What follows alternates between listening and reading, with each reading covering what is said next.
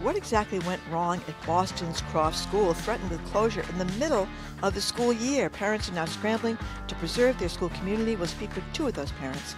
Plus, food policy analyst Corby Cummer ahead of a blockbuster weekend of hot dogs and cheeseburgers. And we'll end the show with the moldiest of chestnuts. Is it time to do away with the handshake? It's all up next on BPR, live from the Boston Public Library. Moves to reduce the presence of American forces in Europe. President Trump made the announcement in a social media post suggesting the troop deployment is connected to the election last year of nationalist President Karol Nawrocki. His announcement came shortly after his administration abruptly canceled a military training exercise in Poland, later saying it had only been delayed. And it comes weeks after his administration said it would withdraw 5,000 troops from Germany. Polish President Nawrocki, who was elected in June of 2025 with the support of the populist Law and Justice Party, has aligned with the Trump administration since taking office. Rob Schmitz, NPR News, Berlin. Secretary of State Marco Rubio says there's been some slight progress in talks with Iran over ending the war. He spoke at a NATO summit today in Sweden. This comes as Pakistan's interior minister has gone to Tehran to talk about reaching an interim deal between Iran and the U.S. President Trump says he is postponing signing an executive order on artificial intelligence that was supposed to happen yesterday. NPR's Deepa Shivaram reports the announcement came after weeks of shifting rhetoric from the Trump administration on AI. Trump was set to sign an executive order on AI that would have added some safeguards around the development of the technology. But now the president is delaying it. Trump says it's because he didn't like certain aspects of the order and how it could block innovation. We're leading China, we're leading everybody, and I don't want to do anything that's going to get in the way of that lead. The administration has been oscillating on how to address concerns over AI safety for weeks. Trump has had a close relationship with tech executives and wants there to be less regulation around the technology. But polling shows Americans favor regulations of AI. Deepa Shivaram, NPR News. The deadline is quickly approaching for people in some parts of the country who want to register to vote in primary elections. NPR's Hansi Lo Wang has this rundown. Today is Oklahoma's voter registration deadline for the state's June 16th primary. Eligible voters in Oklahoma have only hours left to sign up online or in person or get their mail-in application postmarked. If you are registering by mail, the U.S. Postal Service recommends that you go to a post office and ask for a free manual postmark at the counter. In Washington, D.C., eligible voters have until Tuesday to get in their mail-in application or to register online. But D.C. voters still have time to register in person during early voting and on the day of D.C.'s primary on June 16th. If you've already registered to vote, you may want to go to your election official's website and check your status. Eligible voters can sometimes be removed from lists, especially if they move, change their name, or haven't voted in a while. Hansi Lo Wang, NPR News. On Wall Street, the Dow's up 318 points. This is NPR. Good morning with the latest from the GBH newsroom in Boston. I'm Craig Lamolt. Despite the clouds and rain in the forecast this weekend, AAA is expecting a record number of drivers on the road this year. MassDOT is warning that today is the worst day to travel. We're already seeing some backups on 93 South getting out of Boston, and traffic to the Cape along Route 3 South is expected to increase by 94% this afternoon. If you're headed out today, expect congestion on the roads until about 10 p.m. With less than a month before the World Cup, the city of Boston and the MBTA remain locked in a turf war over the street in front of South Station. The T wants to close Summer Street to traffic between South Station and the Fort Port Channel as a safety measure during the World Cup matches. Boston City Council President Liz Braden agrees with the T, saying they expect 20,000 people using South Station to attend each match in Foxborough. With 20,000 people waiting to go through this train station and there's not enough room on the sidewalk for them, inevitably they will be walking in the street. So I think this is a prudent course of action. A spokesperson for Mayor Wu's administration says it opposes the T using eminent domain to enact the street closure and wants the transit agency to drop that claim while crowd plans are still being discussed. Partly sunny today with a high in the mid-60s. Mostly cloudy tonight, going down to about 50. Saturday, cloudy with a high in the mid-60s, and showers on Sunday, just hitting the upper 50s on Sunday. Right now, it looks like Memorial Day will be mostly cloudy as well. A chance of showers getting up to around 70. The Red Sox kick off a 3-game series against the Twins at Fenway tonight. This is GBH. Support for NPR comes from NPR stations. Other contributors include EBSCO, committed to providing perpetual access to print and digital books for libraries and the communities they serve. Learn more at ebsco.com.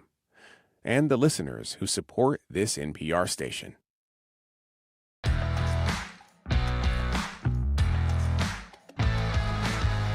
You're listening to BPR on GBH and NEPM. Jim Browdy and Marjorie Egan live from the Boston Public Library, streaming at youtube.com/GBH. We have got some incredible music today from Debo Ray, if you want to come down to the library. How great did they sound this morning? Fantastic band. They're going to be with us later in the show. We want to mention a couple of programming notes. The Curiosity Desk is going to be here today at 1 o'clock at the library. And at 2 o'clock, the Culture Show's monthly watch party is here. They're going to talk about whether the movie All the President's Men, back in those innocent days of the Watergate hearings, still stands Great up movie. All these years later. Mayor Wu is with us on May 27th. This is where you're supposed to say hello. Oh, you're sneezing. Marjorie's sneezing. It's a violation of our contract. I'm not going to let her off the hook. She wants me to talk, but I'm not going to do it. Go ahead. Hello, Jim. I'm back. I've sneezed. Hello, Jim. Hello, Jim. By the way, I would ask a Memorial Day request. Stop emailing us saying, why are we not having Mike Minogue on the show? It's driving me nuts. We have asked him many times to come on. He's one of the 2 Republicans running for the Republican nominee for governor. We have no idea why he's not responding. Brian Shortsleeve, his opponent, was on a few weeks ago. We have the Republican Senate. Is Deaton booked yet? Deaton, the Senate Republican candidate, is booked. I have no idea. But if you're upset, contact him. He's the issue. It's not us. Okay. In any case, we're ending the week with what feels like maybe some real momentum in Congress to finally stand up to Trump by Republicans. 2 key votes have been delayed due to GOP defections. One, a plan to pass tens of billions of dollars in additional immigration funding, when you know what that means, stalled after a massive outcry over Trump's anti-weaponization, the DOJ $1.8 billion taxpayer-funded slush fund, probably to help the January 6th insurrectionists. The other, a war powers resolution around Iran. Enough Republicans in the House have apparently broken ranks that the leadership pulled the vote abruptly to avoid further embarrassment and loss. So we ask you this question often, mostly out of desperate hope that this will finally be the thing. Marjorie and I have a close friend who ridicules me in particular, saying, every week, Jim, you say, this is it. This is it. This is the tipping This is what point. pushes him over the edge. I don't know. But is the tide actually finally turning? Are people wait? And by the way, it may be for the wrong reason because they're all worried they're going to lose their elections in November. Are people waking up to the corruption and the colossal waste?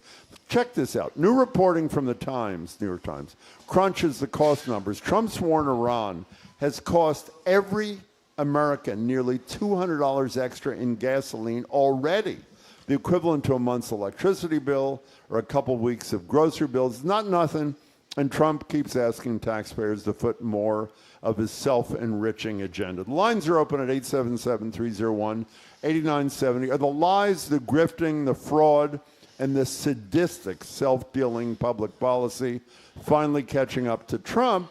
And are enough members of the GOP in the House and the Senate finally growing a spine and doing their job? Is this the tipping point? 877-301-8970. I should add, did you see the poll this morning on Drudge? Yeah, 31% right. approval. You know what 31% is? The percentage of the population that are MAGA Republicans, meaning nobody else supports this guy. So hopefully his time has come. 877-301-8970. Well, I think if you're paying attention, and I hope people are, and they're getting their information from fact-based stuff, it's a little over the top now, between the slush fund for whatever criminal he wants to give money to, or maybe to incentivize criminals to go out and perform criminal acts for him again. That's a little tough. The ballroom is tough, especially when the Senate balked. They weren't keen on $1 billion of tax dollars to go for security at the ballroom. They weren't keen about that. And then the slush fund, I think, pushed them right over the edge. But, all this, the corruption, we didn't talk yet about the vaping deal. We're going to do that with Sue in a bit. Yeah, but just, he gets all this money from Reynolds Tobacco Company, millions and millions of dollars, and then he decides it's okay to sell these flavored vapes that will probably be used I think you should make it deeper. If you're going to bring it up, they paid him $5 million to buy an outcome that would benefit their company to the tune of billions. Right. And I think most people think that cigarette smoking, I think we've reached that. It's bad. But anyway, that was a bad thing. The slush fund was a bad thing. All these things are bad things. Well, by the way, do you know there's a war still going on? There's a war still going on. And so you got the East Wing ballroom. Then you got this mess that we keep seeing, these pictures of the reflecting pool. I think the cost is up. It started at $1 million. Now it's up to $20 million.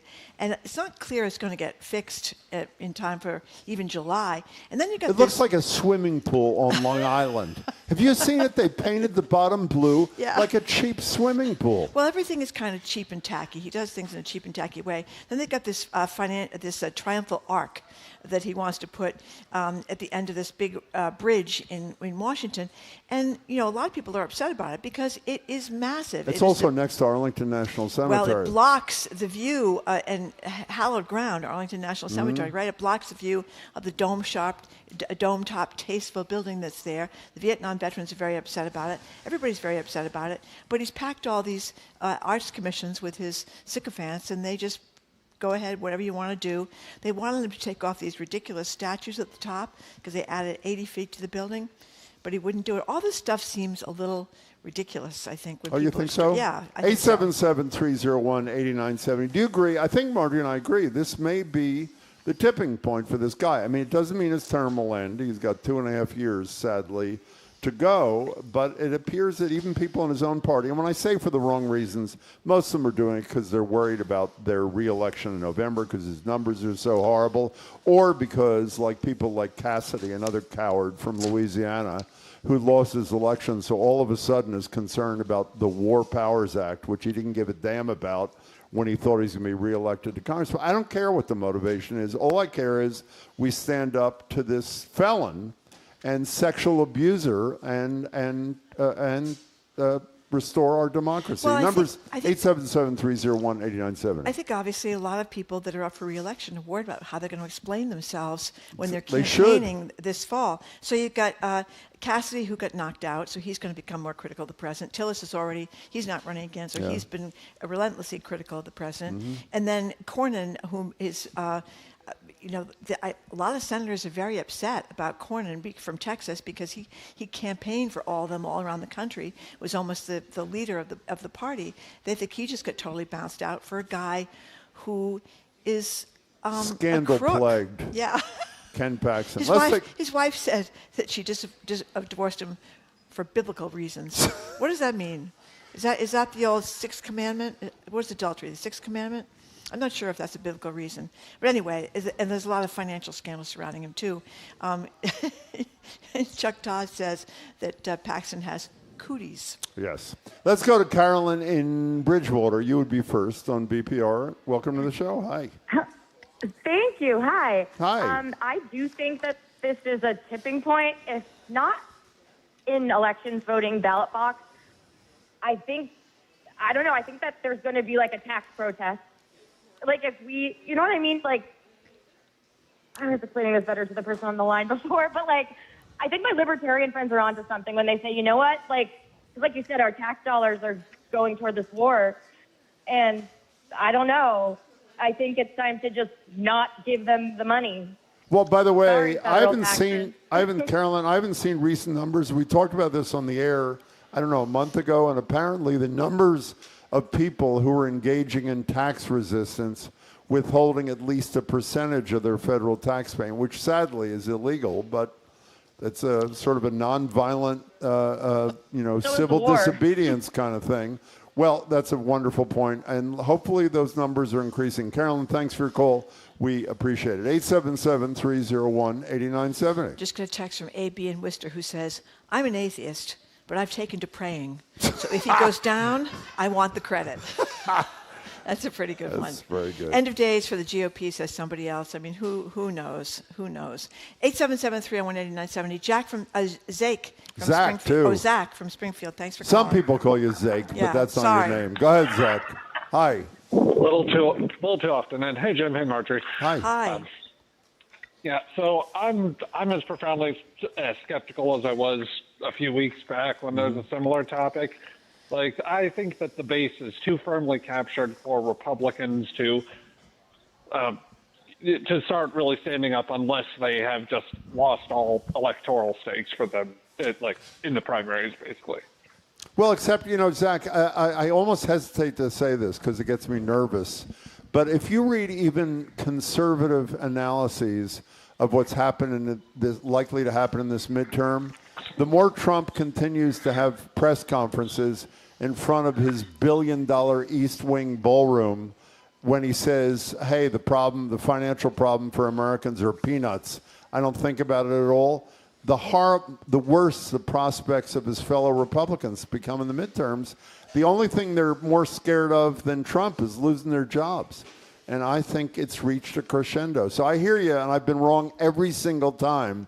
I've said we've reached a tipping point, so you may be right, but I feel this is different. Zach, thanks for the call. Appreciate it. Well, to quote Chuck Todd one more time, on his podcast, he talks about how the Republicans now have this rule, or Trump has this rule, you cannot say one thing. I know. It's a purity test for the GOP.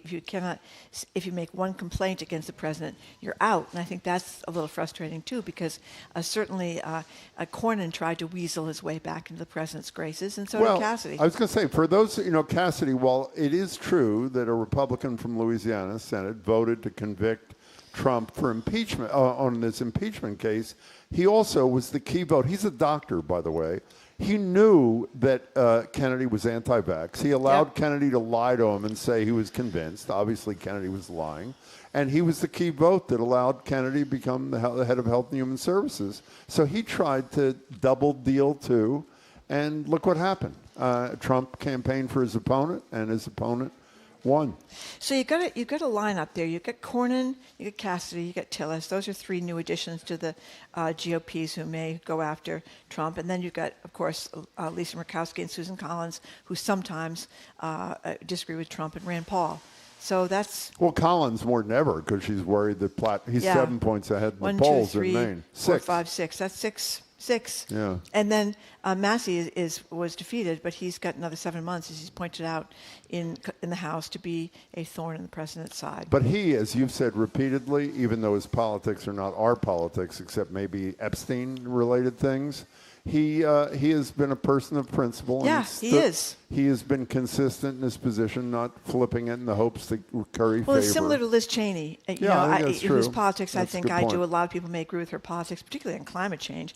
But anyway, she's a principled person, and I think Massey's a principled person, even though I disagree with his politics. Lilith from Vermont, thank you for calling. Hi there. Hi. Hi. I'd love to think that we have a moment where something is going to change, but I disagree completely. I think Trump is the ultimate strategist. He's front-loaded all the awful things that are just so unacceptable to people. Watch 3 months from now as we get closer to the midterms, and he'll start loading up nice things. The worm has not turned. It's just being clever. And the Democrats do not understand strategy. How could Martin have put out the report from the DNC? Martin is the... Hey, wait, Lilith, no one knows who Ken Martin is. Martin is the, least for the time being, which may not be the case at the end of the day, the head of the Democratic National Committee. And when Sue O'Connell joins us, we're going to talk about this pathetic so-called autopsy of the 2024 presidential election. But Lilith, the place where I disagree with you is when you say he's going to put out all the goodies in a few months. There is never, and I mean these words exactly as I'm saying, there has never been a human being who cares less about other human beings than Donald Trump. I'm not talking about presidents. I'm talking about humans. And he doesn't care. As long as he can keep self-enriching, building monuments to himself, enriching his pathetic children, he's going to do it. So I'm pretty convinced we're there. Lilia, thank you for the call, though. Appreciate it. He's not going to his son's wedding, apparently, this weekend. Is that unbelievable? What is that about? I don't know. Because he's got to, what is it, Bermuda? Well, he's got to go all the way to maybe Bermuda? Maybe it's because his granddaughter, Donald Trump Jr.'s daughter, did this thing online about how much she hates the bride-to-be. Maybe that. No, is that true? Yes. Maybe he's siding with the granddaughter. Is she the golfer? The golfer granddaughter? She's a very good golfer, granddaughter, right? Yeah, maybe that's it. She liked the Kimberly Guilfoyle better, who I guess they're no longer together. She's the ambassador to Greece? She's the ambassador somewhere. And she was the former wife of Gavin Newsom before she had the head transplant. It's a very small circle, Jim. It's really incredible. Of people. But that could be the reason. I have no idea why. He says he'd be in trouble if he went. He wouldn't. And somebody was speculating he didn't want to go to the Bermuda or the Bahamas or wherever the wedding is. No, you missed what he said at the end. What did he say? Said he's hoping to steal another $1 billion of taxpayer money this weekend, and he can't do it from Bermuda. Ansel. Hi. You're in Woburn. Hi there. Hi, good to talk to you. You too. Yeah, I think you really can't lose focus on what's really going on here. Trump is once again creating a smokescreen to divert everyone's attention with his slush fund for his cronies, which is getting even Republicans' panties in a bunch. But while everyone's getting up in arms about it, included, there's real outrage I'm hearing over the immunity he's getting from IRS scrutiny. So a likely compromise, I suspect, which could very well be what Trump is calculating in his four-dimensional. Hey, Ansel, you have a horrible connection. Yeah. Could you just say your key point one more time? I think it was the IRS. Was it the IRS? Is that what you distraction from the IRS? Is that what you said? Yeah. Yeah. What I'm saying is that, I'm guessing that Trump is hoping this is that's a slush fund to diversion, and that he ultimately just wants immunity from the IRS, and so the compromise will be that they scuttle the slush fund and give Trump his immunity. Well, Ansel, let me tell you, he's got his immunity. It's done. The IRS has agreed to it. It's part of the settlement of the $10 billion lawsuit. I mean, it's done. According, if people haven't been paying attention, I know Ansel has. We got to let you go, Ansel. The connection's bad. The New York Times reports that getting rid of any auditing of Trump and his kids and his business from time gone by could save the family as much as $100 million in possible fines. Okay, thanks, Ansel. Here's a depressing perspective, but it's not unique. Unfortunately, I think we are too far gone. Americans have lost sight of the common goals of high ideals and confused it for sports. My team versus yours. The Republicans will go down with the ship, taking the country with it. Gosh, I hope he's wrong. Well, they are. So far they have been, have Yeah. they not? I mean, look at the state of this democracy. Look at the state of people's finances on a weekend where you're supposed to. What are you laughing about? Somebody says he's not going to the Caribbean island because he's worried about being arrested as some kind of criminal person. Is it the Bahamas or Bermuda? Where is it? I'm not sure. I think it's Bahamas. Bahamas. Where's the wedding of the kids? Bahamas or Bermuda, we think. We think it's the Bahamas. They're generally better weather in the Bahamas, I think. Okay. Sarah from Springfield, thank you for calling. Hello, Sarah. Hey there. Great conversation. Hi. Hi. So if we're waiting for the GOP voters to put the country before party brand loyalty, that's not the place to wait for hope. I agree with you. The Democratic Party has just exposed, thank you to Ken Martin for finally putting out that so-called autopsy, its own problems strategically, going back to way before 2016 and 2024. Graham Plattner, I'm really glad you're going to talk about him. He was interviewed by the Times, New York Times. Yep, it was a great great interview. It was great. I have relatives in Maine who are supporting him, and he is part of the next generation. Get rid of this gerontocracy, holding the Democratic Party hostage.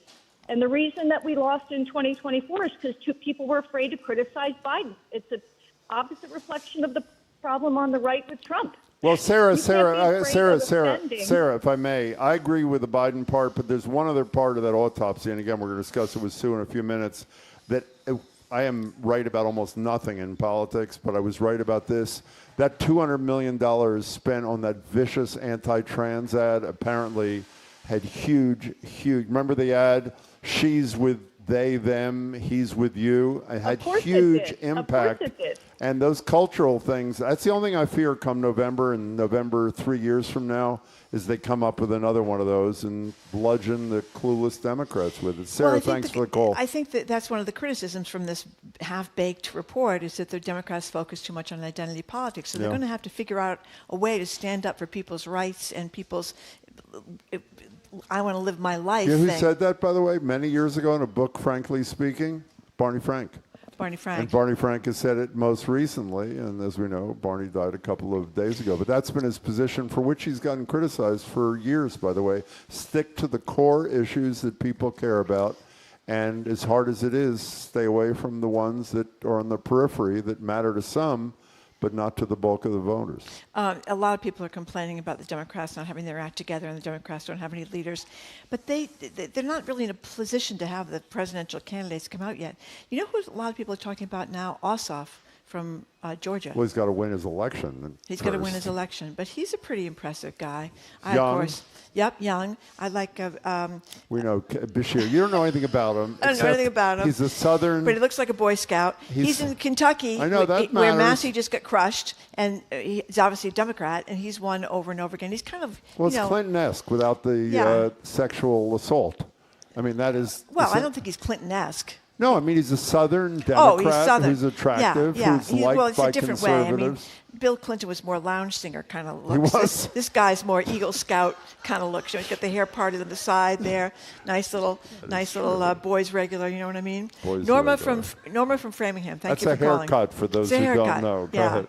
Norma, hi. Welcome. Thanks for calling. Hello. First time I've ever gotten through the phone. Well, So don't blow I it, can't wait Norma. to talk to you. What? Okay. Go ahead. I wanted to tell you about two things. Please. Tell us quickly because we're almost out of time. Okay. You got about a minute. The first one is my list of things that he's done is too long to rant about them. Good. But I wanted to talk about the Ark because I read that they've already started digging in the ground. And For what? We can't let him do it for the Ark. Oh, that's correct. He got approval from his commission. We can put up the Ark picture. Where he handpicked all of the members. He's gotten approval, and there's litigation to stop it, but that is true. Yes. Right. Well, we can't let him do another teardown like he did. And the other thing I wanted to tell you about is I'm busy getting the Election Day voter registration ballot question. Yeah. And I'm hearing from a couple of people that when they go in to vote in Massachusetts, there is a sign at their polling place that says, show your ID here. Well, you know, when they're questioned. Got it. We will check. We've heard that more than once. We will check with the Secretary of State's office, and if you tune in on Tuesday, we'll have an answer. And by the way, Norma and everybody else, early in September, we will do a whole week of debates on all of the critical ballot questions. So stick around. We're going to talk more about the Ark picture, the triumphal Ark, and the arch. And the belly button picture, which has caused so much concern. God, oh, there it guy's is. belly It's right there. His president's talking about the Ark, and next to him is the man with an interesting... Maybe he's about to give birth. Is that possible? We don't really know. Okay, coming up after this quick break, our media maven Sue O'Connell. We're going to ask her about the belly button controversy. It's all over social media. I'm Marjorie Regan. He's Jim Brady. This is BPR, GBH, and NEPM, live from the Boston Public Library, streaming at youtube.com/GBH News.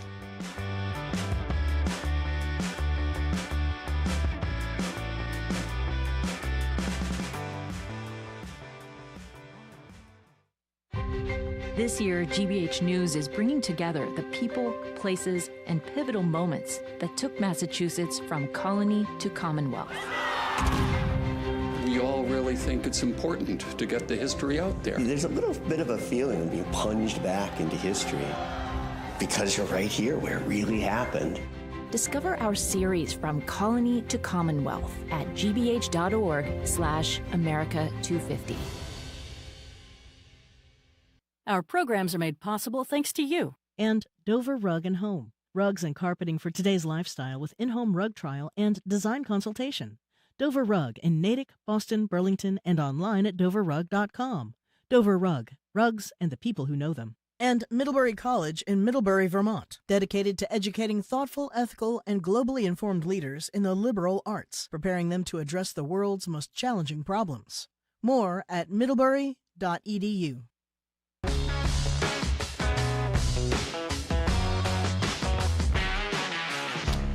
Welcome back to BPR and GBH at 8 p.m. Marge Regan, Jim Browdy, live at the library, streaming youtube.com/GBH News, live at the library. Is it Friday? It is. Yes. Curiosity Desk, 1 o'clock, live at the library. Culture Show, live at the library with a watch party, All the President's Men they're talking about.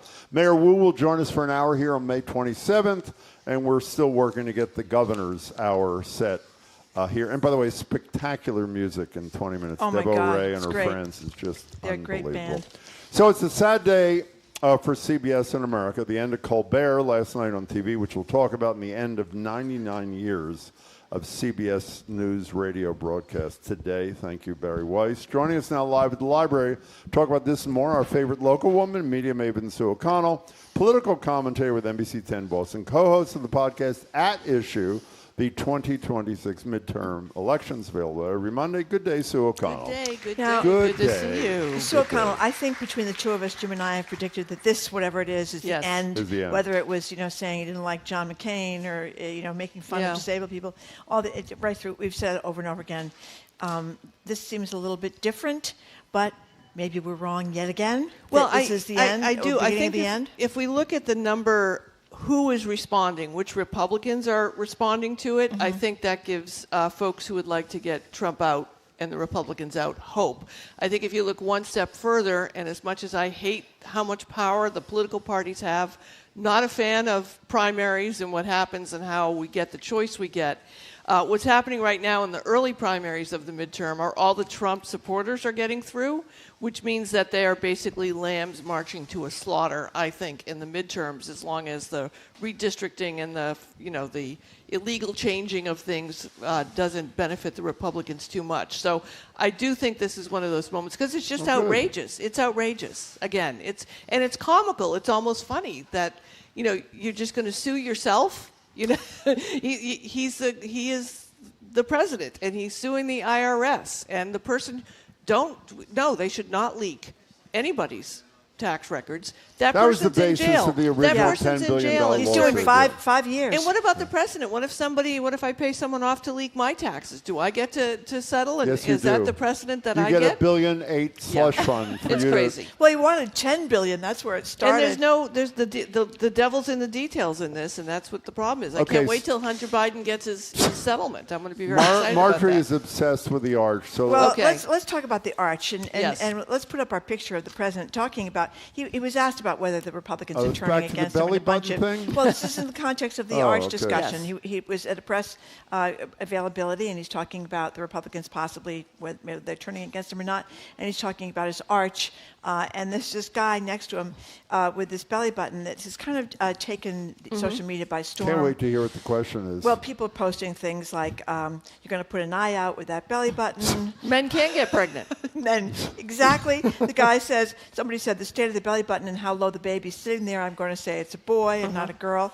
But I just love the fact. Did the president know that that was that extraordinary belly button? I think you have 2 feet from inadvertently his hit head? one of my issues here, where Yeah. I have a lot of friends in the protocol world. I have a friend who was a former head of the State Department protocol.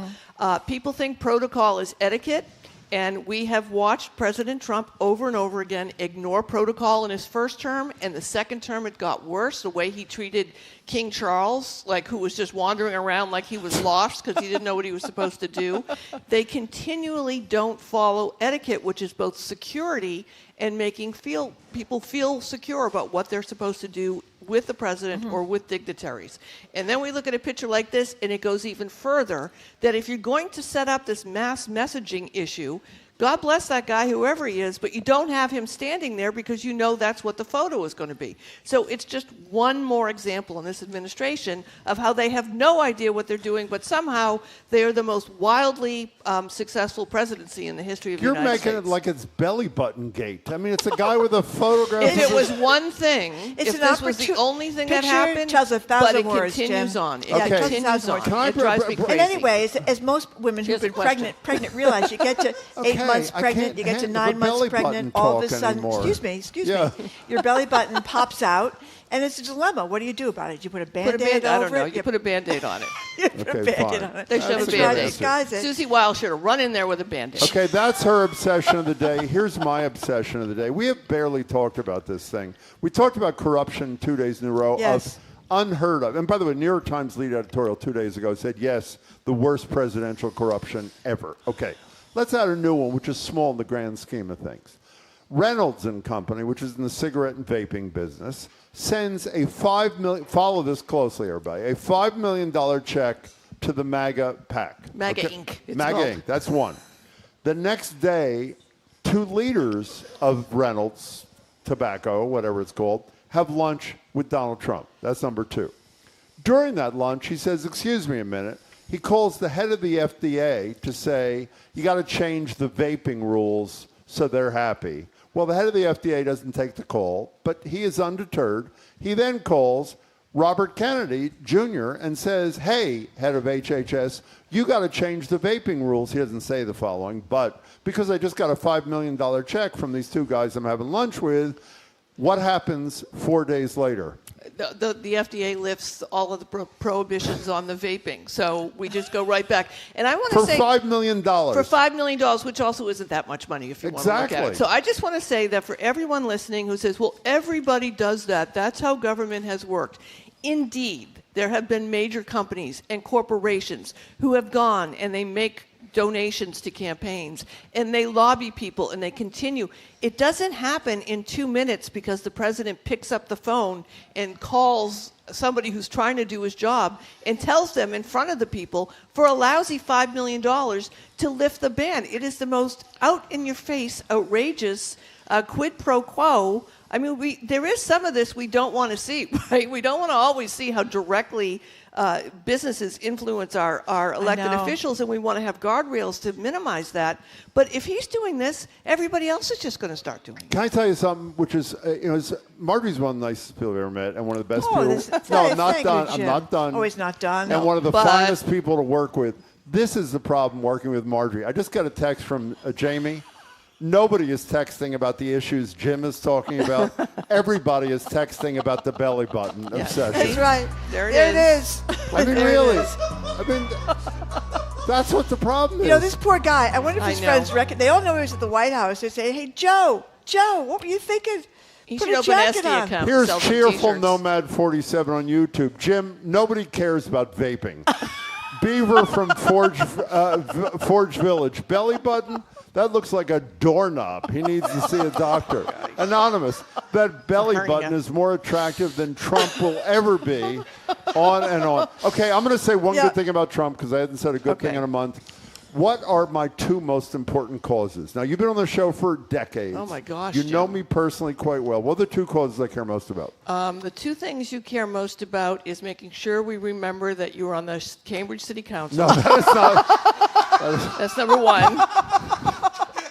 Okay, number Retired, one. undefeated. Undefeated. Number 1 is the 4-day work week campaign. Oh, right. Oh, I'm sorry. Which yes. I have not won yet, but I will. Shame on you. And secondly, reversing year-long daylight savings. savings. That's right. Who has become an ally? Donald Trump. Donald Trump Yes. is urging Republicans in the House to vote out the bill Finally. that would make daylight saving with no S, year-round. How I see great you made is a that? $6 million donation to MAGA Inc. That's all it would take, Jim, is $6 million. Is this incredible? This may happen. It might happen. I can't tell you how much I hate changing the clocks. It is the 2 worst, actually it's the 2 worst weeks of the year for me. I am so sensitive. Yeah. I'm better off traveling, having jet lag and coming back. President Trump wants to make it all the same time and not have to go back and forth, who was it, Markey? Markey and Rubio were the Markey co-sponsors. Senator Rubio and Senator Markey have been leaders for years. There Sunshine is some Act. research that says we do need it. I don't know about that, but the kids aren't working on the farms anymore, at least the American Amen. kids. Thank you.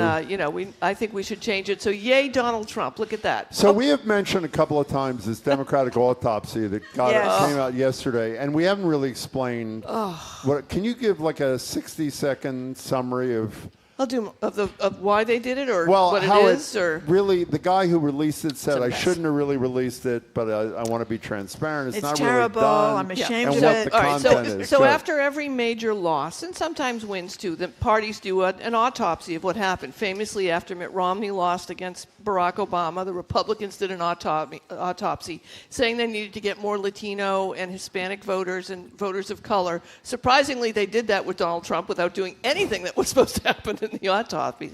But this autopsy came out, and if you read it, it is clearly a draft version of, there's facts in it wrong, there are numbers wrong in it, and it looks like somebody said, hey, Jim, can you just go take a look? Didn't even use AI. It's clear that AI hasn't been used in it, and just came back with this report, and people in the DNC saw it. And if you read it and you have been following politics, there is nothing new in it about why Kamala Harris lost. I famously predicted that she was going to win, and I was wrong, and I was wrong for every reason that they put in the autopsy. What they don't put in the autopsy is Joe Biden's age and how he should have gotten out of the race earlier. They don't put anything in about Gaza and the Palestinians and Israel and the campus protests. They don't mention that at all. There's a whole area where the summary of it is just missing. It says to insert later, basically. Blank. And the question here is, like, A, why didn't the DNC finish it if they were going to do it? Why did he feel compelled to release this unfinished document, which just basically tells us everything we already know? And why, heading into the midterms, are people who are Democrats supposed to believe that this is the leadership that you need in order to take on the Republicans, who still are widely and wildly successful at everything that they are doing, even with approval ratings in the toilet? So it's just, this is a blunder, which most voters probably won't pay attention to, but I can't imagine why they would release this document or why they didn't finish it in the first place. You know what was really nerve-wracking to me listening to people talk about this autopsy was all the missteps that you mentioned. But also, I did not realize that the Democrats, DNC, have raised almost no money. That they've got, like, the Obama boys that do that podcast, Pod Save America, were saying, $14 million for the Democrats. What do the Republicans have? Like over $100 million. I think it was $120 Well, of course they do, million. because you only need $5 million to get Jim's his daylight saving. Yeah, I mean, it's but like, you think about that. The oligarchs are clearly in charge because poor and middle class people are getting screwed here. So it's the oligarchs that are going to keep giving. When they're billionaires, and Elon Musk could be about to become a trillionaire, they're going to give a lot of money to the RNC, which really scares me. Well, the other way to look at it, too, is that they might be waiting to give because they know they're going to be punished if they give. I mean, this is the world we're in right now. If the Apple decides to give a big donation and doesn't donate to the ballroom, they might get punished. So they might be trying to do a workaround on that. Yeah. But, you know, we're in a situation where the President of the United States, who's the head of the Republican Party, the de facto head, will punish people who donate to the Democrats. And again, here they are releasing an unfinished document that doesn't tell us anything and leaves out important points. So can we move to a sad but beautiful, I mean, Colbert's last show was, and it was, I thought, spectacular. Here's part of a heartfelt message that he had for fans. This is during his opening last night on the show. I'll say to you what I've said to every audience for the last 11 years, and I have meant it every time. Have a good show. Thanks for being here. And let's do it, y'all. And by the way, as we said to Eric Dagans from NPR yesterday, Colbert's taken the high road all week, not trashing Trump. And, of course, what does Trump do an hour after? Says, thank God it's over. No ratings, no talent. And you'd think he's talking about himself. Just what do you think of the show? Well, I was a little unhappy to see that in my entire lifetime, I'm glad to see the assembly of people who came to say goodbye to him, and they were all still white men who are hosting late-night shows. So that was a little surprising. Oh, late-night shows. Late-night shows. Yeah. You know, again, here we are. Joan Rivers couldn't make it. Arsenio Hall had to leave. And Remember then, Larry Wilmore? I thought he was a riot. You know, yes. And so I was like, oh, boy, we're still in that world. And again, I think that this is a really miscalculation by the network in that the show is clearly losing money. Late night is clearly not what it was. And there were a million things they could have done to not make this into the issue that it was. He's a great talent. I love the show. I have not a negative word to say about him. But they could have said, hey, can you cut your pay? Hey, can we go to a fewer number of nights? Hey, can we move it to online? You know, he's going to be fine. The comedy will continue, but it's a self-inflicted wound by the network. And it also is, you know, helping these comics who, by the way, are supposed to stand up to power and supposed to make fun of institutions, giving them more fuel to continue to do that. Can I speak to the losing? People who are objective said, in fact, they were losing money, and that gave a little bit of an opening for CBS to say that's why we're doing it.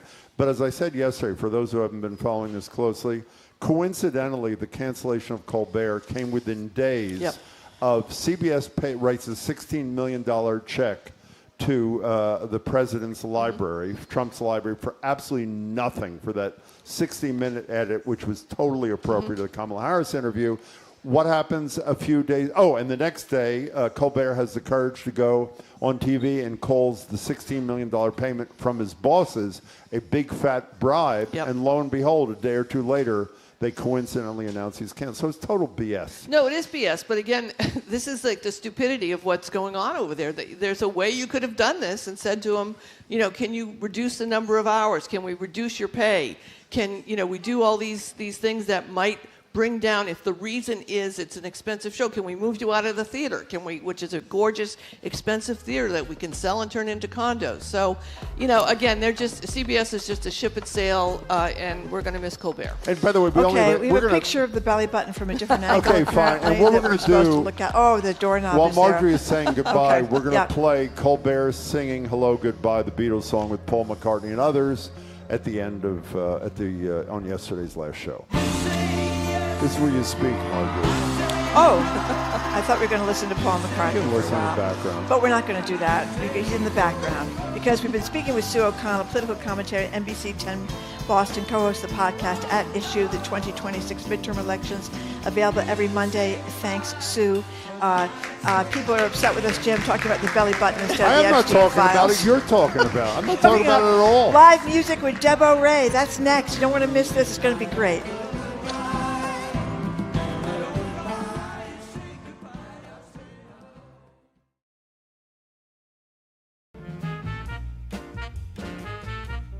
I'm Jared Bowen. Tune into The Culture Show for daily discourse on the arts and culture scene, and join us for what is a continuous conversation about the state of the arts with the most interesting thinkers, innovators, and creators in the region and beyond. From the poets to the painters to the power brokers who hold the purse strings. It's all here on The Culture Show today at 2 on 89.7 GBH.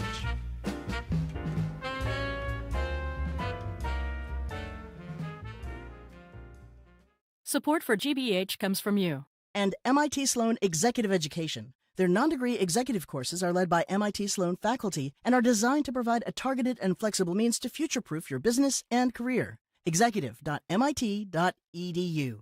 And Coco Badakian & Sons, offering antique rugs since 1938. A range of hand-knotted, modern, and antique oriental rugs are available to view in their showroom at 808 Main Street, Winchester, or online at cocorug.com.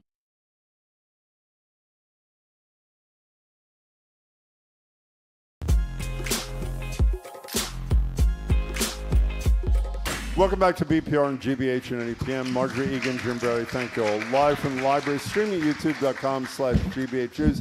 1 o'clock today, live at the library is Curiosity Desk. 2 o'clock, live at the library, The Culture Show, and they have their monthly watch party about one of the great films of all time, All the President's Men, talk about timely.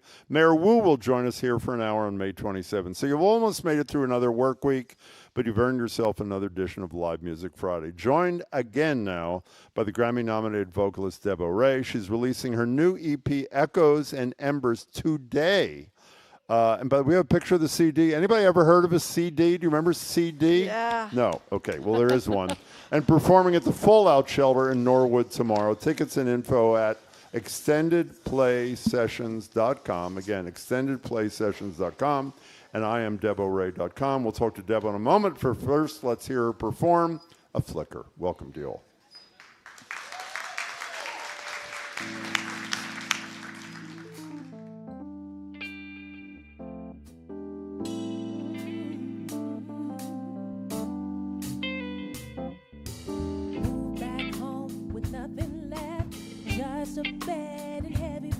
Mama said you're still worth love.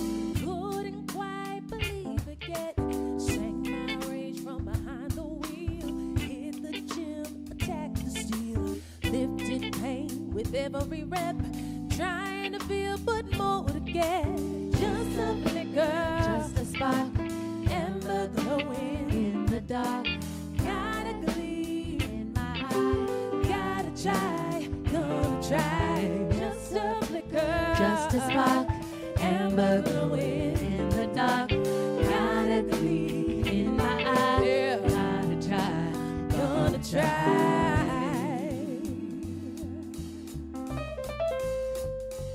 Ooh, laughing at myself in a messy room. Writing down the words for a brand new tune. Percolating something rising. Changes are coming and happening soon. Felt joy when I didn't care. Not sure, maybe a lesson there. Just know that I can't give in. Kinda hard, but life ain't fair. Just a flicker, just a spark. Ever glowing in the dark. Gotta gleam in my eye. Gotta try. I gotta try. Just a flicker. Oh, ever glowing in the dark. Gotta gleam in my eye. Gotta try.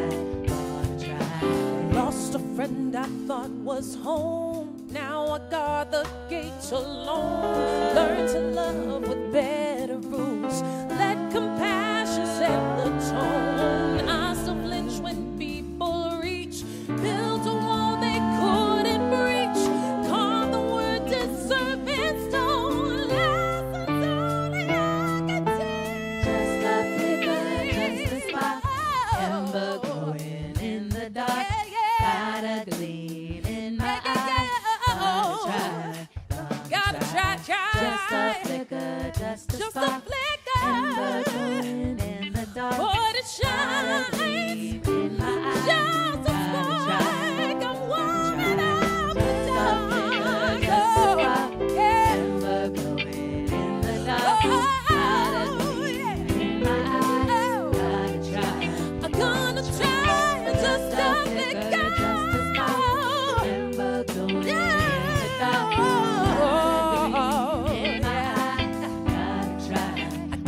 Keep proving. Just a flicker. So, I hit bottom, but I've learned to recognize. Yeah, I recognize that it's worth it. A flicker. I am enough.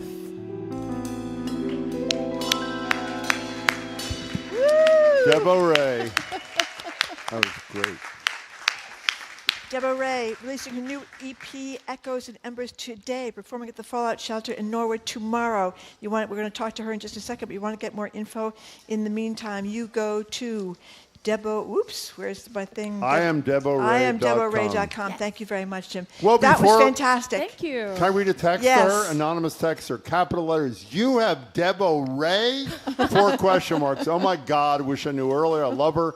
Followed her to New York to see her insane concerts there. Debo Ray's the best. I'm so thrilled to see you on your show. Hi, Debo. It's great to see you again. That was fabulous. Thanks. So tell us who's in the band. Oh, I have some of the best musicians in town. Give it up for our beautiful background vocalists. We have Jess Curran, Lydia Harrell, and Lauren Bed.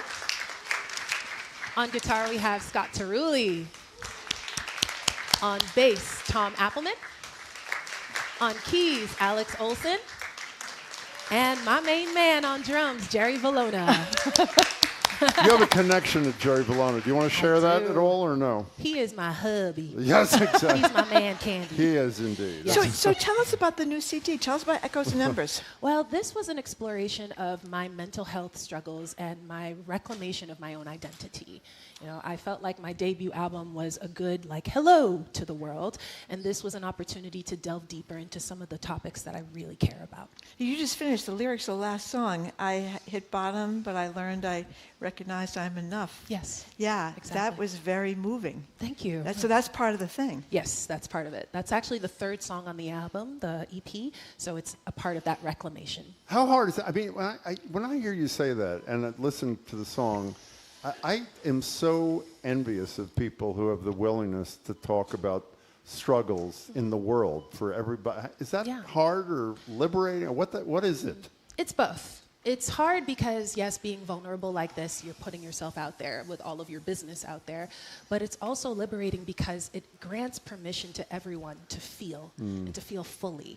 So I feel like I have this amazing privilege to be able to talk about it and feel the sense of joy and peace that comes with that. And you, by the way, it's interesting. You didn't start singing publicly until you were quite old. You were 4 years old. Is that correct? So you were singing in church at 4 years. Is that true? That's or right. is that? That is right. And what was that like? I was scared. I mean, your geez. family were involved in the church, right? Absolutely, yes. My parents were both singing in many Haitian churches in particular. And so when they went to a church, I would say, I want to do that. Can I go up with you? And finally they said, hey, you can hold the microphone, go up. Let's try it. But you also had a very interesting background, Handel and Haydn Society, which is classical music. You were at the New England Conservatory, which you think of as classical music. So you made a transition somewhere along the line. Absolutely, I did. I felt, and my parents also felt, like I needed a good foundation, some good basics of how to sing sustainably and healthfully. So NEC helped with that, Handel and Haydn helped with that, but I felt like it wasn't the only style that I wanted to dig myself into. You know what you mentioned in one of the interviews I saw with you, imposter syndrome. I don't know if this is more females than males, but I know exactly what you're talking about. What is imposter syndrome? Oh my gosh. In spite of all the success, in spite of all of the gracious opportunities that I've been given, I still felt like, I'm not quite the right person for this. I don't know enough yet. So I definitely experienced that. That's true, Jim. Men run in and they think that they're qualified for the job they're not qualified for, and women get the opportunity for the job and they think, I can't do it, I'm not qualified. Why are you looking at me when I you're just saying thought that? What is the point of that story? A little interesting aside, you know what I mean? So you spent a ton of your career performing with some huge stars. Yes. And you obviously decided, and we knew this last time we saw you, gone out on your own. Yes. I mean, so how's that feel? I mean, how's that? I mean, you're the leader of the band, literally and figuratively. I am the leader of the band. I feel like this sense of accomplishment. I feel this sense of freedom. I also feel like a lot of fear. Let's be honest. This is me on my own, doing my own thing. However, I'm not doing this all by myself. And I have the amazing support around me of the people who I play with. Well, you also write with your husband, right? I do. I mean, you two can really write. Your stuff is great. How's that work? Who exactly. does what? How did you do it? Well, specifically for this EP, I was really wanting to capture my own stories based off of my journal entries. So I did a lot of therapy. Oh my gosh. And from all of these entries that I was writing, I was like, I have a very clear theme that I want to explore. But the words are not coming to me. So I said, hey, Jer, wordsmith, can you help me out? And he was like, okay, this and this rhymes.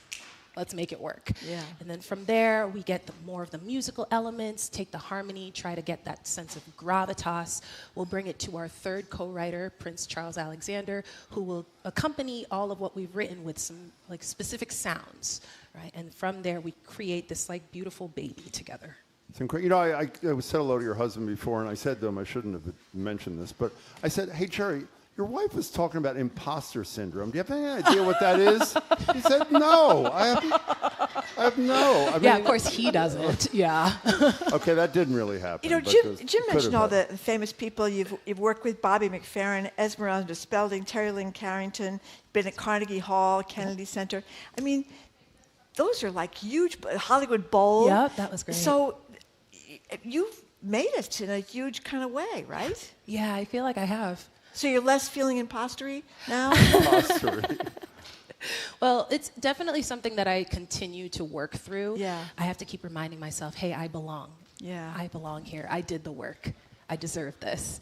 And to try to pay it forward as well, I feel like by showing people, hey, this was my path, here's what's available to you, it helps me to reframe and say, oh, I have done this. You seem very healthy. Are you? I don't mean just. I know you work out. You and your husband. You do. Yes. I've heard of push-ups. Yes. I've never done one, but I know what they are. But I mean, you seem to be in really good. I mean, like your head. You seem to be in really good place. Are you? Yeah. Or are you? You know, I don't mean to. I'm much better now that I wrote this. Well, that's really great. Yeah, it was really healthy to Great. get through the shadows. So, what are you guys going to be performing next? We're going to be From performing, the new. the final song on the EP called I'm Fire Now.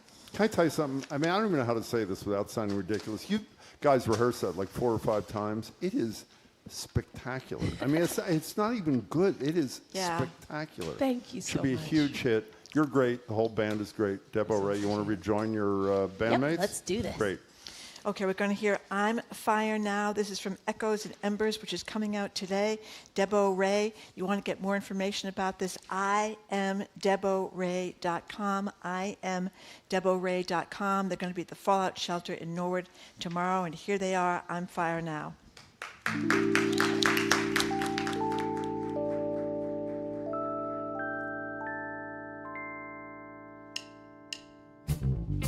Alice dating 3 at once, kept it light and cute.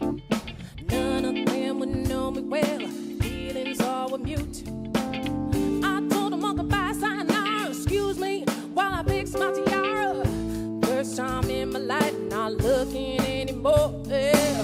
No more streaming, no more shame, no more living in a video game. Okay.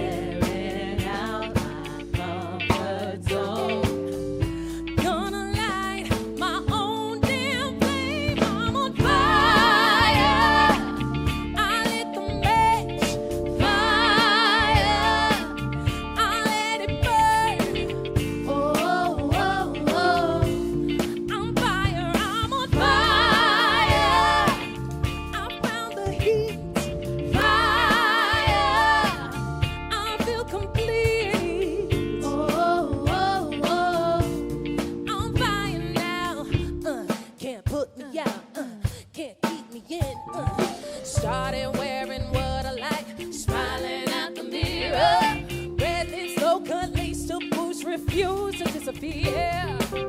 When real love finally came calling, had to overcome my habit of stalling. Sang my song, no safety net, wait for what's in store. Yeah. No more shrinking, no more shame, no more living in a video game. Okay.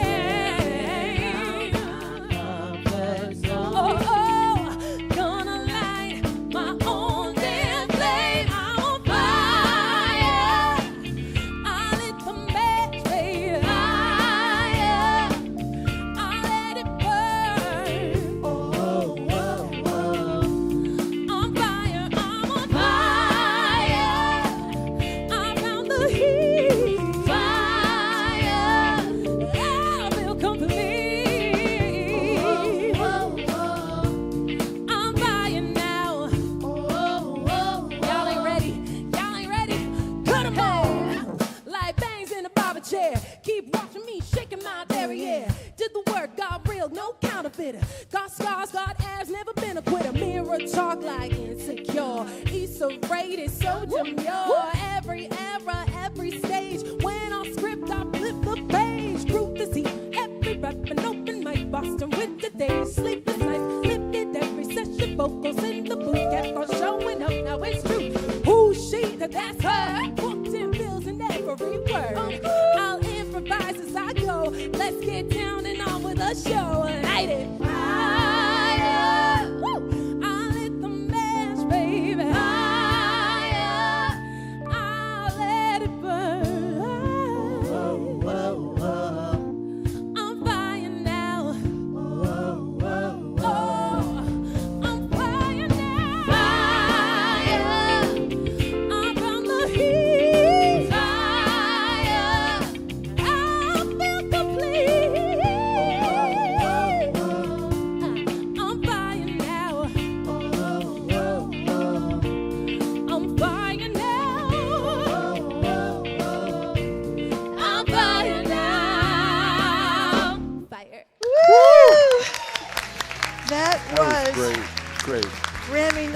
Debo Ray. Her EP, Echoes and Embers, is out today. She's going to be at the Fallout Shelter in Norway tomorrow. Great. For more info, go to imdeboray.com. imdeboray.com. Thank you so much. And thank you. We say goodbye to those who are listening at any PM. Make sure to tune in later today for the fabulous 413. We're going to keep going here in Boston. Coming up after this quick break, the parents of the Croft School in the South End fighting to preserve a school community they say is much needed in the neighborhood. They are next. I'm Marjorie Egan. He's Jim Browder. You're listening to BPR, GBH, and NEPM, live from the Boston Public Library, streaming at youtube.com/GBH News.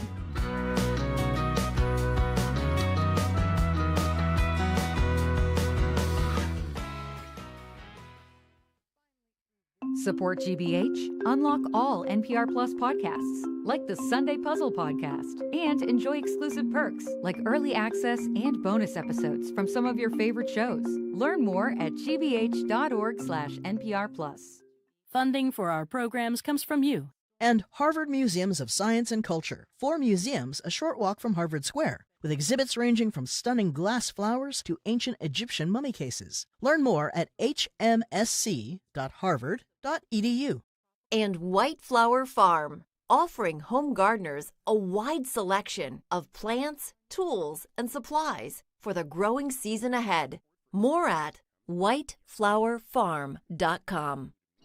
You're listening to 89.7 WGBH HD1 Boston. Online at gbhnews.org.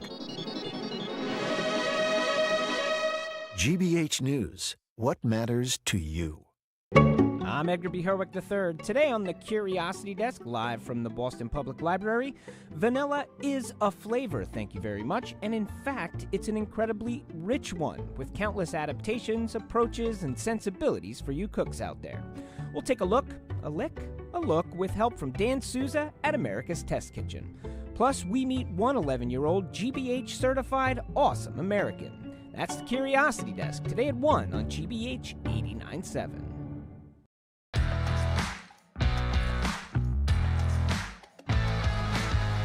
Welcome to hour number 2 of Boston Public Radio, 89.7 GBH, Jim Browder and Marjorie Egan, live at the Boston Public Library, streaming at youtube.com/GBH News.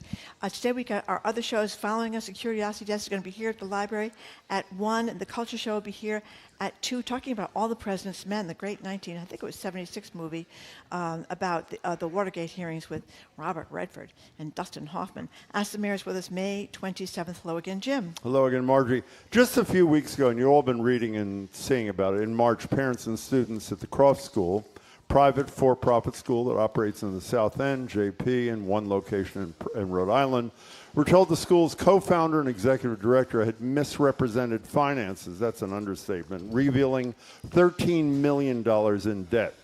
An investigation has ensued. Attempts to sell the school fell through, and earlier this month, it announced Croft would close its Boston locations at the end of the academic year.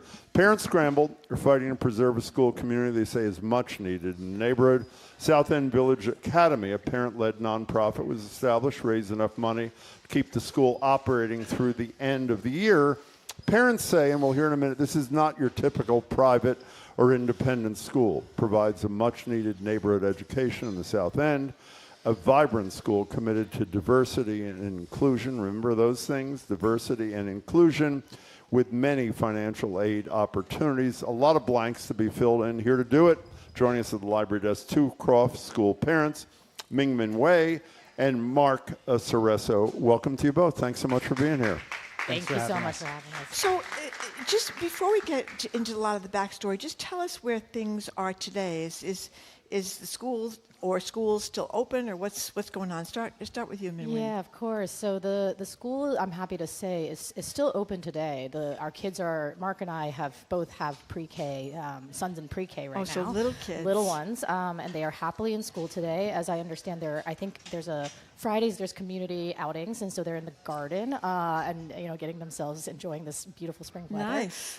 So school is certainly still running for now, but that was certainly not a given when we found this news out in March. It was immediately apparent that with an insolvent entity, the obvious conclusion that the ownership of the Croft schools was going to have to make was to close the schools, and so the parents really rallied to assemble enough fundraising so that we could keep the school continuous through the school year. And then, Mark and I are here as families who have been participating in that effort, and in the effort to continue beyond the school year, because we so deeply believe in this education. Mark, why did you explain why this, as I said, is perceived by the parents in the school as a very different kind of private school situation? Why did you enroll your kid to begin with? Good question. So I'm an educator myself, and have been for 20 years. And the Croft School provided for our family proximity to our neighborhood, and ensuring that our kid was going to be in school with people who live nearby, so we can facilitate play dates, see them on the playground. Croft also had a commitment, and they have some of the most phenomenal educators that I've ever seen, and the commitment to diversity, which is incredibly important for us, and something that set Croft apart from other options if we were looking at considering. Well, speaking of other options, why not a public school in the neighborhood?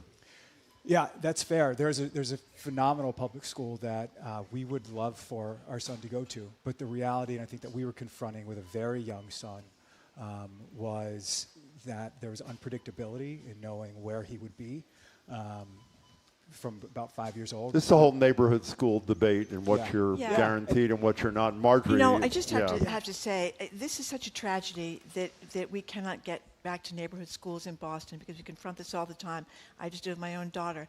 Love to be in Boston, but worried about a 4-year-old or 5-year-old going to a totally different part of Boston for 45 minutes each way on a bus, when there isn't even a racial issue anymore, because I think 80% of the schools are people of color in Boston. So they haven't equalized the schools, but boy, it would change everything. I'll shut up now. Ming, what's this uncertainty and the shock of what happened in March, what's it done for the kids? Not the little tiny ones like yours, maybe, who don't know what's going on, but what's their reaction been to, I assume, being told your school may close, we're trying to keep it open, you may have to switch? What's the reaction been? Yeah, I think, and look, as correctly noted in your intro, there's 3 different school sites that have been affected in Providence, Jamaica Plains, and in Boston. So the children vary in age across all of these 3 sites. In South End, actually, it's a relatively new site, so the kids go up to 2nd grade. But we know the kids go up to 5th and 6th grade in the other 2 sites. So there's definitely kids who have, I think, greater visibility into what's happening and the uncertainty of it. And I think, actually, the thing that's incredible is that the spirit of the community that has been built is such that the educators and parents who have been involved in this tragedy, despite tremendous anxiety, uncertainty, and often financial, deep, profound and financial impact to a lot of the families, we've all rallied around the core mission of making sure that our kids are protected in all of this. And that means, giving them as much certainty and continuity as possible, allaying fears and anxieties where possible, managing transitions as thoughtfully as we can. And really, for us, protecting that continuity going into, future school years and protecting friend groups that have been developed, all of that has been incredibly important. A couple of, before we get to where you want this to go, what path forward do you see and how can people help who care about this? There's this guy who founded the school who apparently misrepresented the finances to the degree where, as I say, $13 million debt. And Shirley Leung, our frequent guest, who has written about this in Globe, I think brilliantly, speaks about a group of people who I think deserve more attention. The board. She names them, by the way, Jack Ramondi, Robert Lytle, is that how you pronounce his name? Rishi Shukla and Michael Goldstein. And she writes, the board members have impressive resumes, Ivy League MBA, so I don't know which potential scenario is more damning. They didn't know what they were doing. They were asleep at the wheel. They were in on it, meaning this deception.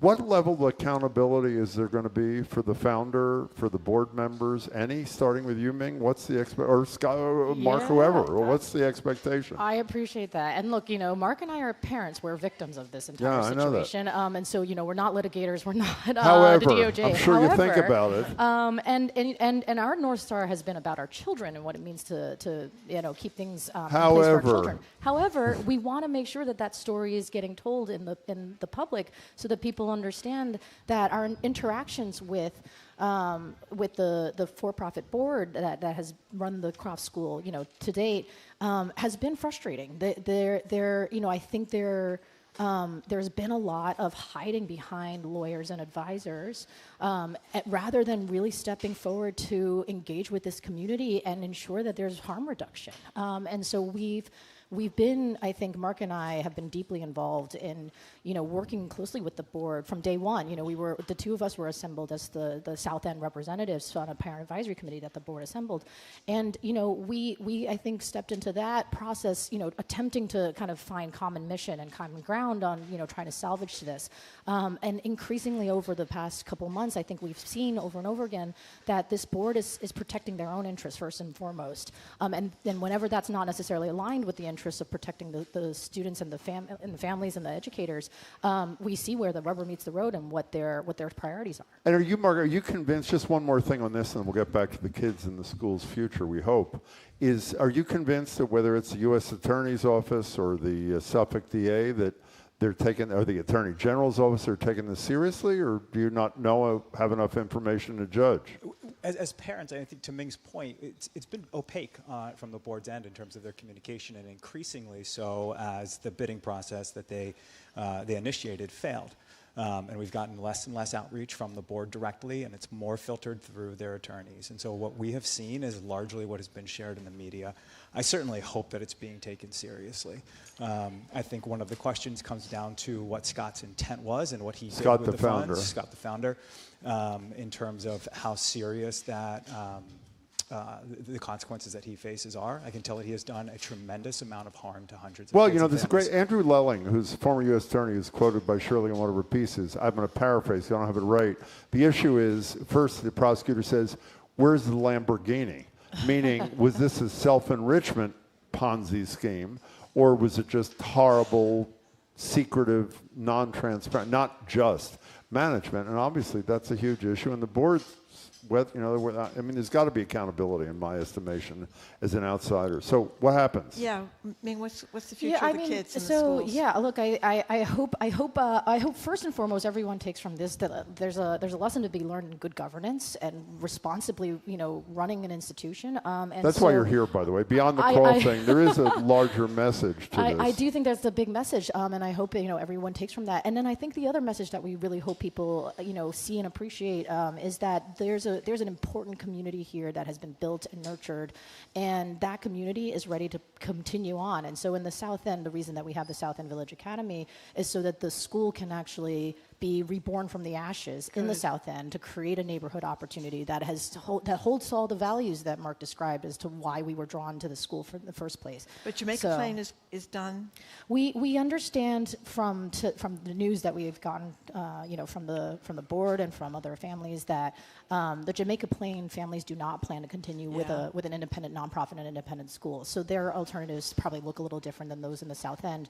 At the same time, there's also Jamaica Plain families that actually are coming and joining us in the South End. So there's a way in which this community kind of transcends neighborhood boundaries, and I think that is a powerful testament to what's been built. Mark, to add to what Ming was just saying, I think that's the takeaway for me. Obviously, if I have a kid, it would be a whole different kettle of fish.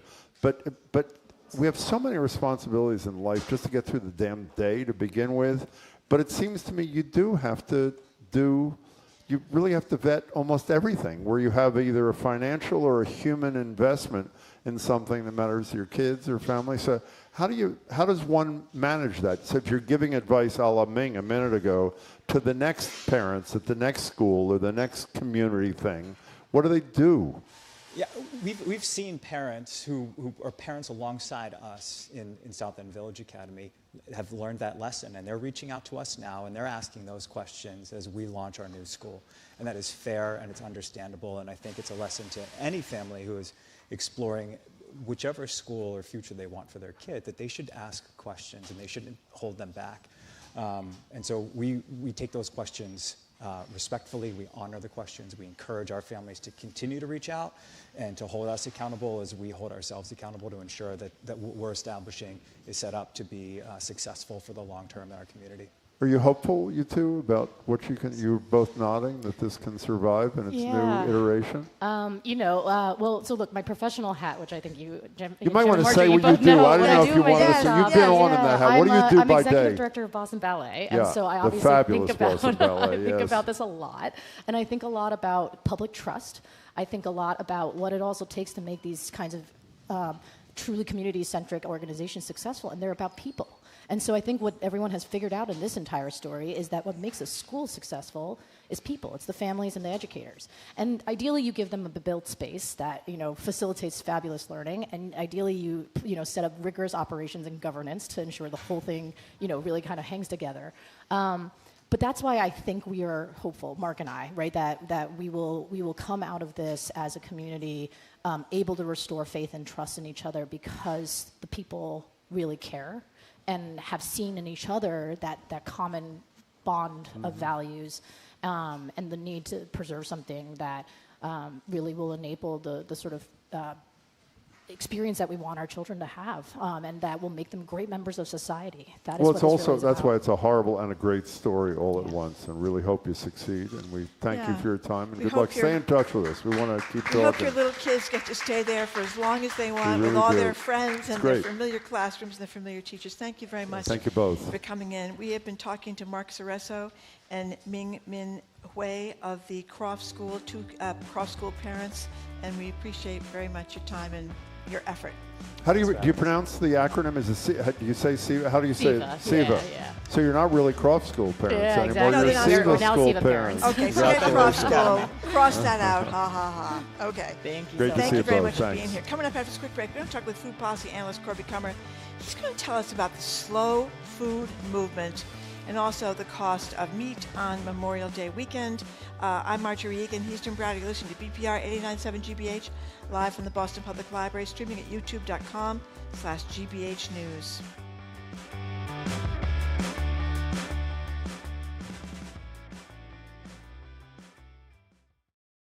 Support for our programs comes from you. And the Office of the Massachusetts State Treasurer. The Unclaimed Property Division is holding unclaimed funds from utility bills, uncashed paychecks, savings accounts, and more. To see if you have unclaimed money, you can visit findmassmoney.gov. And New England Recovery Center, providing inpatient addiction treatment in state-of-the-art facilities located in Westboro, Mass. Learn more at newenglandrecoverycenter.org or by calling 1-877-MY-REHAB.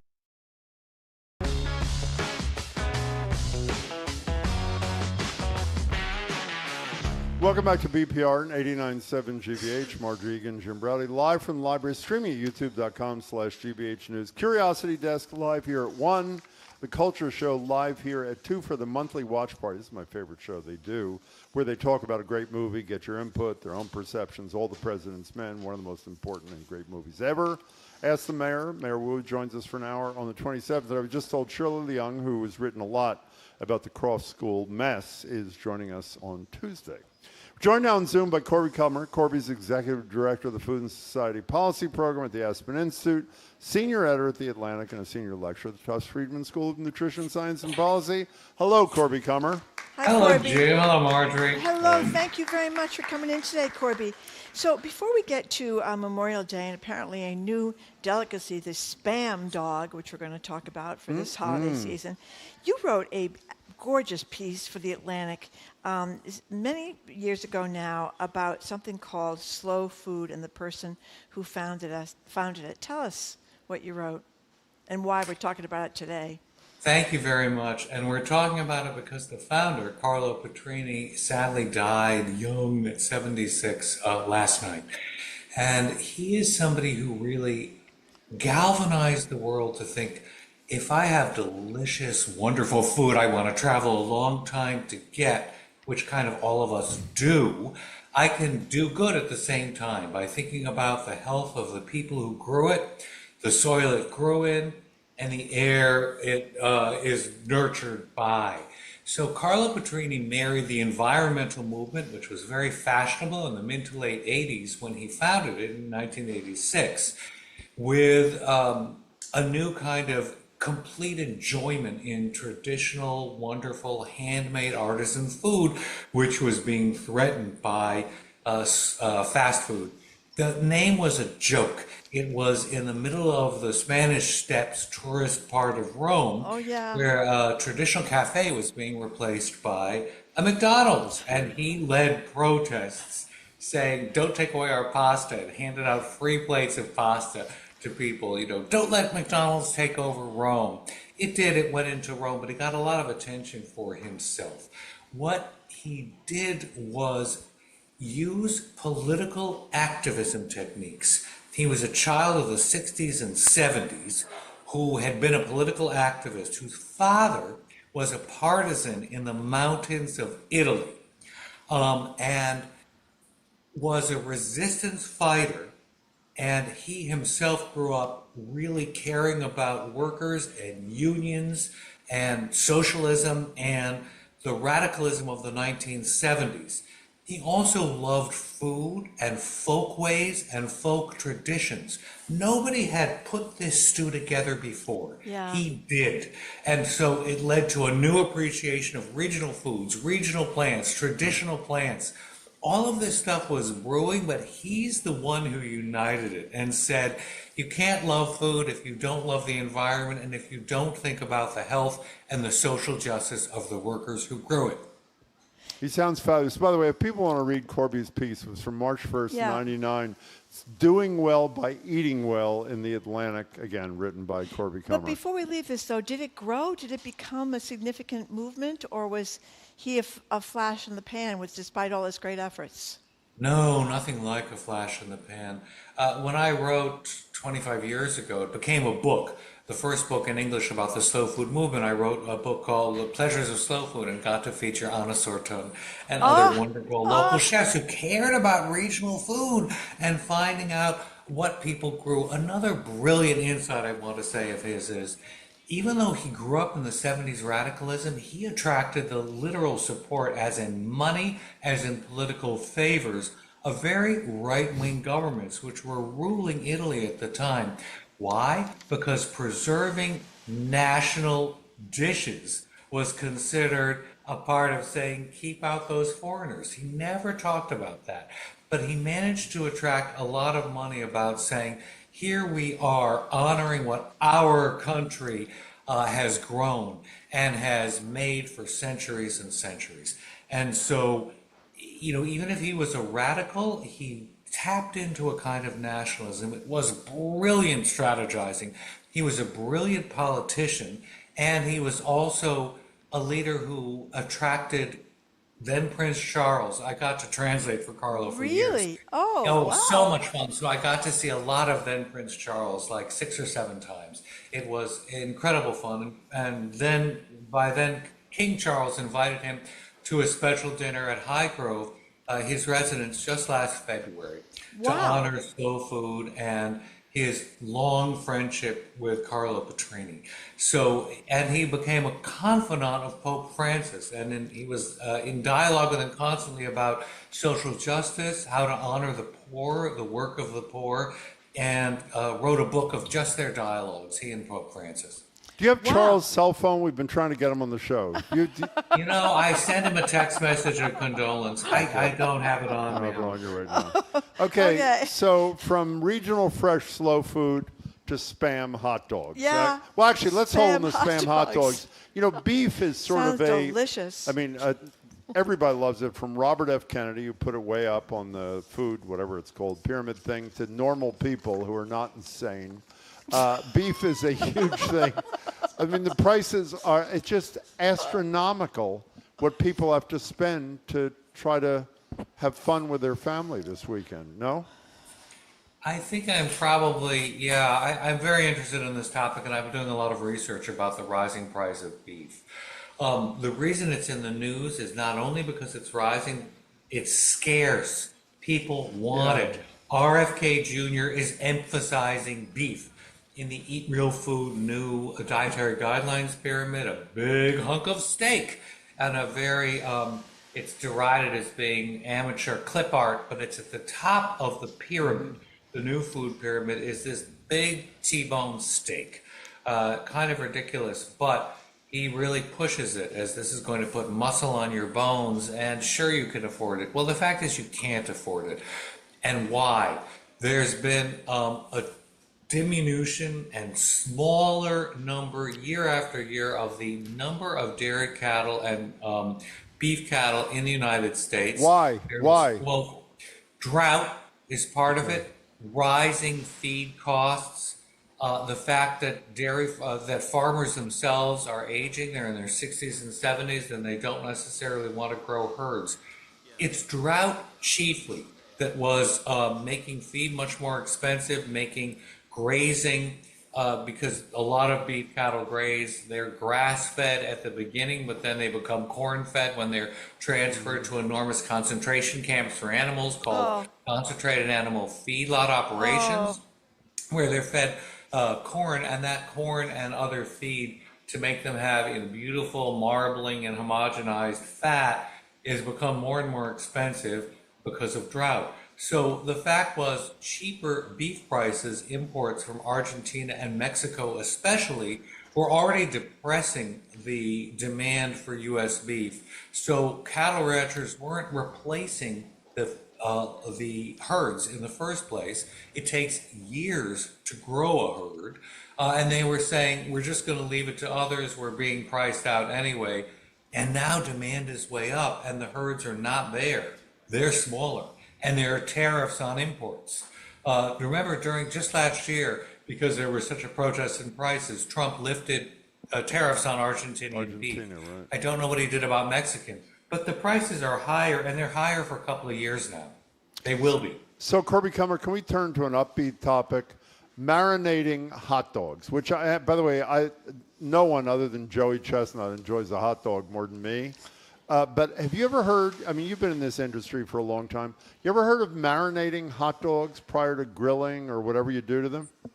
No, I don't see the point in that. Often you marinate things in a saline, salty solution because it adds flavor and it tenderizes meat. But it sort of hot took dogs the wind are out incredibly of my salty sails as it is. What? Or you add flavor.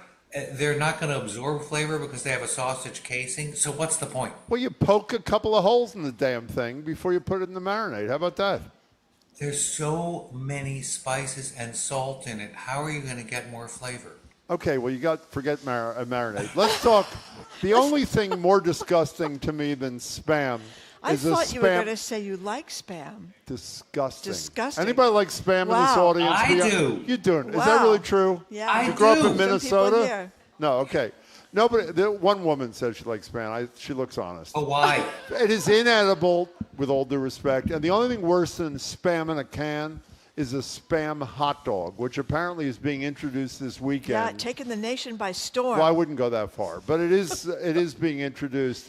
Are you a Spam-ophile or supporter? Here's why I'm a Spamophile. Because there was an incredibly disturbing book about the supply chain of beef and pork, about the incredibly cruel treatment of animals. But here's the history of Spam. That's right. An heir to the Hormel fortune, I think he was the son of the original founders, in the 1920s made a promise to provide health insurance for all Hormel employees. Wow. Then comes the Depression and he can't afford to make good on his promises. What does he do? He charges his scientists to come up with new ways of using all of the scrap in a new canned product that's cheap for the Depression and sells a lot to allow him to offer health insurance to his employees. So I've kind of been in favor of Spam since then. It's all fat, it's all salt, but so are a lot of other products, and it helped give health insurance to poor meat supply workers. But I want you to know, Jamie and I are so on the same wavelength. He typed exactly what I was thinking is, the reason he gave him health insurance is because they'd eaten Spam. That's... By the way, you didn't answer the question. Have you ever had a piece of Spam in your mouth? I have. You ever eaten it? I have. Horrible. Horrible. Wait a minute. I don't know. Their bad hot dogs are pretty bad too. I don't know that it's that much better. Is there protein? Is there protein in Spam? Yes, there is, from all those meat scraps. Yeah. So is there there's protein in hot dogs? I guess so. There are so many animal parts you don't want to know about in Spam, but they have protein. Okay. Well, that was an upbeat segment. Well, the Carlo Petrini thing was good because even though we're sorry he died, he sounds like he was fabulous. So one last thing.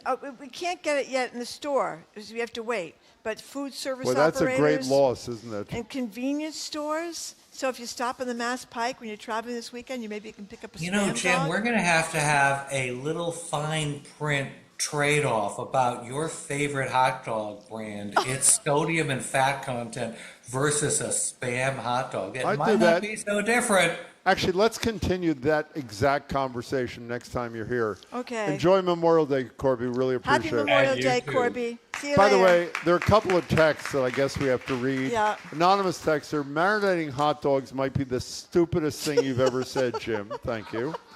Ian and Lowell, Spam. You'll like this right here. Spam is delicious.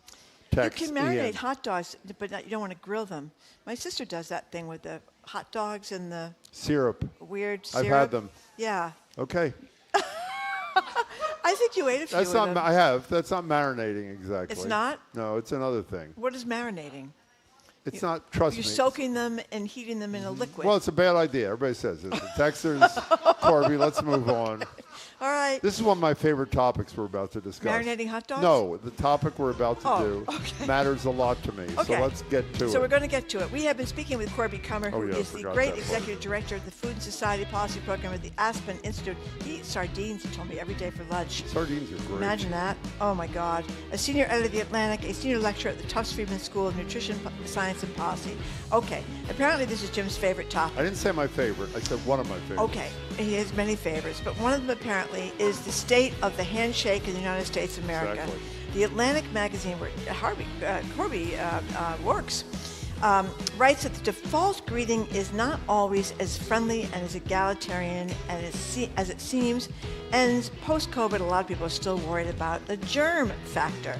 So, do you handshake anymore? Have you given up handshakes? Jim wants to tell us about his life experience with the handshakes. That'll be next. I'm Marjorie Egan. He's Jim Browdy. Listen to BPR 89.7 GBH live from the Boston Public Library, streaming at youtube.com/GBH News.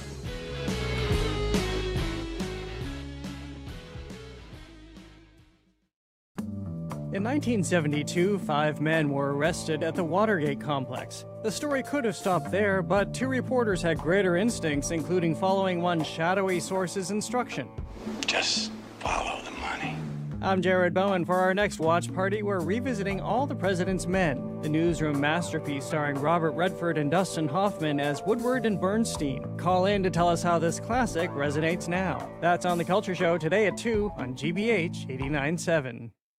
Our programs are made possible thanks to you. And the University of Rhode Island's College of Business. URI's online Blue MBA blends ocean science, business strategy, and real-world impact. Learn more at uri.edu/bluemba.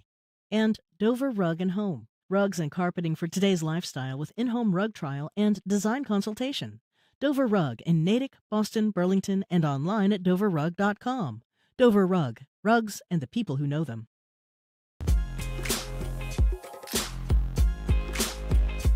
Welcome back to BPR and 89.7 GBH. Marjorie Egan, Jim Browdy, streaming at youtube.com/GBH News. In 1896, a writer in The Atlantic surmised the handshake was on its way out. Here's his proclamation then. This is a quote. "The man who for long years has laid his fish-like fingers confidingly in yours has come upon an evil day. His torpid sensibilities are doomed to daily shocks." I have no idea what that means. In any case, then in April 2020, we all thought COVID would be the death knell of the handshake. Here is Dr. Anthony Fauci. I don't think we'd should ever shake hands ever again, to be honest with you. Not only would it be good to prevent coronavirus disease, it probably would decrease the incidence of influenza dramatically in this country. I love Fauci. He could not be more wrong. Here we are in 2026. The Atlantic is out with yet another proclamation of the death of the handshake. But are you still giving your colleagues, acquaintances a hearty clasp? I know I am. Do you bump elbows instead, continuing the COVID-era adjustment?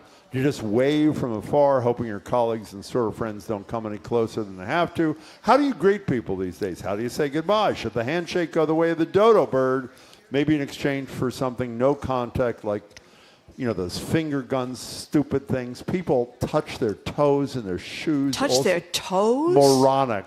What do you do when someone do comes that? in for a handshake with a limp, clammy, fish finger Yeah, grip? that's awful. And That's what's awful. lost is a society when we no longer either bother to greet each other. 877-301-8970. Okay, go mock me. Go ahead. Well, I'm not going to mock you. I'm going to say that when you used to be an anchorman on Greater Boston, and when you were an anchorman over at NECN, I was. You were legendary. I was for your legendary. handshakes across the table. You ended Every guest. Every guest. It was a handshake, and everyone was talking about it. Well, a bunch of loser listeners would text me every night saying how stupid, gratuitous it was. Physical contact with Physical somebody contact. and you hold their hand for a second. Yep. Not that stupid, controlling, tough handshake that Trump tries to do. The yank to show shake, the they call dominant, it. the The yank shake. Yeah, Yeah, the But dominant handshake. The physical contact and the gripping of someone else's. I'm serious about this. Is a really important. That's right. Connection. A thank you. A whatever. Why are you laughing? What are you laughing about? You're rhapsodizing Okay, about the fine. handshake. 877. Jim, you know what? What? Doesn't get any better than that. No, maybe it does. But by the way, and let me also say, the reason I wanted this in the script, both my daughters, when they were little tiny girls, I taught them how to the handshake. You look people in their It's important. eyes and you shake their hand. That's right. And you shake it firmly. Firmly. And whatever. Okay, That's right. Okay, No, you do. Okay. Well, I've shaken the hands of people that it's one of those. Oh, horrible. One of those. We know some people Yeah, we do. who are prominent people. And you think What of is them. wrong with you these think of them people? differently after they do this. But you know what was interesting? Wait a second, excuse me. I don't even know. Do you shake everybody's hand? Not as much as I used to. Why?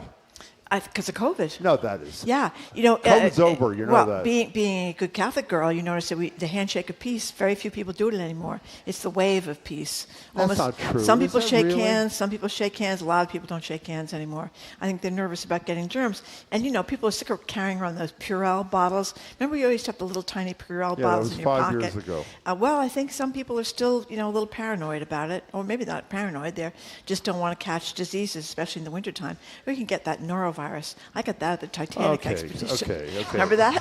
She's going to work belly buttons into this in a second. So what we're doing is we're talking about the handshake. A lot of people from Fauci in 2020 to whoever wrote this Atlantic piece today are predicting the demise of the handshake. I mean this. I'm not saying this for a fact. I think it's one of the most important connecting things, literally and figuratively, between human beings. I do. Now Jamie's laughing at me. You know what's important really, to point out, though, and this says a lot about politics. I mean, when Macron, the French prime minister, came to the United States earlier in Trump's administration, and there was like a yankathon. It was like they were wrestling each other to the ground kind of thing.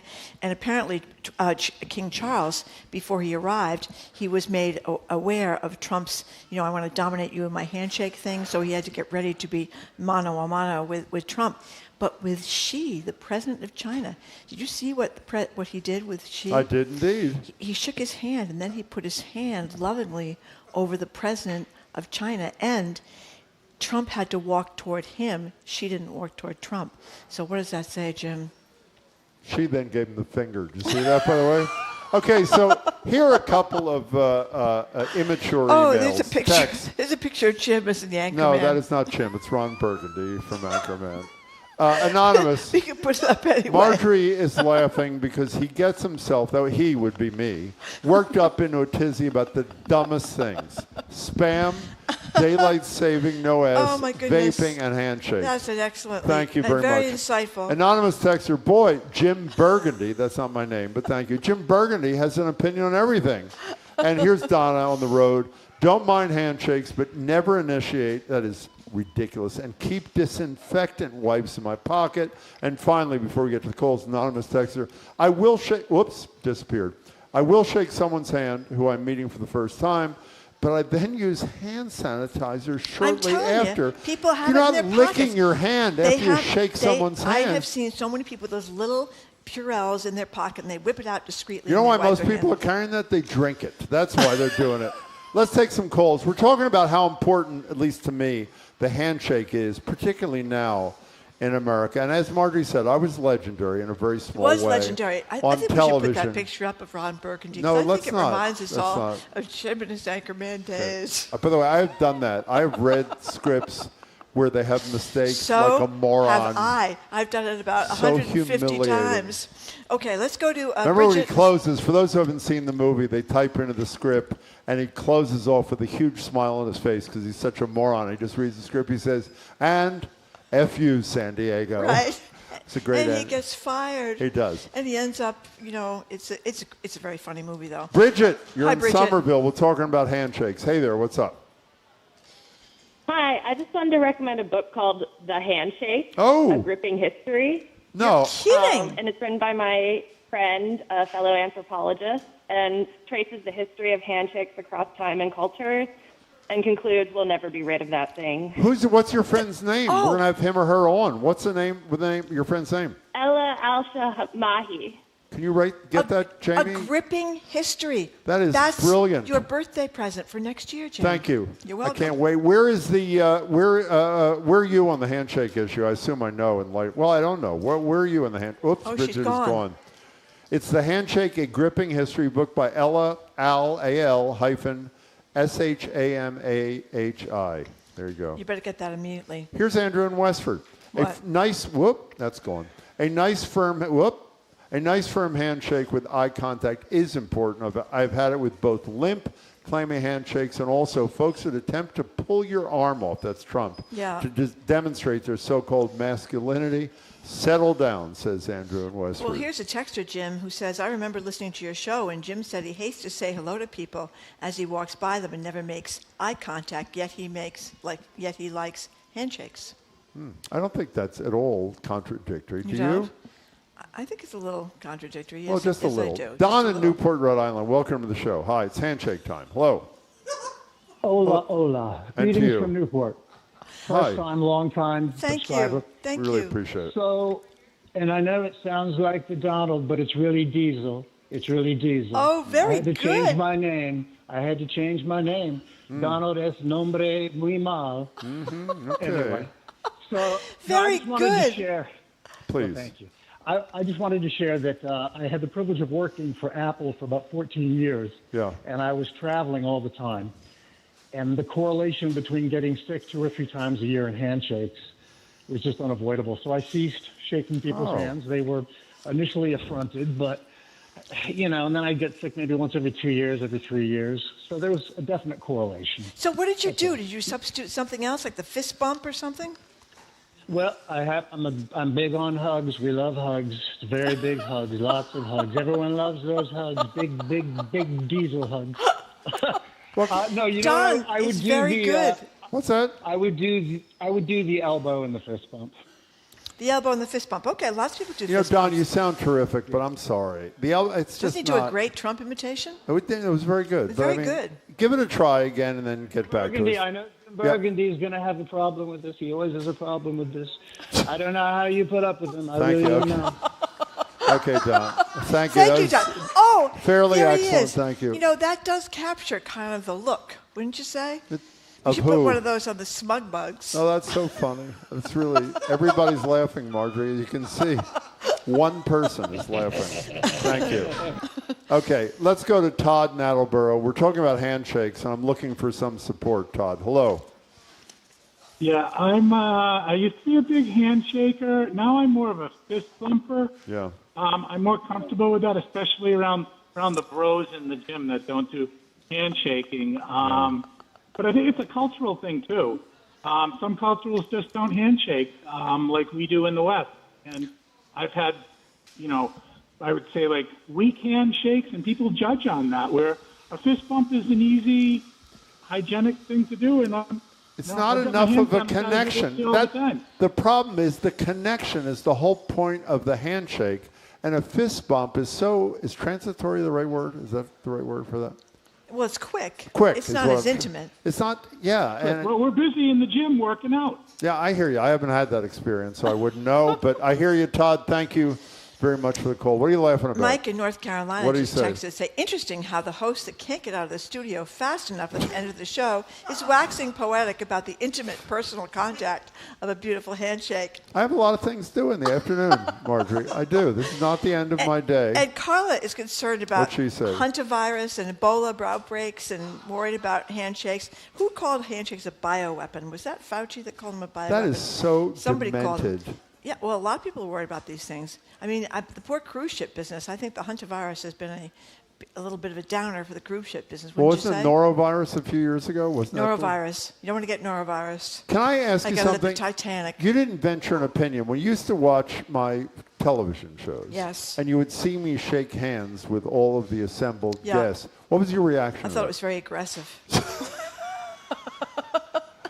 and you have a very, you kind of like you got to kind of wring out your hands after the Jim Browdy handshake. You know what I mean? Why don't you say who we both know And you very leaned well, across the table who's in a got very- the worst handshake you probably ever?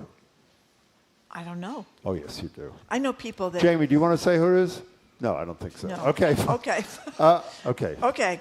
A lot of people have bad handshakes. I mean, it's good to teach your children how to shake hands, as people do. You teach your children? I did. Did you really, or you Yes, just making well, it up? because you don't want to shake someone's hand, and especially if you're going in for a job interview or you're just meeting someone, and you feel It's a good thing, isn't it? it's a good thing that you have a firm handshake Yeah. and you don't have like a fish-like experience. What was your first job applicant? Where's your first job that you applied for? I was a chambermaid at the Central Well, I meant Centerville Hotel. I meant in journalism. What was that? Oh, in my hometown paper, the Fall River Herald News. Okay, if you went in to meet the guy or woman who was going to hire you, and you fist bumped them, do you think that would have had the fist same bumps weren't around then. They weren't around Let's then. assume. Okay, today someone goes to the Fall River Herald News. That still exists. It does, right? It does. Okay, I know. Don't say it. You go to the Fall River Herald News to apply for Marjorie's old job. Right. You were covering like the poll commission or I something, was. weren't you? Okay. And you want the job covering the poll, like polls. Yeah. Commission. Every time they put a new poll somewhere. You covered the story. You were all over it. I was all over. All over it. It was incredible reporting. Yeah, that's right. You have to get the number of the Would poll. you advise that person who goes in for your job X number of years later to fist bump the person who's doing the interviews? You wouldn't, would you? No, because it's not accepted. It's kind of, I mean, I never even heard of it till Obama started doing it. Remember that was the big thing? He and Michelle Obama would fist bump, and that was the first time I saw people doing it in any big kind of way. So, no, but I just think your attachment to the handshake. You know, this is the ganging up. Maddie is one of our coworkers, who I am fairly fond of. Maddie's in the control. Read Maddie's. I had no idea Jim was big on handshakes. The most I've ever gotten from him is a nod and a curt hello. I mean, really, I see this woman every day. Oh, my God, this Oh, is my great. God. I have a clip of Jim complaining about people not giving him the respect he deserves. Do we have that clip? No, it's obviously one of those phony, horrible things we're going to say, we're going to play Well, let's and give regret. let's give it a try. I'm a man. I am an anchor man. Okay, thank you. It's fairly funny, not that funny. Bob and Kingston, welcome to the show. How are you, Bob? What's up? I'm as well as I can be. Good. Glad to hear it. What's going on? When I was a lad, the time to teach me about a proper handshake. For good or bad, I still people their handshake, and if good handshake, I have a good opinion.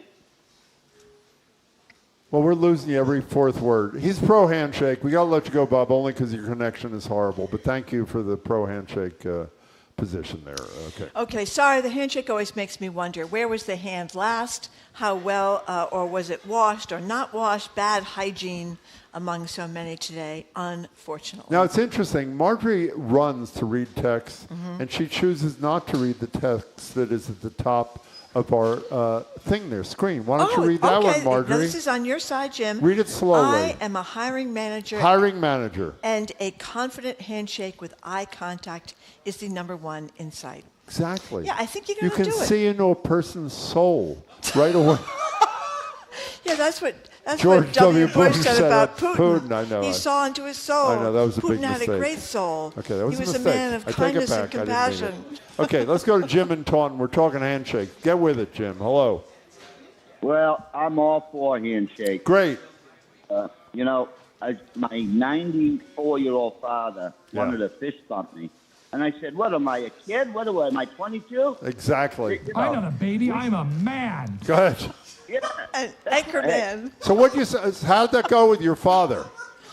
Oh, he looked at me and I said, oh, and I had to explain to him what it meant to shake somebody's hand and like everything he kind of just said. That guy, the manager, hiring manager, look him in the eye, shake your hand.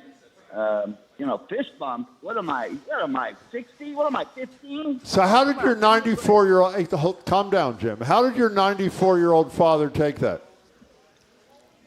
He was kind of surprised. He didn't get upset. But, Good. He ran a liquor business, distributorship, and Sure I he think did. all the guys in the warehouse did that with him. Yeah. So that's where he picked that up. I got it. Okay. Jim, thanks for your insight there. We Billy in appreciate it. Holliston has an interesting question. What about a greeting on a first date? Handshake or friendly hug?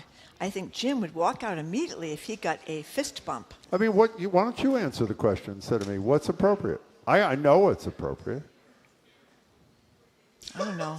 Maybe you could do a pat on the arm or something like that. No, I mean, if you go in for a hug, and going in for a hug they're is not always, into it. It's a little. Yeah, you got to be careful with the hugs. It's not only aggressive. It's sort of like it's unless you're You can invited go south very quickly. Exactly. So you start with a handshake, and if someone draws you in, like Trump does with.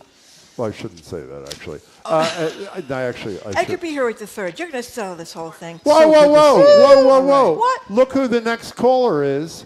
The former lead producer of my television show The woman- and our current colleague. Let's hear what she has She's to watched say. 5,007,063 one of our handshakes. great friends. Zita, I can't believe you called. Thank God. What do you have to say? How could I not call? Please. How could I am the Anchorman's former producer. That's correct. Go ahead. I just wanted to attest to the importance of the handshake. Thank you. That handshake for Jim was so important that when we were building a set, we had to measure the table specifically for Jim's arm. Despite the fact that Why are people moaning? And the camera people would complain and say, Jim, we're not going to be able to see the faces of the people you're interviewing. You're going to be blocking them. But no, the only thing that mattered was to make sure Jim could stretch across the table to shake their hand. One more thing I want to say. Please, take all the time you need. It was really, Jim, I'm in deep admiration for your handshake and for the fact that you knew exactly when to bring that hand out when you were done hearing someone talk. Beautiful. You use that as a weapon sometimes. Can I when tell you you, were done hearing Zita- from them, you would just put your hand out and say, okay, thank you so much for Exactly. joining us. And that would signal the end of the Zita, conversation. you are so much better here. than Jamie. Let me just say Lot right of now, hostility. Zita, you're a brilliant producer and great friend. Thank you for that. Were you in the handshake? Can I tell you, I No, know, what? I do know that if I were in studio right now, Jim would reach his hand out to tell me, okay, get going. I'm about to do it with Edgar. Edgar, nice to see you. It's Edgar B. Hurwitz III. Yeah, Thanks, Zita. Edgar, very impressive handshake. Isn't that an impressive handshake? Very impressive handshake. I feel like I think my father spent more time working on my handshake with me than he did teaching Is me that how really to throw true? a football. Oh, yeah. I It was love that. hugely important to my father that you have a good handshake. Exactly what you were talking about. Great. Look somebody in the eye, nice firm handshake. Hugely important. I agree. Okay, how's Zita's handshake? Do we ask her that? That's a great question. I didn't have any time to shake her hand. I was running out of the studio as soon as the show was over. Okay. Only ever saw her remotely. Yeah. What are you? Never actually what, met her. What are you? I don't know That who really she was the producer of Greater Boston forever. Who's Zita? Okay. What are you? What are you doing? What are you doing? We're gonna kick off the show with a new segment. We're gonna look at some of the stories that happened this week that folks might have missed, including an update on Frosty, right? Swirly. I'm sorry, Swirly. Joanne Chang's mascot, who we had her talking about. It was stolen. We had dinner with her and her husband last night. I know what the truth is, but I'm not going to Jim knows disclose what's it. happening. But if you missed it this week, we're gonna talk Great. about that and more things. So stick I around. can't believe you didn't tell me. I'm not telling you now. You didn't shake my hand when I got in today. Okay, that's it. Goodbye. Say something. Thank you Edgar. for Good tuning luck. in today. On Monday, we have an encore edition of the show.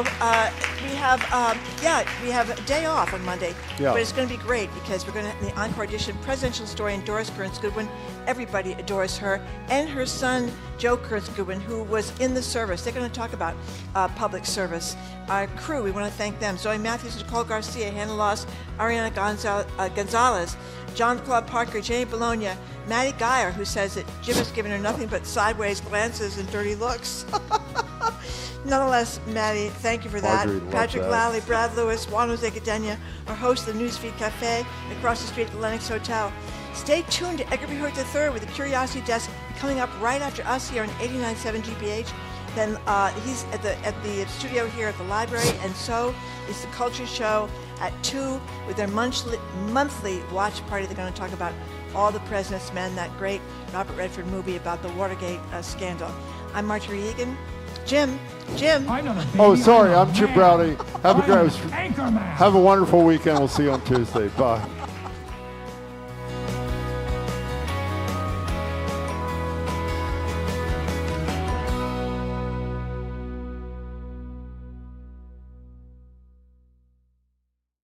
From the stories of centuries past to discoveries that will define our future, How Did We Get Here's how-tos and more.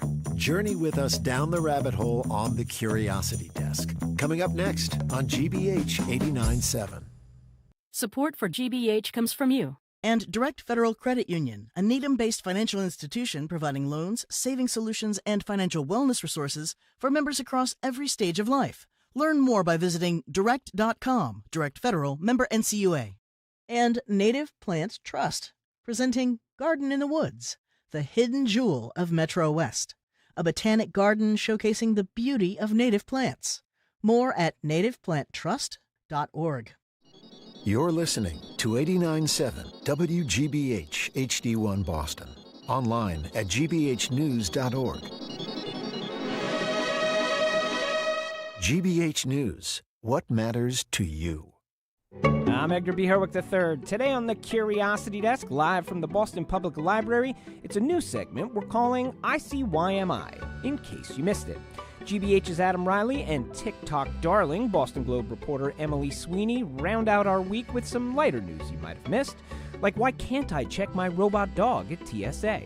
Then, doubters be damned, vanilla is a flavor, thank you very much. And in fact, it's an incredibly rich flavor, with countless adaptations, approaches, and sensibilities for the home cook and soft-serve enthusiast in all of us. We'll take a look, with some help from Dan Souza at America's Test Kitchen. Plus, it's our honor to introduce you to 11-year-old Winthrop native, Tessa, community engager, rock painter, and GBH certified awesome American. It's all ahead this hour on the Curiosity Desk.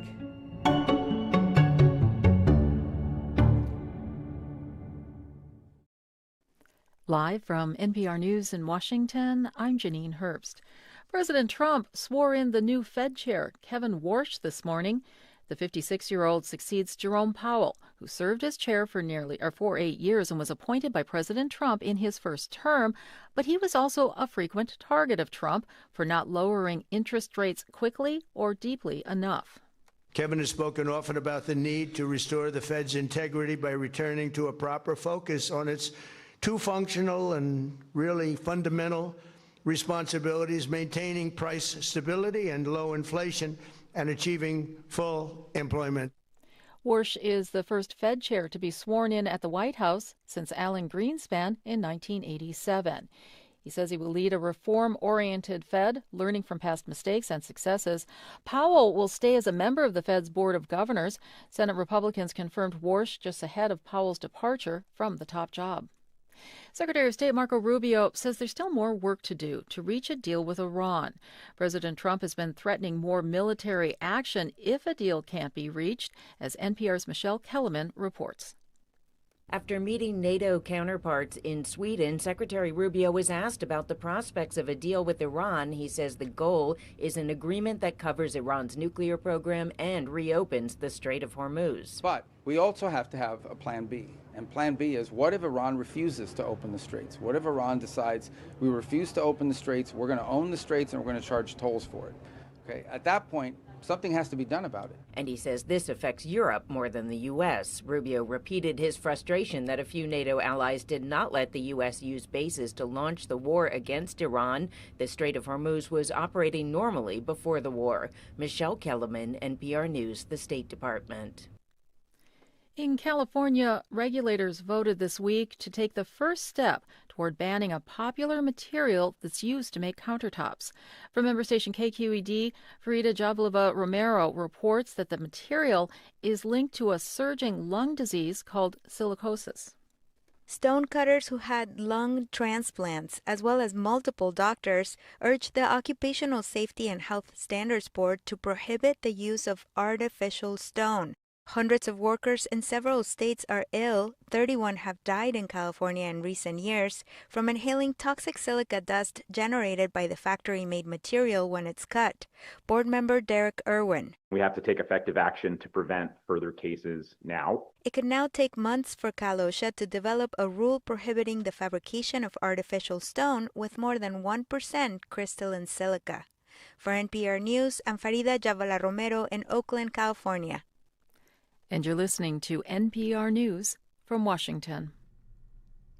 Good afternoon with the latest from the GBH newsroom in Boston. I'm Craig Lamolt. Travel over the Memorial Day weekend could set records despite high gas prices. Mark Shieldrop with AAA Northeast says 45 million Americans will go at least 50 miles from home over the holiday weekend. He says many people made plans before gas prices started spiking, but some could now be thinking twice. We do think that higher gas prices certainly is going to have an impact because people are really going to have to put more money in their gas tank and have a little bit less money to spend on those trips. Shieldrop says drivers are encouraged to avoid late morning and early afternoon travel, with traffic lightest in the evening. The Barnstable County Assembly of Delegates this week narrowly put off a vote on restricting ICE activity on county property. The disagreement was not over the contents of the proposed ordinance, but rather the process. Some delegates wanted to see what state lawmakers do with a similar piece of legislation known as the PROTECT Act.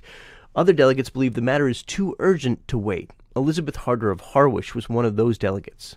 I absolutely refuse to wait for a state committee to act. We have to pass this now. People are getting hurt.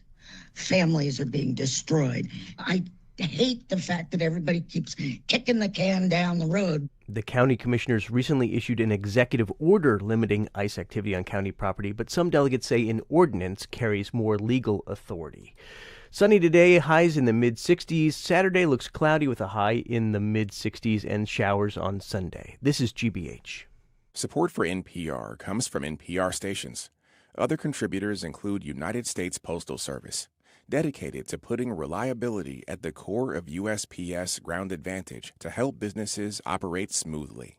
More at USPS.com/Ground Advantage.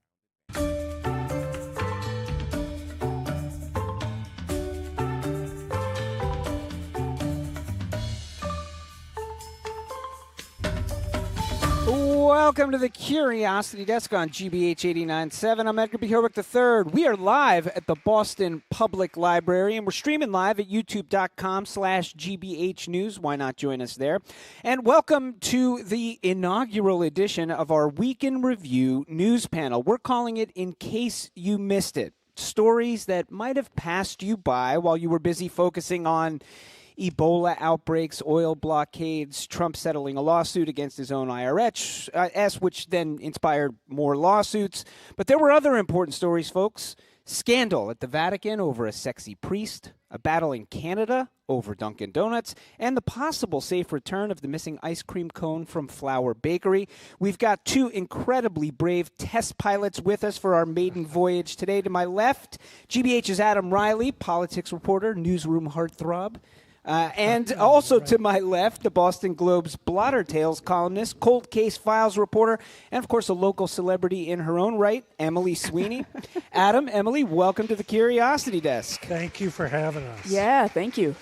So I want to kick off with a story that you, Emily, have been all over. Folks may have heard the name Karen Reed over the last couple of years, but there have been some serious developments, not with Karen herself, but with her car. Can you sort of catch us up on what happened this week? Because there were a lot of twists and turns here. Yeah, so the car at the center of Karen Reed's trials, the SUV Lexus, was put up for auction, and we were there covering it for the Globe, and the auction ended up getting called off at the last minute.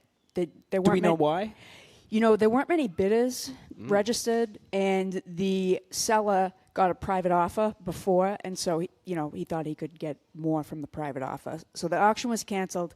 It ended up going to a car dealership in Dedham, where it was sold the day it was listed for just under $100K. So they bought it from the place that was doing the auction and then also put it up for sale and it was sold? Is that the sequence of events? Yeah, pretty much. We haven't confirmed they bought it, but it's most likely. This all happened within days.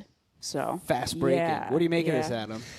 I'll be honest, I have had trouble wrapping my brain around the Karen Reed thing ever since it became a thing. And I wrote a story for us in which I allegedly was explaining it to people who didn't understand it. And you didn't understand it And I still either? didn't understand it after writing that story. What was it that you didn't do? Was it that you didn't understand the actual twists and turns of the case, or you didn't understand the public fascination I didn't with understand the public fascination with it. Emily, what do you think? I mean, I felt bad covering this story. I mean, from start to finish. Any stories that I did about the trials and even the auction, because you have somebody who died no matter what, John O'Keefe, and it's just, bringing that up again, and it's just a really tough story, but people are intrigued by it. It is, and the car itself, I was thinking about this with the car itself, right? Because, on the one hand, as you point out, first of all, you got to remember, somebody died here, so there's that.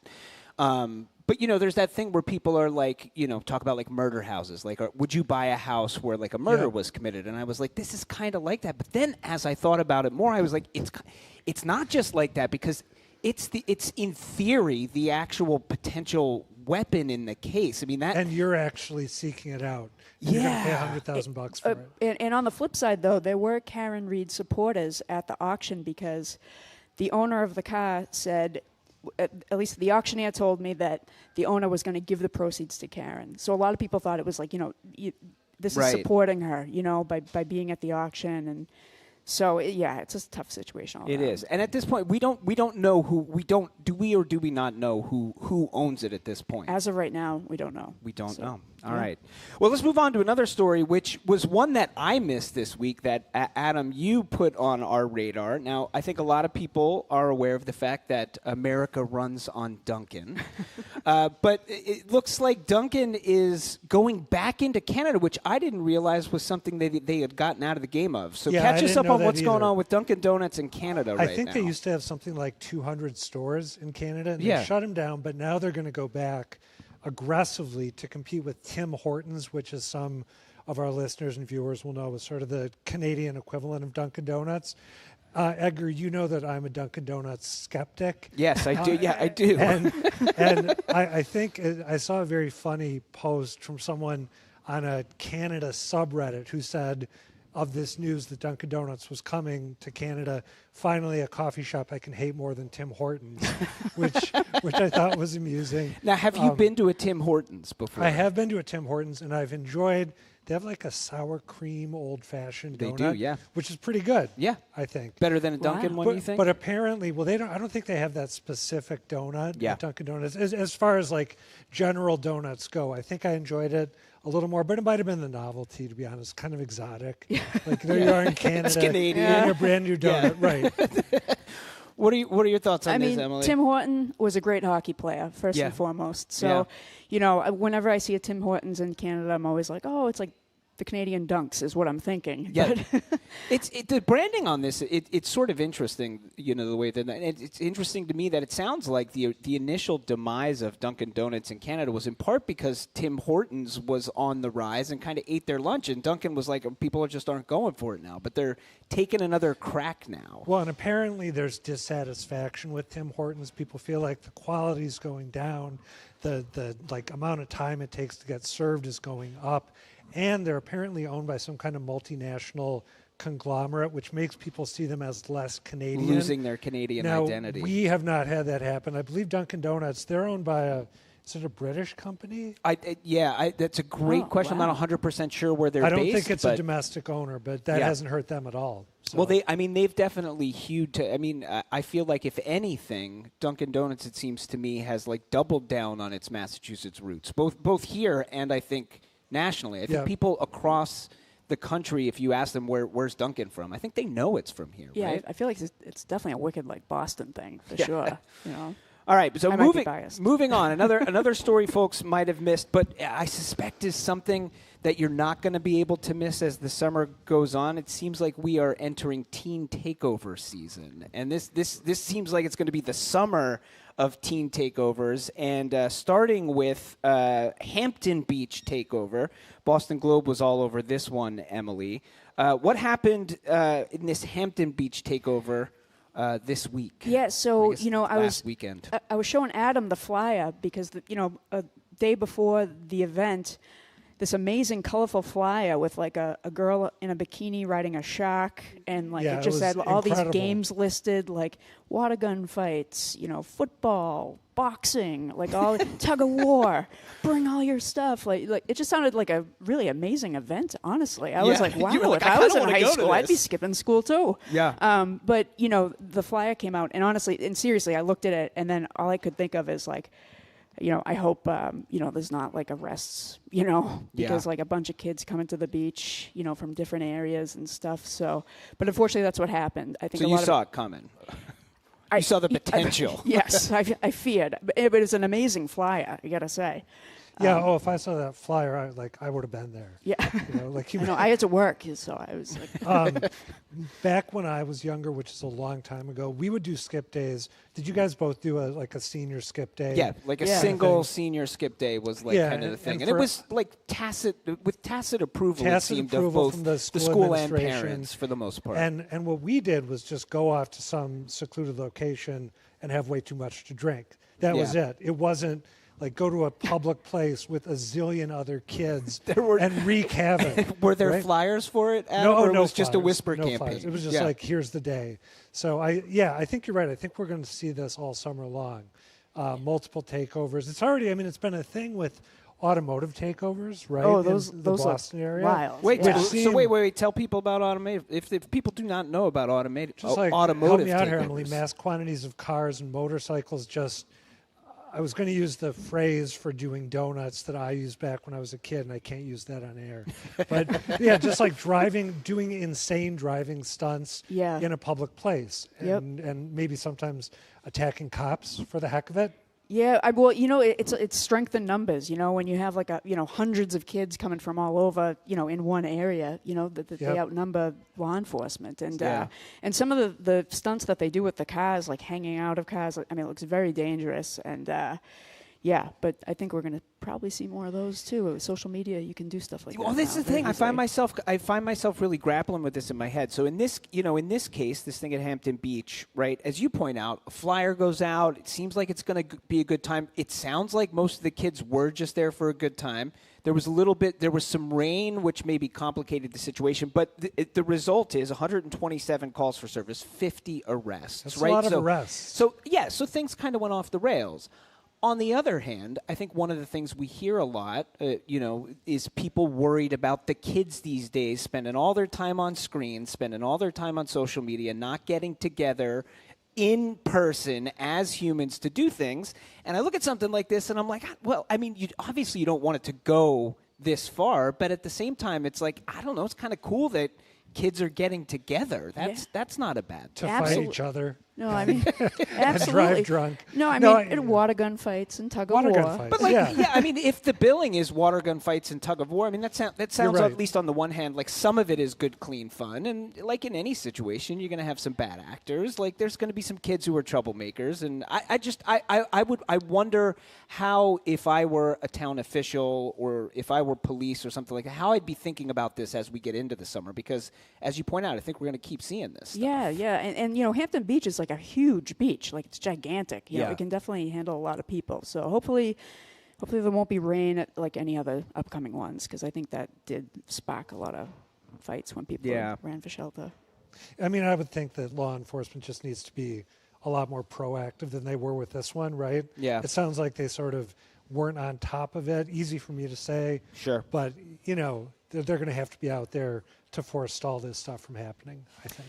So speaking of kind of takeovers or what have you, you had one in your blotter report recently, Emily, in Bridgewater. Police getting multiple 911 calls about youth causing a disturbance. They were pushing shopping carriages in the Campus Plaza strip mall, which to me, again, also just sounds like that's old school teenage fun on a summer night. Yeah, a little bit of tomfoolery going on in Bridgewater.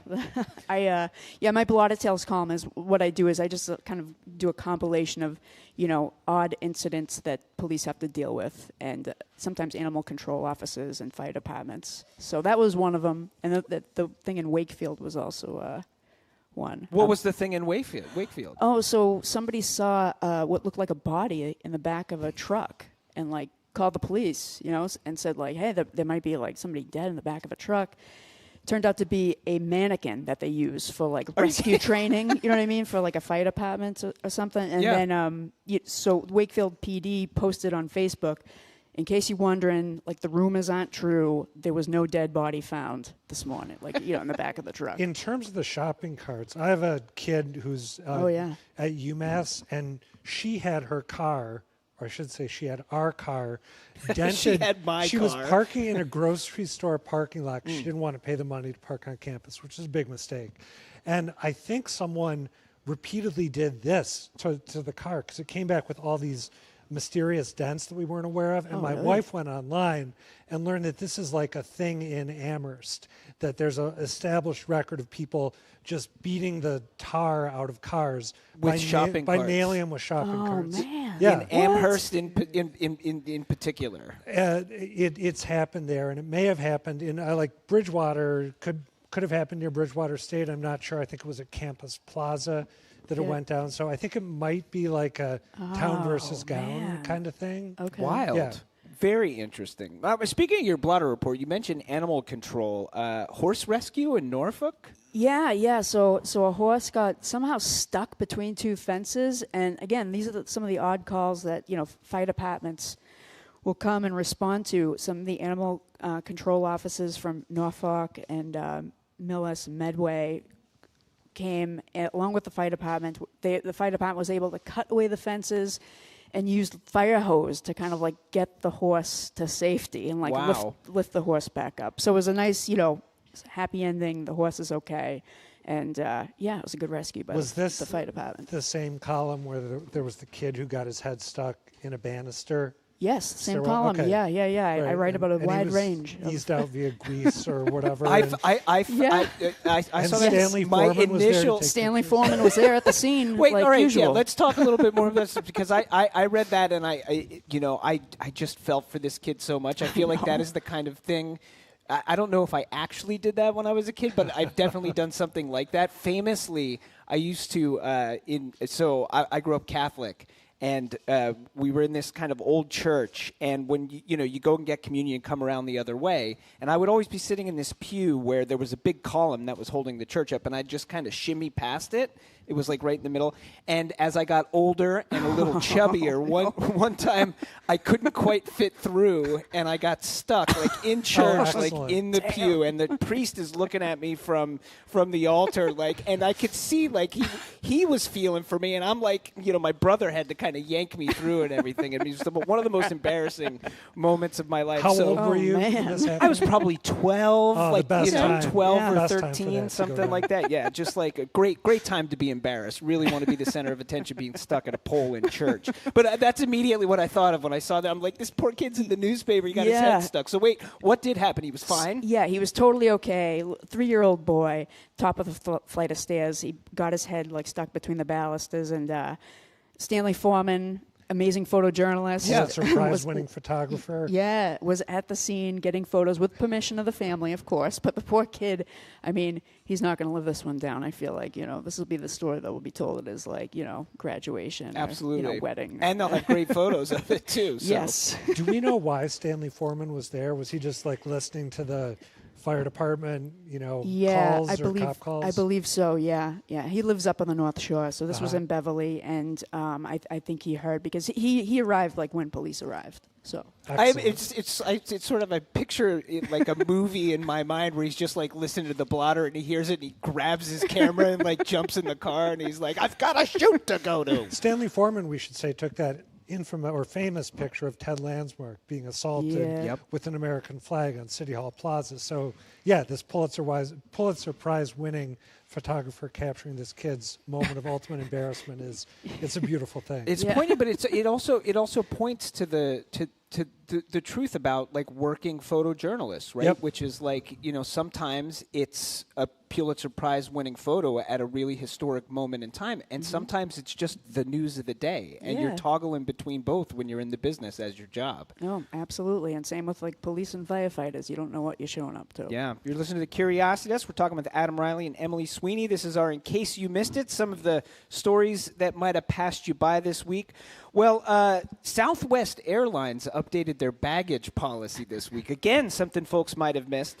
And, on the face of it, I feel like this story seems silly, but actually, if you stop and think about it, I think it's kind of a sign of the times. And the idea here is that they've updated their policy to very specifically say that human-like robots and animal-like robots are no longer allowed to either be checked baggage or carry-on baggage. So policy is if you've got a humanoid or an animal robot, they are not allowed on a flight on Southwest. What if like you have like a robot that's like a transformer, that's like a piece of furniture but also a robot? I don't I know. think you're out of luck if it's battery powered, right? Although there's some doubt about whether it really is due to safety considerations, right? Because one of the robot manufacturers who was quoted in the story that we read said that the batteries for their robots are just kind of like a standard laptop battery. Yeah. Right? So not that dangerous. On the face of it, what Southwest is saying is they're saying that there are concerns about the size of the lithium-ion batteries that are in these types of robots, and therefore that is why the policy has been issued. But some of these robot companies are saying, well, wait a minute. No, we had a robot. We specifically put a smaller battery in it and brought it on the plane, and they still wouldn't let us have it on there. So there's a little conspiracy talk here about what the reasoning is. I kind of feel like someday in the future we're going to have a highly sentient robot doing something really bad on an airplane flight. Yeah. It's just a matter of time. So I'm all for keeping the robots off the planes. What if the robot is the pilot of the plane? I don't like the sound of that either.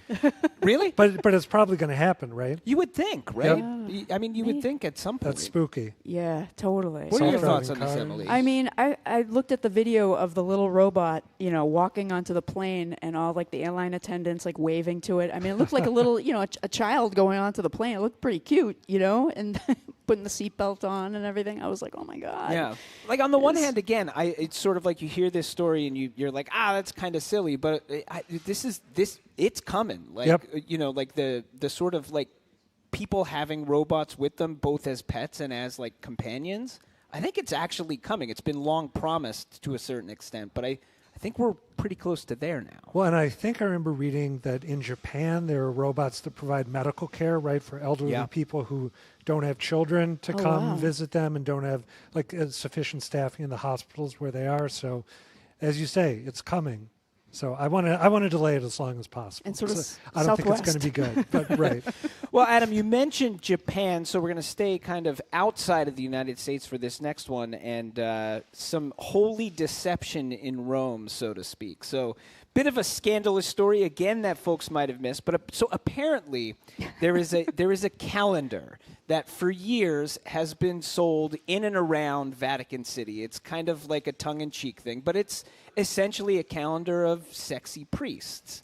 Well, news trickled out this week that at the priest on the cover of this calendar is not a priest. I mean, I feel like I would have been more shocked. It is just a handsome man dressed up like a priest. I would have been way more shocked if I found out he was a real priest. So your assumption from the start would have been this is just a put all on. These guys that look like models with the collars on. I don't know. I didn't. Doesn't bother you? No, not at all. And that I didn't think it does not bother you that they faked it. There he is. Yeah, if you're in the library, we got an does image he up look here. like If you're watching us on YouTube, there's There's the handsome non-priest with an inscrutable smile. This is a calendar they've been making for a long time, right? Yeah. A couple decades. Yeah. Which should be noted, the calendar is not advertised as the sexy priest calendar. I think it's also not sanctioned by the Vatican. I think the Vatican has come out and as been one might this expect. is something that is being done around the Vatican, but it is not a Vatican-sanctioned thing. So there's at least that. What I find interesting is apparently the photographer who made this calendar, right? So you know, he is getting royalties on this. He's getting paid when these get sold, right? So he said he's regularly getting checks from from the sale of these calendars. But the guy who is the priest in this, he apparently is not getting paid a dime. He hasn't gotten anything? I think he signed a contract, 8 years ago when he sort of said, the reason he has that smile on his face is because his friends were sitting there when he got this photo taken, and they were making fun of him because he was dressed up like a priest, so this is why he's kind of grinning. But he said, no, he hasn't seen money for this. I think that was his agreement. I don't know that he was expecting to. Yeah, Also, the photographer sounds like a fascinating guy, not to get too in the weeds, because he's got a gondolier calendar that he's also made, and cat museums in Budapest and Montenegro. So the photographer may be the real story here. I think there is, and also I think there's probably a good chance that somebody who's listening to this right now has picked up either that priest calendar or a cat calendar or the gondola calendar, right? It's the kind of thing that just someone you know, or you know somebody who knows somebody who has one of these types of calendars. So there you have it. All right, finally, before we let you go, we've got an update this week on a story that we took on here on the Curiosity Desk. This is of course Joanne Chang, who was with us a couple of weeks ago here at the library, and the missing mascot from Flour Bakery, Swirly. We got a little sound here. This is Joanne on the Curiosity Desk here with us at the library, talking about what was going on with Swirly. I've been a little surprised at how interested people are in his return. Grateful, and hopefully it will lead to his return. We did get an email from somebody who said that they think they saw him in a trash bin in East Boston. Uh-oh. So we've been in touch with that person. They ghosted us for a couple of days, and then they resurfaced and said, we're actually out of town, but when we come back, we're more than happy to give you Swirly back. And then they wrote again and said, we're not holding him hostage, we're just out of town. So, word on the street that meetup happened and Swirly was returned. However, go ahead, take it, Emily. Yeah, so we just we met up with Joanne yesterday. Oh, really? Yeah, all right. I don't want to take... No, take it. Tell us what happened. Tell us. So, yeah, went to Flower on the Common and met up with Joanne, and she told us about the Swirly that was fetched out of the trash in Eastie. And it turned out to be, looks just like Swirly, but is not the same Swirly. And how do they know it's not the same Swirly? At the bottom of the cone it says Luna underneath. And so it must have came from another restaurant or bakery. And but the mystery is there. I'm not really sure. And neither is Joanne. It was in the trash. And so now Luna is going to be adopted by Flower as the new mascot. The new Swirly. Until Swirly is returned. I mean, Swirly is still at large. I don't know how long Luna is going to stick around. I mean, it was reported that Swirly had been spotted in an Emerson College dorm room, right? Back when I was that age, I had a tendency to do similar things. I would find objects like banners at Taco Bell or whatever. Sure. And have some sticky fingers and I probably shouldn't confess this on air, but yeah, I had a little bit of a kleptomaniacal streak when I was a college kid. So keep an eye on Luna is all I can say. They might want to bolt it down, shackle it down because people are going to want it. Oh, man. All right. Well, that's all the time we have. A momentous thank you to GBH's Adam Reilly and Emily Sweeney from the Boston Globe for being our Crash Test Dummies for this first edition of In Case You Missed It. And, of course, you can check out Emily on the Boston Globe Instagram or at Emily Sweeney 22. Thank you both. Thanks, Edgar. Thanks, Edgar. We'll do handshakes the Jim Browdy style. Strong and there firm. we are. After a quick break, there's nothing vanilla about vanilla, but sometimes the best vanilla is vanillin. Do we have that right? I'm not sure, but Dan Souza from America's Test Kitchen is in the building. He's going to help set us straight. Don't go anywhere. This is the Curiosity Desk on GBH.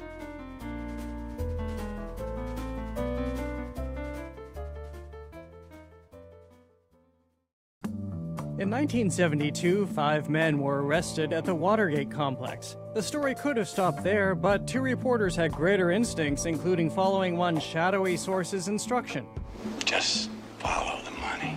I'm Jared Bowen. For our next watch party, we're revisiting All the President's Men, the newsroom masterpiece starring Robert Redford and Dustin Hoffman as Woodward and Bernstein. Call in to tell us how this classic resonates now. That's on The Culture Show today at 2 on GBH 89.7. Support for our programs comes from you. And Porter Square Books. Ruth Ozeki discusses her new book, The Typing Lady, with novelist Julia Glass, Thursday, June 18th. Info at portersquarebooks.com. And Subaru of New England. The all-wheel drive Subaru Forester and Forester Hybrid are designed for New England adventures. Subaru retailer locations at subaruofnewengland.com.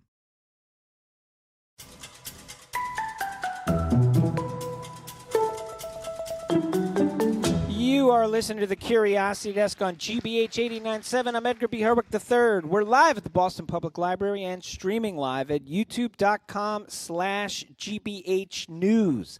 Bean, extract, paste. When it comes to types of vanilla, knowing which to use can be confusing. And then, are you going to buy the dollar store brand, Williamson-Sonoma? Maybe you're going to grab whatever you see first and just hope it works out. Well, one of our listeners, Beth from Newport, a.k.a. the girl with the curl, had this question for us. Hello, Curiosity Desk. It is the girl with the curl who is constantly curious.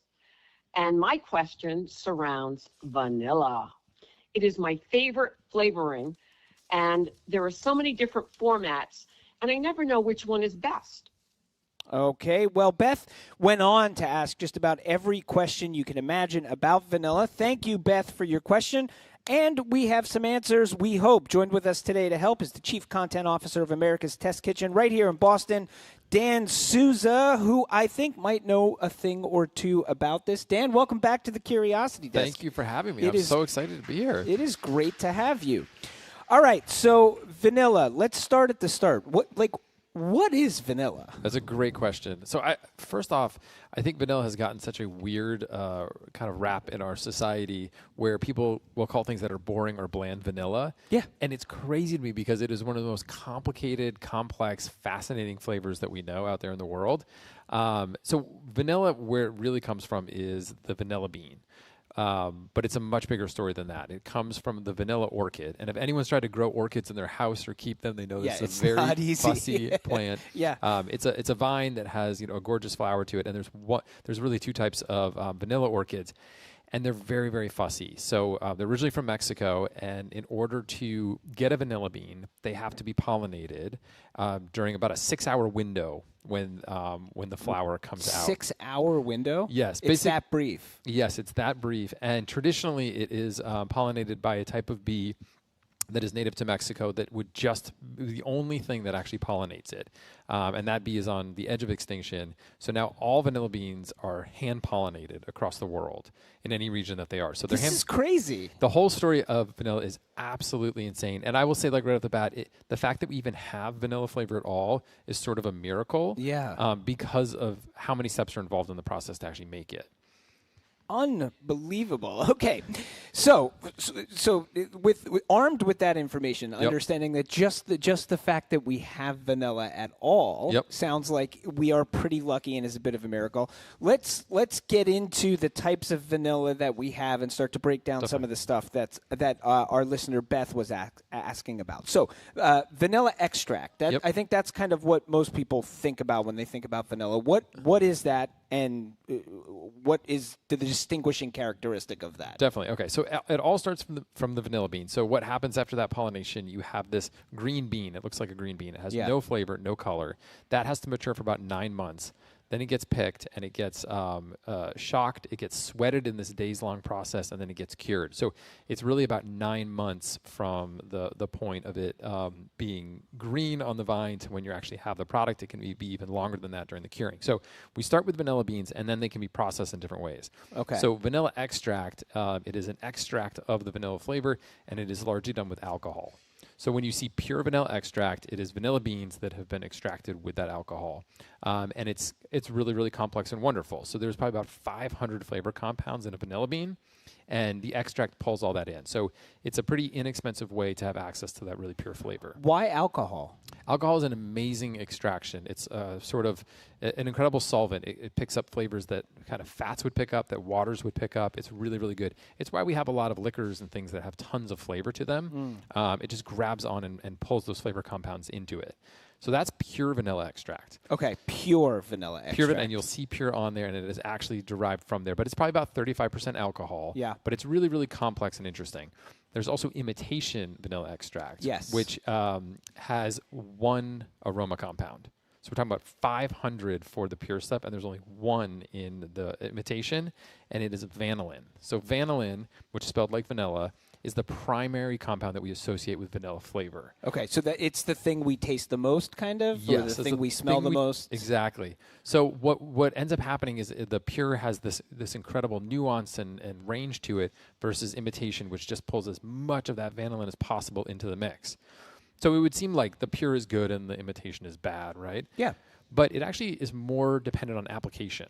So if you're not cooking the vanilla extract, you get all of that nuance. Like, let's say I make a vanilla ice cream and I cool it down and then I add the pure vanilla extract to it and I don't cook it at all. You're going to get all that nuance. Yeah. But if I'm adding it to like a cookie that's going to bake in a hot oven, it drives off tons of those nuanced aroma compounds. They just go away. They go away. Get baked So off. actually using imitation in that situation can give you more vanilla flavor so that you still perceive it in the final cookie. Oh, interesting. And the price difference is dramatic. I mean, the imitation vanilla extract is incredibly cheap. So I actually tend to like to have both on hand. And for raw applications, I'll use the pure stuff, and for baked applications, cooked applications, I'll use the imitation. Okay, I think we've got my producers have been coming up beside me here and putting some vanilla down, and so I guess we're going to taste a little. This is the pure vanilla extract versus the imitation vanilla extract. Now, if I'm tasting vanilla at home, I have been told I want to put it in. I don't want to just drink it straight, right?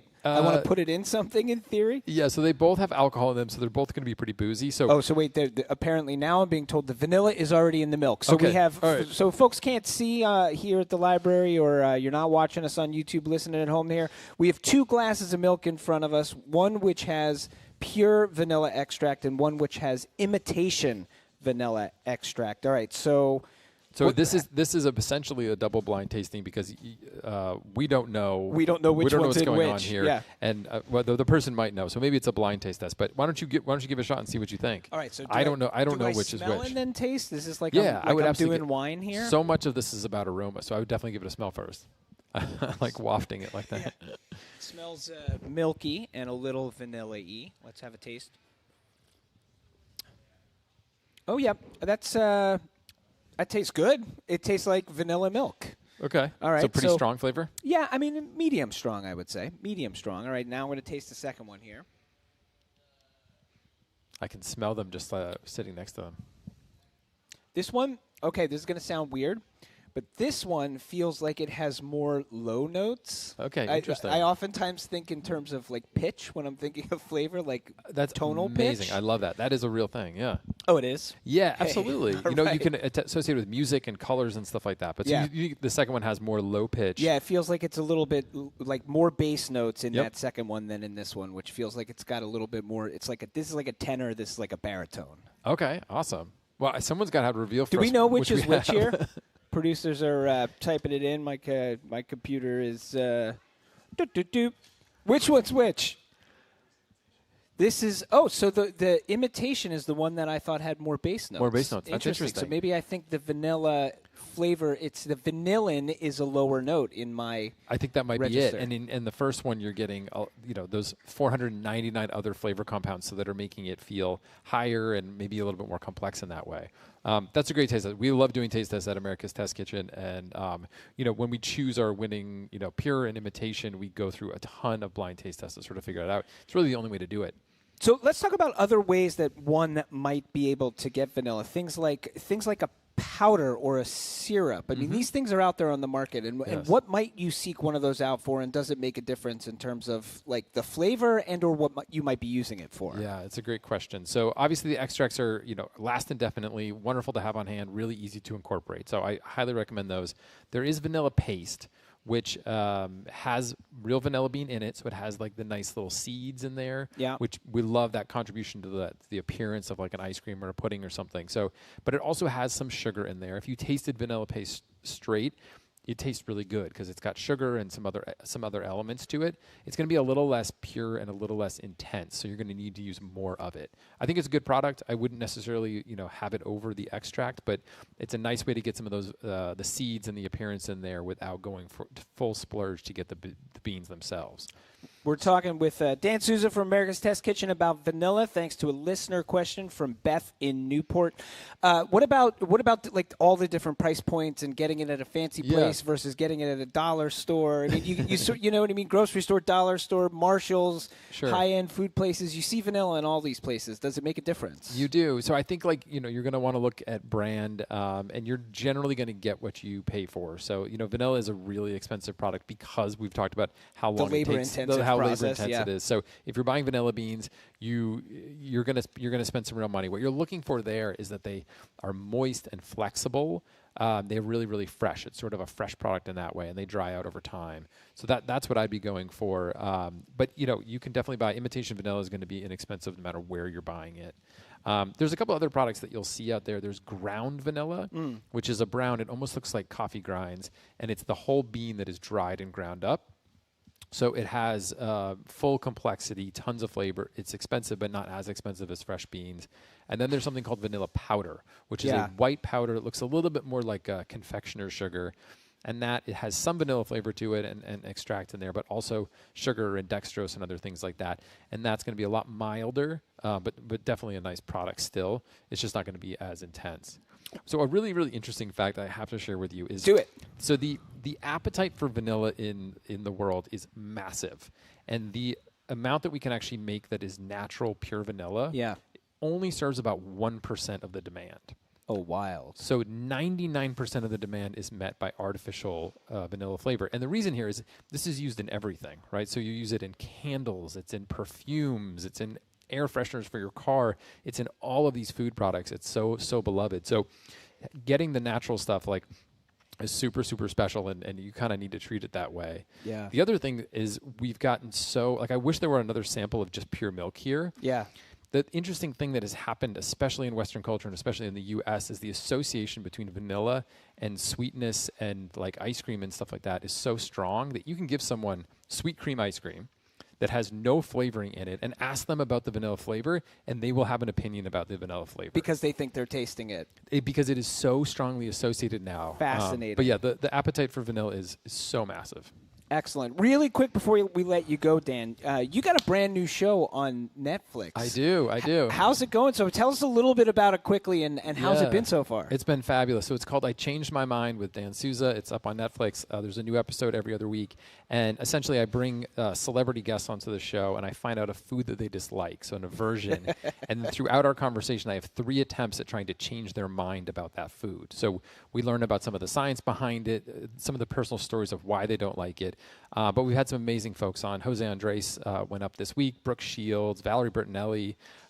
It's been really, really fun. People with amazing life stories. So we talk about how they've changed over their life, but then I also have these 3 shots to sort of change their mind. Sometimes I'm successful. I was going to say, how's it been going so far? Yeah, it's hard. Like if people have an aversion to a food, there's probably real deeply held reasons for it. I've had some success, though, and that feels really, really good. All right, well, you can check it out on Netflix. That's Dan Souza from America's Test Kitchen. His new show is I Changed My Mind with Dan Souza, as we said, on Netflix. Thanks so much for being with us again on the Curiosity Desk. After a quick break, a new America 250 series from GBH highlights some remarkable stories of Americans who've only been alive for 10 or 11 of those 250 years. When we return, Winthrop native Tessa shows us what painting rocks can do for a community. This is Curiosity Desk on GBH 89.7. Stay with us.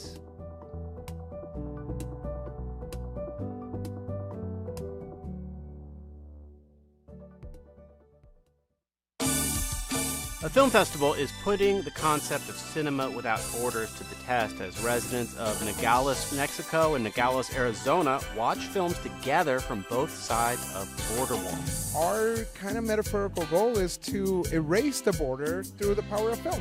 I'm Scott Detrow, how films are bridging community across the border on All Things Considered from NPR News. Today at 4, here on GBH News 89.7. Support for GBH comes from you. And Direct Federal Credit Union, a Needham-based financial institution providing loans, saving solutions, and financial wellness resources for members across every stage of life. Learn more by visiting direct.com. Direct Federal, member NCUA. And the University of Rhode Island's College of Business. URI's online Blue MBA blends ocean science, business strategy, and real-world impact. Learn more at uri.edu/BlueMBA.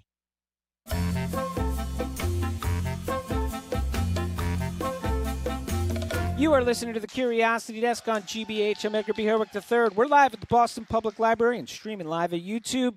In celebration of America's 250th birthday, today, GBH Kids premieres a brand new series of 25 mini documentaries highlighting 25 awesome American kids. Kids across the country sharing their passions, their homes, what makes them proud to be a part of their communities. From llama tamers in the Iowan Range to Bollywood dancing in Georgia to a pistachio farm in Los Baños, California, and of course to the North Shore community of Winthrop. One awesome American and horrible parades champion named Tessa. Here to celebrate with us at the BPL, we are delighted to be joined by Tessa from Winthrop, and alongside of her, a former kid, Dorothea Gillim, executive producer and creative director at GBH Kids. Tessa, Dorothea, welcome to the Curiosity Desk. Thanks for being with us. Thank you for having me. So, Tessa, is this the first time that anybody has made you the focus of a documentary? I think so, You think so? And were you like, what took so long? I have been awesome my entire life. Why haven't you been filming me every day? I don't know. So what was it like? What was it like having folks there filming you, kind of following you around for a day, being the center of attention? It was kind of crazy because it was like a dream come true, but they were so nice and like they were just like really kind to me and they made me feel super special. Why was it a dream come true? Because I feel like I've always wanted to like star something and like have like the focus be on me, and I just felt really grateful for all of them. Very, very cool. Yeah, it was a fun day? Yeah. Awesome. Dorothea, what struck you on the GBH team about Tessa? What you know, you're sort of looking for awesome kids. You met Tessa and you said, well, Tessa's awesome. Why? She's awesome. I mean, look at her. She's awesome. She's fun-loving. She loves her family, her friends, her pets. She gives back to the community, and she's a parade champion for many years. Yeah, well, Tessa, we're going to talk about that in a second. You know, I wonder, Dorothea, if you could talk a little bit about, like, who are these documentaries for? Why are you making them? What's the idea behind it? Yeah. Well, these documentaries are for kids. Any kids, you know, ages 3 to 8, really, is our target audience. And we made them because we're about to celebrate America's 250th birthday. And we thought the best way for kids to learn about America is through other kids and to see the incredible variety of the way kids live and where they live and their customs and traditions and celebrate all those differences and all of the commonalities as well. Very cool. All right, Tessa, in your documentary, we spend a lot of time seeing you doing this thing that you do, which is painting rocks. Can you tell us a little bit about what this rock painting is all about? How did you start doing it, and what is it that you do? So basically, I started painting rocks like probably around COVID, because me and my mom and my dad, we were just really bored. We didn't know what to do, and we thought that other people could use like a lift in their lives. So we decided, why don't we start painting rocks that have motivational messages on them? And so where do you find the rocks, and where do you come up with ideas about stuff to paint on them? Like, where does this all come from? We get the rocks at like this beach that it's right next to my house. We call it Short Beach. And then I start painting the background color, and then I just think about what word goes with the matching color. Oh, so the color is the driving force, and then you think about what kinds of words are we talking about? I feel like for some of the words I write, like have a nice day, smile, like always be positive, and like all fun stuff like that. And then what do you do with the rocks? So basically, we have this pathway that leads up to stairs right next to my house. So we take the rocks and we put them on the stairs because it's a public pathway. So it's like everyone can see them. And what are you hoping goes through people's minds or goes through people's hearts when they walk past and they see these rocks? I hope that people, when people get I hope that people get happy because, they can be uplifted and have a better day and then hopefully spread the love to everyone. It's a pretty good sentiment. I like that. You're listening to The Curiosity Desk. We're talking with Tessa from Winthrop and Dorothea Gillim from GBH Kids about America's Awesome Kids. Dorothea, we sort of mentioned a little bit in that lead-in there about some of the other documentaries that are part of the series. But what are some of the stories? Where are some of the places that this series is going to take us? Wow. Well, you're going to meet Mateo, who is the youngest mariachi player, and he lives in San Antonio, Texas. We've got a young girl who she's a dog sledder, and she lives in Michigan. We've got an indigenous girl, Marie, who lives in Wisconsin. We've got Emiliana in Florida, who is protecting sea turtles, and the list goes on. How impressed were you as you were putting this together when you really, you sort of go in with this idea, there's awesome kids in this country, right. And then you start doing it, and you're like, holy cow, there are some really awesome kids in this country. We were really blown away by these kids. Their stories are so inspirational and so unique, and I think what underlies all of them is just their passion and love and playfulness and their interest in helping and being contributors in their communities. Yeah. Tessa, another big part of your documentary, very exciting moment, we have a little clip of this, was the Winthrop Horribles Parade, and a huge win for you and your friends. So we're going to hear a little bit of this right now from your doc. In second place, Toddler Turbulence. And in first place, the winners are the Bumper Cars of Point Shirley. The bumper cars. All right, so what is the Horribles Parade for folks who don't know, folks who haven't been to Winthrop? So the Horribles Parade in Winthrop is basically this parade we do every year. So it's on the 4th of July, and we do it just to have a family-friendly, fun experience. So everyone just dresses up in costumes and themes, and then we all go on the parade route, and then there's judging, and then you go there. But it's just really a fun activity for people to do on the 4th of July. Got it. So this last 4th of July was that victory, which we just heard, and in the doc we see your face the moment where you guys get announced. You seem to be pretty excited when it happened. What did you and your friends dress up? What was your costume and what was the theme? So our costume, we were trying to be like bumper cars because the theme was Point Shirley bumper cars. So we just took cardboard boxes and then blow up tubes that look like car wheels, and then we just glued it all together, wrote numbers on them, and then got in them. And bumped into each other? Yeah, just bumped into each other. Did you keep it mostly peaceful? Yeah. There were no it was accidents? mostly peaceful. Okay. Besides the costumes falling apart towards the end. Wait, what happened, really? Yeah, it's me and this other girl, Mari. Our costumes just kind of shredded. Too much bumping. At the end. Yeah. Well, they hung on to the end, which is good. So now the important thing is, it sounds like this parade's been going on for more than 100 years in Winthrop, right? Yeah. So presumably they're going to be having it again on the 4th of July coming up. You're the defending champion. Are you going to participate again? Yes, we are. And can you reveal to us what your costumes are going to be this year? We can. So in Winthrop, we have this new game that I think they're called the Chamber of Commerce made. It's called Winthropoly. And like so Monopoly for Monopoly, Winthrop. Okay. But instead of the places, it's Winthrop spots. Okay. So that's what we're going to be. Okay. It's going to be exciting. You're going to be all of the places, or you're going to be one of the places? You're going to be Winthropoly. We're going to be Winthropoly. How many people are involved in this? A lot. How many is a lot? Probably 7,000. No, probably about 50-ish kids. Really? Kind of. Yeah. How are you going to organize 50 of you? I don't know. We're going to, fingers crossed. Fingers crossed. Well. All right. So I Twist and Shake. Somebody's telling me Twist and Shake is a part of this. What is Twist and Shake? Twist and Shake is an ice cream spot that is it? Okay, everyone go ahead. loves. That everybody loves. Yeah. And you have been there? I've been there many times. It's so good. And you like ice cream? Yes. You do like ice cream. What is your favorite ice cream flavor? Probably like, they call it twist, and it's like vanilla and chocolate, like swirled up. All right. Do you like vanilla? We were just talking about vanilla with Dan Souza from America's Test Kitchen, and that people don't give it enough credit as a flavor. Do you think vanilla is a delicious flavor? I think vanilla is really good. I will say I like chocolate more, but I think it also is a really good flavor of ice cream. Nice. So, Dorothea, we are here at the Boston Public Library. You're going to be back here with some sort of event on the 20th. Can you tell us about that? June 20th. What's happening here? Right. We're having a party. America's Awesome That Kids sounds Party. fun. We're going to be back here with Tessa and another one of our awesome kids, Saul, from Maine. It's going to be from 11 to 1 o'clock right here. We're going to have face painting. We're going to have rock painting. We're going to have bugs because Saul's really into bugs. Awesome. And lots of fun activities. So bring your awesome kids. Be here. We're going to have a really fun time. Sounds great.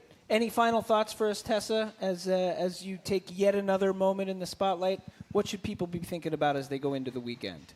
I think people should be thinking about just like spreading love to everyone and showing kindness all around the world. Can't argue with that. Let's hear it for Tessa. We've been speaking with Winthrop's finest, Tessa, and Dorothea Gillim, executive producer and creator director of GBH Kids.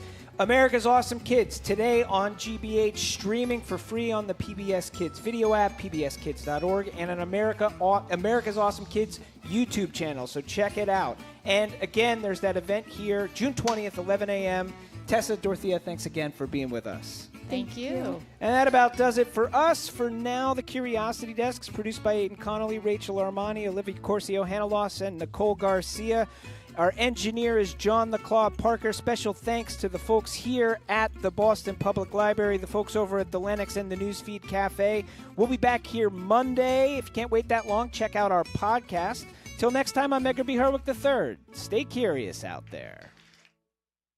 What's trending? What's interesting? What's going on around town? We're talking all things arts and culture on The Culture Show. Next on GBH 89.7. Funding for our programs comes from you and Good Now Farms Chocolate, crafting single-origin chocolate made from directly sourced South American fine flavor cacao beans. Learn more about their crafting approach at goodnowfarms.com. You don't have to leave the country to take in gorgeous landscapes. Martin Clunes is off on a journey across the coast of America to explore its many islands. Watch Martin Clunes' Islands of America tomorrow at 7 on GBH2. You're listening to 89.7 WGBH HD1 Boston. Online at gbhnews.org. GBH News. What matters to you?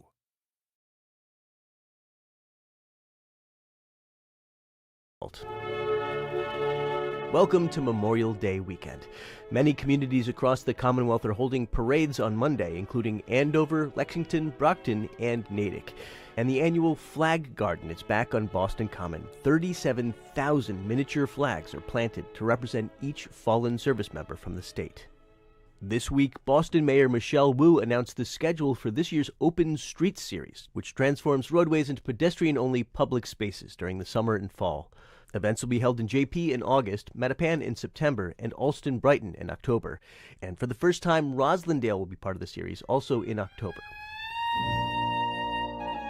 Our colleagues over at CRB, Classical Radio Boston, are kicking off their Summer of American Music this weekend. CRB's general manager, Sam Brewer, explains. Every day from this Memorial Day weekend through Labor Day, we're spotlighting one piece of American music somewhere in our programming. And we're pairing that with a little story about what makes that music a special part of our heritage here in America. Of course, those pieces include Rhapsody in Blue, which Sam says Gershwin wrote while on a train to Boston. The first Star Wars movie in just over 5 years opens in theaters today. I can use some information. Whoa, for this price, I'll tell you whatever you want. I'm looking for a hut. Close for the night. Thank you. The Mandalorian and Grogu will be showing all around Boston, including at the Museum of Science at the Mugar Omni Theater. And tonight, Boston-based rockers The Sheila Divine will play the Brighton Music Hall. It's an almost almost 30 years since the band played their first gig at the Middle East in Cambridge. They have a new album out today called The Middle Ages. That's it for this edition of the GBH News Friday Afternoon Culture Cast. I'm Craig Lamalt. Next up, it's The Culture Show with Jared Bowen. A film festival is putting the concept of cinema without borders to the test as residents of Nogales, Mexico and Nogales, Arizona watch films together from both sides of the border wall. Our kind of metaphorical goal is to erase the border through the power of film. I'm Scott Detrow, how films are bridging community across the border on All Things Considered from NPR News. Today at 4, here on GBH News 89.7. Melting glaciers in the Himalayas provide water to millions of Indians in the summer months. But climate change means those glaciers don't get as big as they used to. So people in Indian Kashmir have been building artificial glaciers.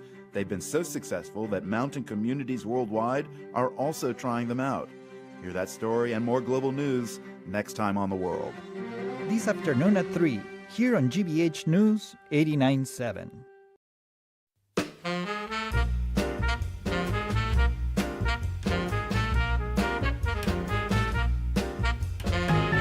I'm Jared Bowen. This is The Culture Show, live from the Boston Public Library and streaming on the GBH News YouTube channel. I'm joined by co-host Kelly Crossley and Culture Show contributor Joyce Kilhaywick, an Emmy Award-winning arts and entertainment reporter, president of the Boston Theater Critics Association, and you can find her reviews at joyceschoices.com. We're kicking off another Culture Show watch party, our monthly movie club, and today we're going back to 1970s Washington, where a bungled break-in at the Watergate complex inspired two reporters to pursue all the myriad threads, crumbs, and clues that eventually resulted in a national reckoning. All the President's Men. The story of the two young reporters who cracked the Watergate conspiracy. White House. Howard Hunt, please. He might be in Mr. Colson's office. Who's Charles Colson? They stumbled into leads. Certainly it comes as no surprise to you that Howard was with the CIA. No surprise at all. They tripped over clues. All White House transactions are confidential. This whole thing is a cover-up. It's right on our nose. And piece by piece, they solve the greatest detective story in American history. When the film opened in 1976, 50 years ago, the country was in a Watergate hangover. The Pentagon Papers, Vietnam, and the Nixon presidency all brought to light the government had betrayed the people it was supposed to serve. 50 years later, All the President's Men still looms large in American film culture. In profiling the relentless journalistic pursuit waged by Bob Woodward and Carl Bernstein, as played by Robert Redford and Dustin Hoffman, it gave us one of the great newsroom movies. So we're opening the lines and asking, in 2026, does the film still hold up? Is it a thriller or is it a relic? Just a movie about people talking and making phone calls and typing in an analog world? Is it an enduring exploration of power and abuse of power? Our number is 617-300-3838. Again, 617-300-3838. You can call or text us at that number, or if you're here at the library, feel free to step up to our crowd mic right here so you can be on the air with us and weigh in with your opinion. So all of us have just watched this film once again. As I say with, I think, all of these, I never seem to watch anything more than once, except for a couple of movies. This is my first time. I was riveted. Yeah. And because this plays as this great drama, it plays as a thriller, and it plays as a very, well, I guess we should have paid more attention, cautionary tale as we see what's happening today. It definitely holds up. And I hadn't seen it. I'm with you this time. Usually I've seen these films over and over. But for some reason, I realized when I started looking, oh my God, I haven't seen it in forever. Yeah. And so we should look at it two ways. Cinematically, as we're going to discuss first. And then we have to talk about the true story that it told and how that was told. So, Joyce, cinematically, it was a powerhouse. This absolutely, absolutely holds up. To use your lingo, it is a thriller and a relic. It absolutely holds up as a film, which is unusual because we know the ending, number one. And number two, most of it takes place within the very unglamorous environs of a newsroom with lots of, typewriters, et cetera, et cetera, et cetera. But it's certainly, my other reaction to it is how quaint. This is almost like a Nancy Drew mystery. It's like a fairy tale where the journalists, the good guys, follow the clues. They find the bad guys go to jail, and the top bad guy practically turns himself in. He resigns with full bipartisan support for impeachment. Think about today, right? Yes. Well, I will say that I was a little bit surprised at how much more complex it was, because there was obviously lots of obfuscation. They couldn't get at the story. It took, although it's collapsed into about 2 hours and 20 minutes, this is a years-long investigatory work that happened. I guess it's only about the first 7 months that are covered in the book. It was a 2-year-long investigation. Right. Yes. Yeah. So these are the first 7 months that were. The president was still in office when the film premiered. Yes, exactly. Yes. Yeah. It's kind of incredible. I was tracking the end. Yes. So what we have to understand is that they had to chase these leads. It was difficult. It's a lot of what we're seeing today, about, of course, the Justice Department being involved. But Joyce, to go back to your point, one of the things I was struck by is that Robert Redford often talked about this as an allegory about the loss of innocence. Totally. That here there were so many people that believed in government, and that government was always there to protect. It was populated by people out for our best interest, and that was completely leveled by what these reporters discovered. Well, 50 years later, we have a president who has let the bad guys out of jail and is now paying them $1 billion from a slush fund that he administers like a mob boss. Wow, half a century has made an enormous amount of difference. So it is a reality check. It is a fairy tale.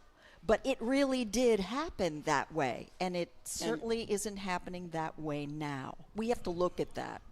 We also need to underscore in the telling of this story cinematically that they were so committed to making certain that they did not add anything that was not true. So they fact-checked that script 1,000 times, similar to what a journalist would do in a story. Did you really say that? Did you turn this way? Did they stand this way?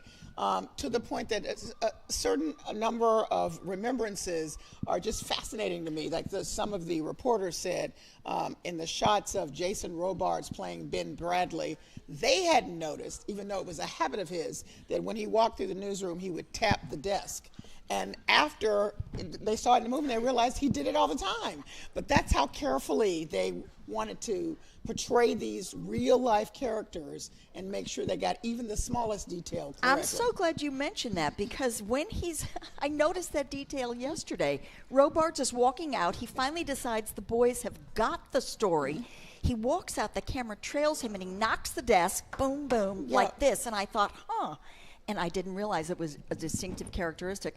I do know that they recreated the entire newsroom of the Washington Post to multi-million-dollar sets constructed in Burbank, actually recreating the brick wall of the Washington Post.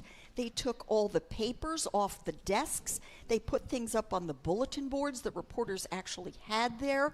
At the time. Yeah, at the time. Yeah. To make this real. They actually tried to shoot it in the real newsroom, but people were freaking out around Robert Redford, and they couldn't do it. You know, they had people running to the ladies' room, putting on makeup, etc. So they recreated it. Yes. The other thing, they also bought Woodward's furniture. I was just about to say the same thing. Yeah, they went to his house because they wanted to see how he lived, and thought, well, rather than recreate it, let me just offer you money for this chair I'm sitting in. The number to call is 617-300-3838.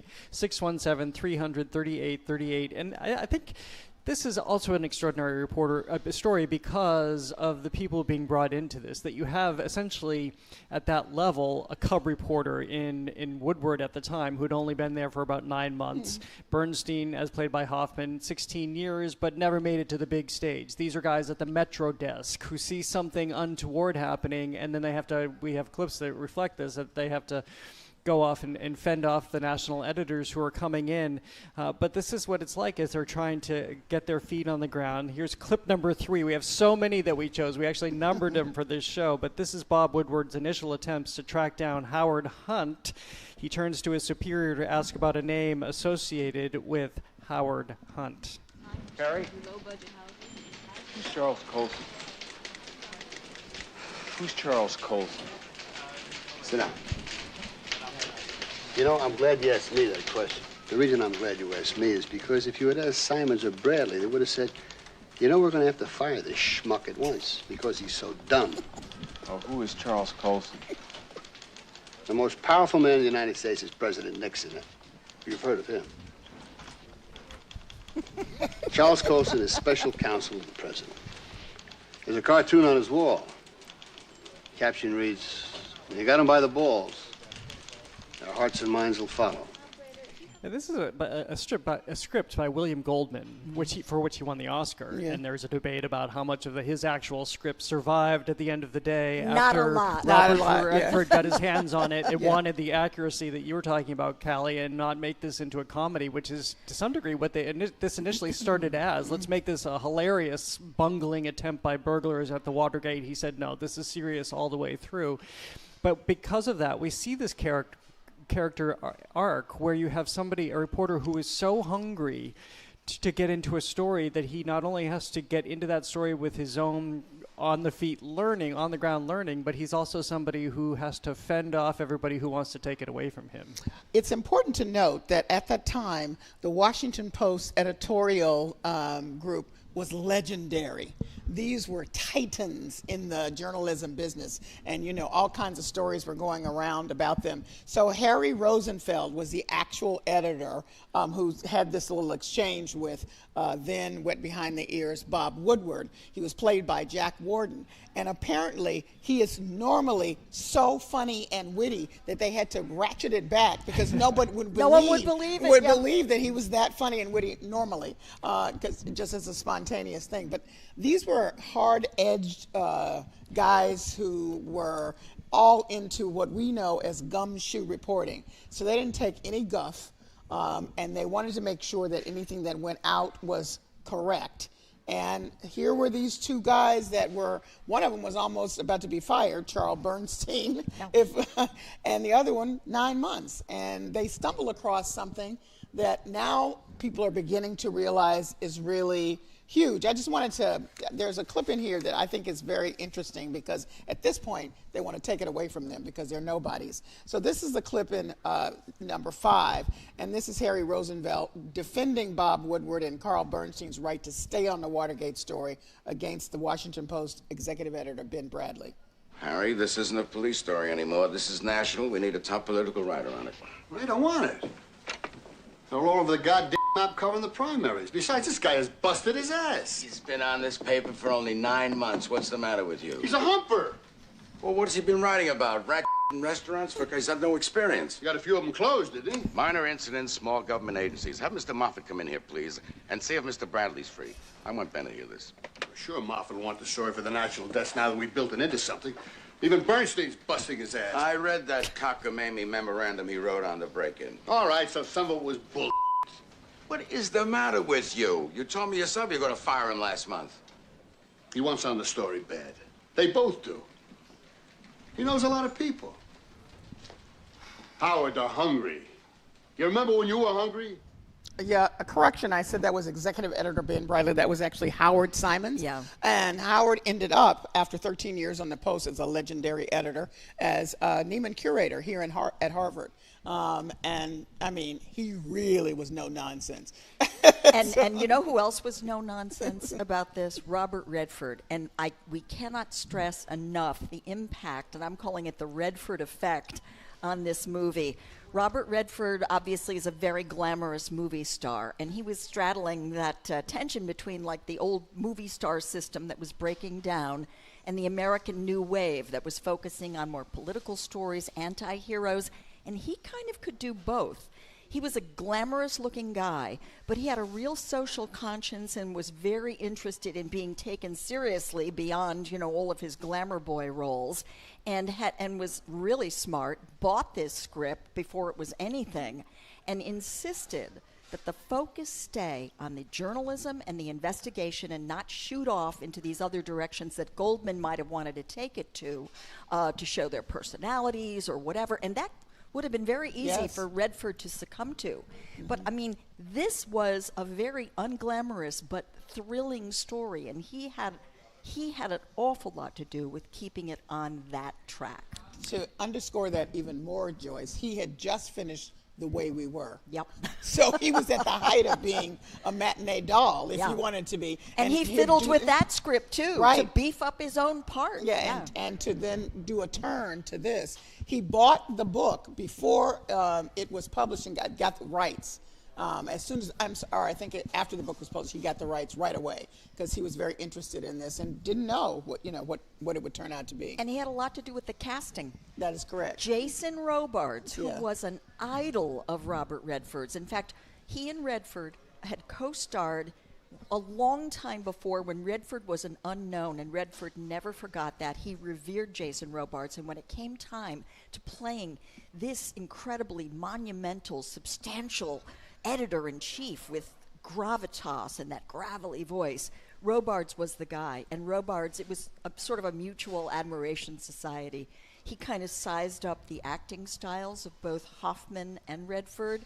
I've got this fabulous quote from him. Robards says, "Hoffman acts with his whole body.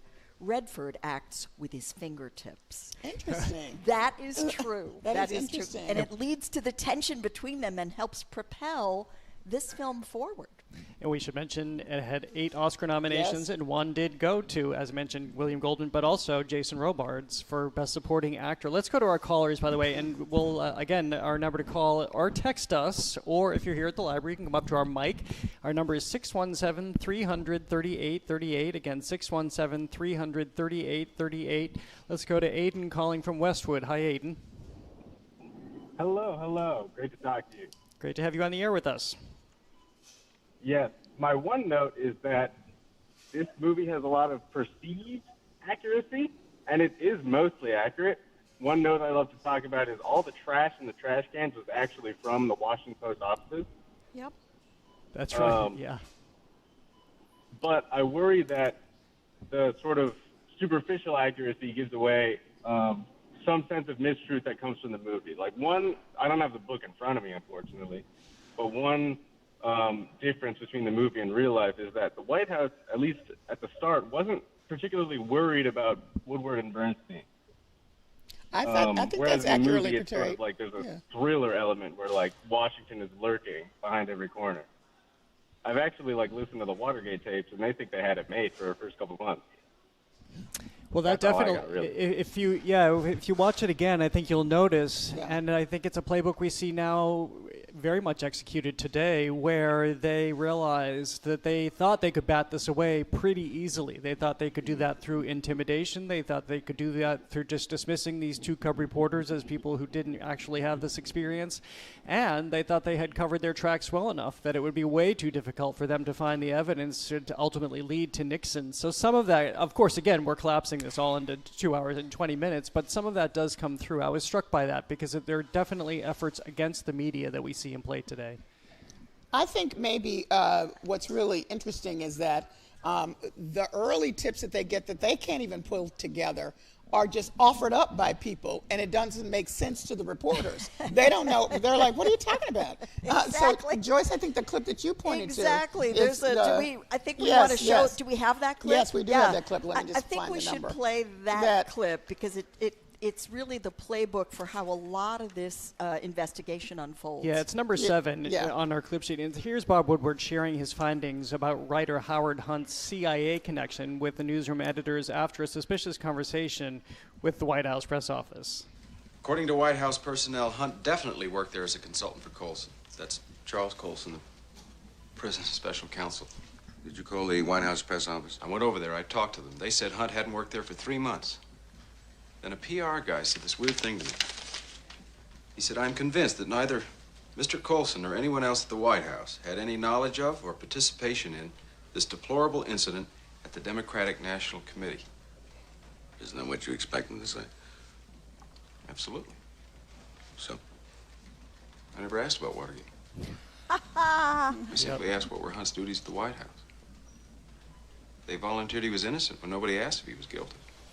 I know I've got to go to break in just a second, but I think I think I could speak for the three of us here. This is why we love this so much, because we're all journalists. We all recognize these moments. This is what you do as a journalist. You listen, you let pauses be filled, and when they rush to fill them with an unsolicited denial, that's when you know you have something. And the way Robert Redford conveys this is that journalist, like, I have just had this awakening here, and this is incredible. But it's also subtle because he knows it's just one minor part to what this all of the facts they need to put this together. Right. Well, and of course the irony is that their covering up is what reveals the story. Exactly. Right, exactly. Yes. Well, we're talking about Alan J. Pakula's 1976 film, All the President's Men. I'm joined by Callie Crossley and Joyce Cole-Haywick, and we want your take on this American classic.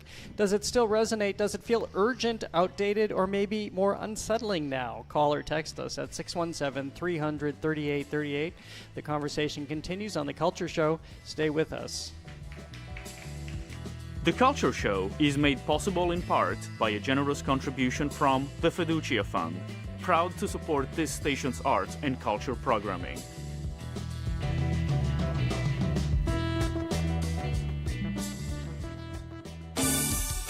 A film festival is putting the concept of cinema without borders to the test as residents of Nogales, Mexico and Nogales, Arizona watch films together from both sides of the border wall.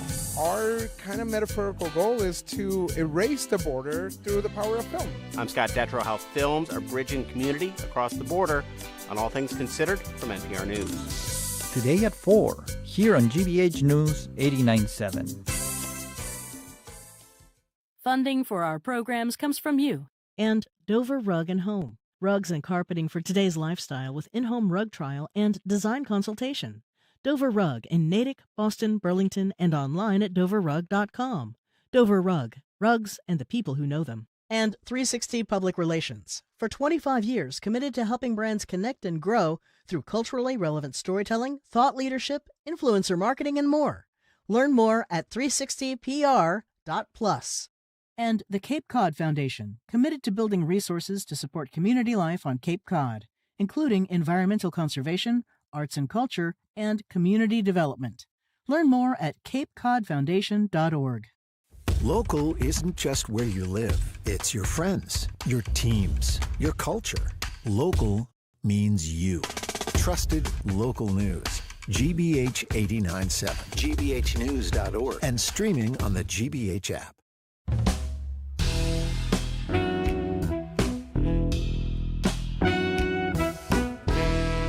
Jared Bowen. This is The Culture Show, live from the Boston Public Library and streaming on the GBH News YouTube channel. I'm joined by Culture Show co-host Callie Crossley and Culture Show contributor Joyce Cole-Haywick, Emmy Award-winning arts and entertainment reporter and president of the Boston Theater Critics Association. If you're just tuning in, welcome to our watch party. Today we're back in the fluorescent hum of the Washington Post newsroom with All the President's Men, the 1976 film adaptation of Woodward and Bernstein's reporting on Watergate.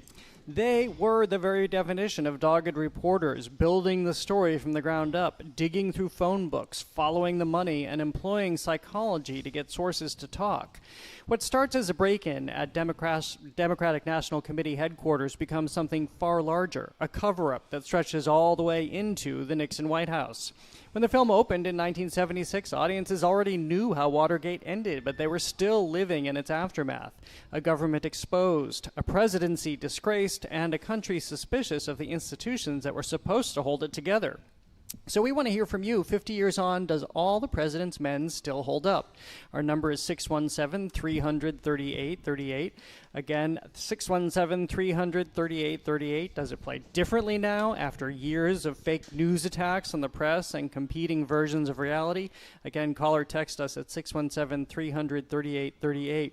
Let's just take a moment to go to what this film looks, feels, and sounds like. We have spent a little bit of time in the 70s recently. We were also recently talking about the 50th anniversary of Taxi Driver, but this is a decade when film changed.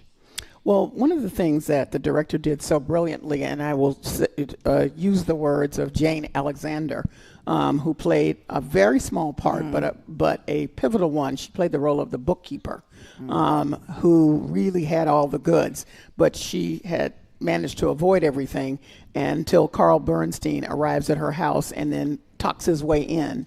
And she keeps telling him, I'm not going to say. We're going to play a clip of it in a moment. But what she appreciated was, and we should say, her total time on camera in the two appearances is 5 minutes.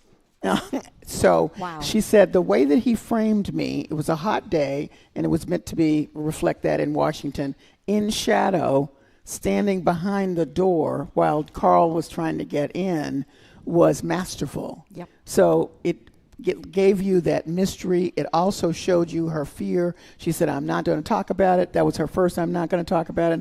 And then the sister says, would you like some coffee? So he says, oh yeah. So she's inside. No, he's inside now, and he keeps pulling these threads because she really wants to say, but she's afraid. So here is cut 12. Carl Bernstein's coffee-fueled interview with the bookkeeper for the Committee for the Re-election of the President. I can't be positive that money was used for the break-in, you understand? Yes, I do. But people sure are worried. Which people? Think you could help me with the disbursement of money in terms of the number of people that were involved? How many? A group of them, about 5. I don't know their names. Would Mr. Sloan know? Would he have any? I don't want to say any more, okay? I won't be much longer. I wondered if you could just help me a little bit about the money. We hear all kinds of figures. There's so much of it. How much is so much? In one 2-day period, $6 million came in. 6? 6 million cash. Mm-hmm. Now, he's in a kind of a low glow on the opposite side of her. And that whole direction in terms of the lighting really amplifies her tension and his hoping to God she doesn't throw him out for real. Yeah, I mean, it's a real cat and mouse thing. And Jane Alexander, genius actress. You feel every bit of tension in her where she's fighting against her better instincts. She wants to tell the truth, but she's afraid. I'm so glad you talked about the way it's shot, because even as that scene evolves, I'm going to get really like wonky here, but she moves closer and she's still seen through the banister. She's still seen through, the slats of the banister, and the camera flips around and he's also seen through. So it's like there's a partition separating them, and then gradually those walls come down, and gradually she very hesitatingly, reveals what she has to reveal. But it makes you, as a viewer, lean in. So you're paying such close attention, and it's the reason this film is so thrilling when not a lot physically is happening. And there's not a car crash. No. There's no explosion. Yeah. There's not even any witty repartee. It's really this incredible collaboration between the director and this genius cinematographer, Gordon Willis, who shot the Godfather movies and Sophie's Choice and Clute, who knows how to frame things up. And that tells the story, sometimes even without dialogue. There's another scene. Well, before we leave this, I want to add a little bit to that. And it's interesting you mentioned Clute. This is Bakula as well, coming off of that, doing this film. And that scene is so interesting. For one, Jane Alexander later said that she learned that so many acting teachers were showing that scene in class because it was literally, it became a master class for students to understand this dynamic between the two. So it was a hot day in Washington. They were shooting in this real hot house in Washington. As Bernstein, Dustin Hoffman was sweating. They tried to clean him up. The cinematographer, the lighting guy said, absolutely not. I'm lighting off of this. This is what you want. She had just walked over from the Kennedy Center where she was starring in Private Lives, the Noel Coward comedy. Yeah, to go from that to... Wow. To go to this woman who is just... at the moral end, as she knows she has to give up the goods about CREEP, the committee to re-elect the president, so that this investigation can move forward. So to go from those two extremes is pretty extraordinary. We'll go back to what you wanted to talk about in a moment, Joyce, but again, I want to give out our numbers, 617-300-3838. We have Patty and Needham who's writing, I'm remembering how long it took to make a phone call. The reporter is on the street, gets a tip, runs back to a desk, flips through Rolodex to get a number, starts dialing on a rotary phone. How did we get anything done? Exactly. That's one thought. Let's go to also Norman calling from Needham. Hi, Norman. Yes, hi. I think All the President's Men is a very important movie, but also very important historically for what it portrays.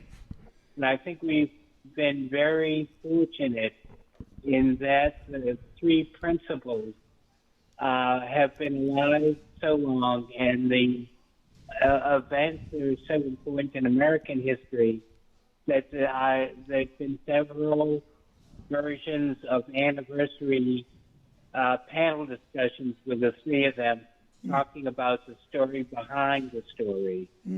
And there are two quick anecdotes that I think are very important to show the story behind the story.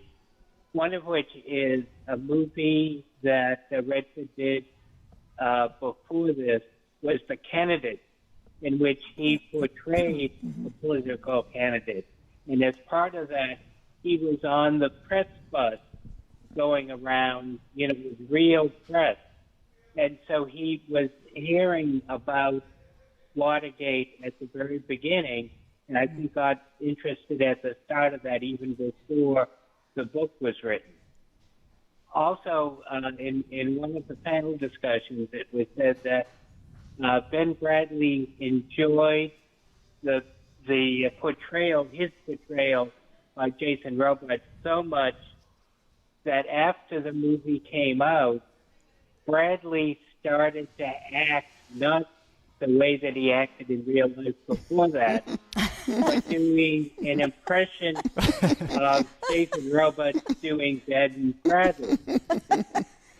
Norman, that's a great story. Thank you so much for sharing that. But Norman, and you've also raised this interesting point that we were talking about off camera this morning, or well, we are streaming, so it was off camera, off the mics as well.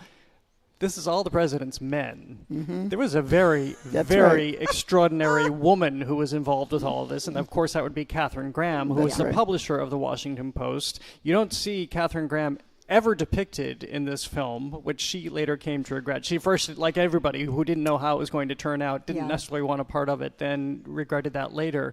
But there is absence here. Yeah, Goldman actually wanted a scene with her in it and a few other kinds of scenes, and they just streamlined the whole thing. And even as it is, it's 2 hours and a quarter, you know, as it is. But there are no women anywhere except in sort of associative capacities, secretaries, in that big room where they decide what the agenda is going to be for the paper. Yeah, there isn't a single woman at the table. No. And all the men are in shirts, ties, and suits to some degree. I mean, it is such a different time and place.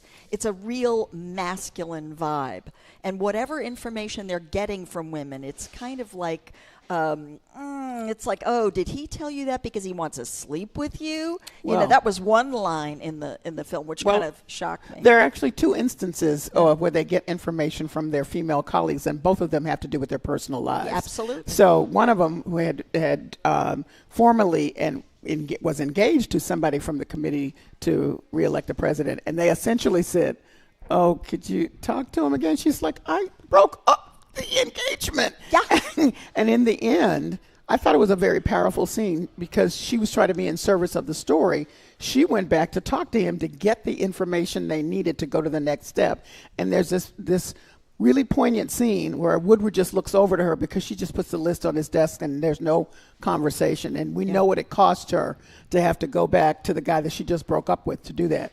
The second one was and do you remember, just before you get off, do you remember who played that part? Lindsay Krause. Oh, a that's very right. young Lindsay Krause. That I'm sure like, was. oh my God, there Yes. she is. She was great even in that tiny part. And who's now a Massachusetts resident. Yeah. Formerly married to David Mamet, I believe. Yes. Not And that this- we care about her personal life.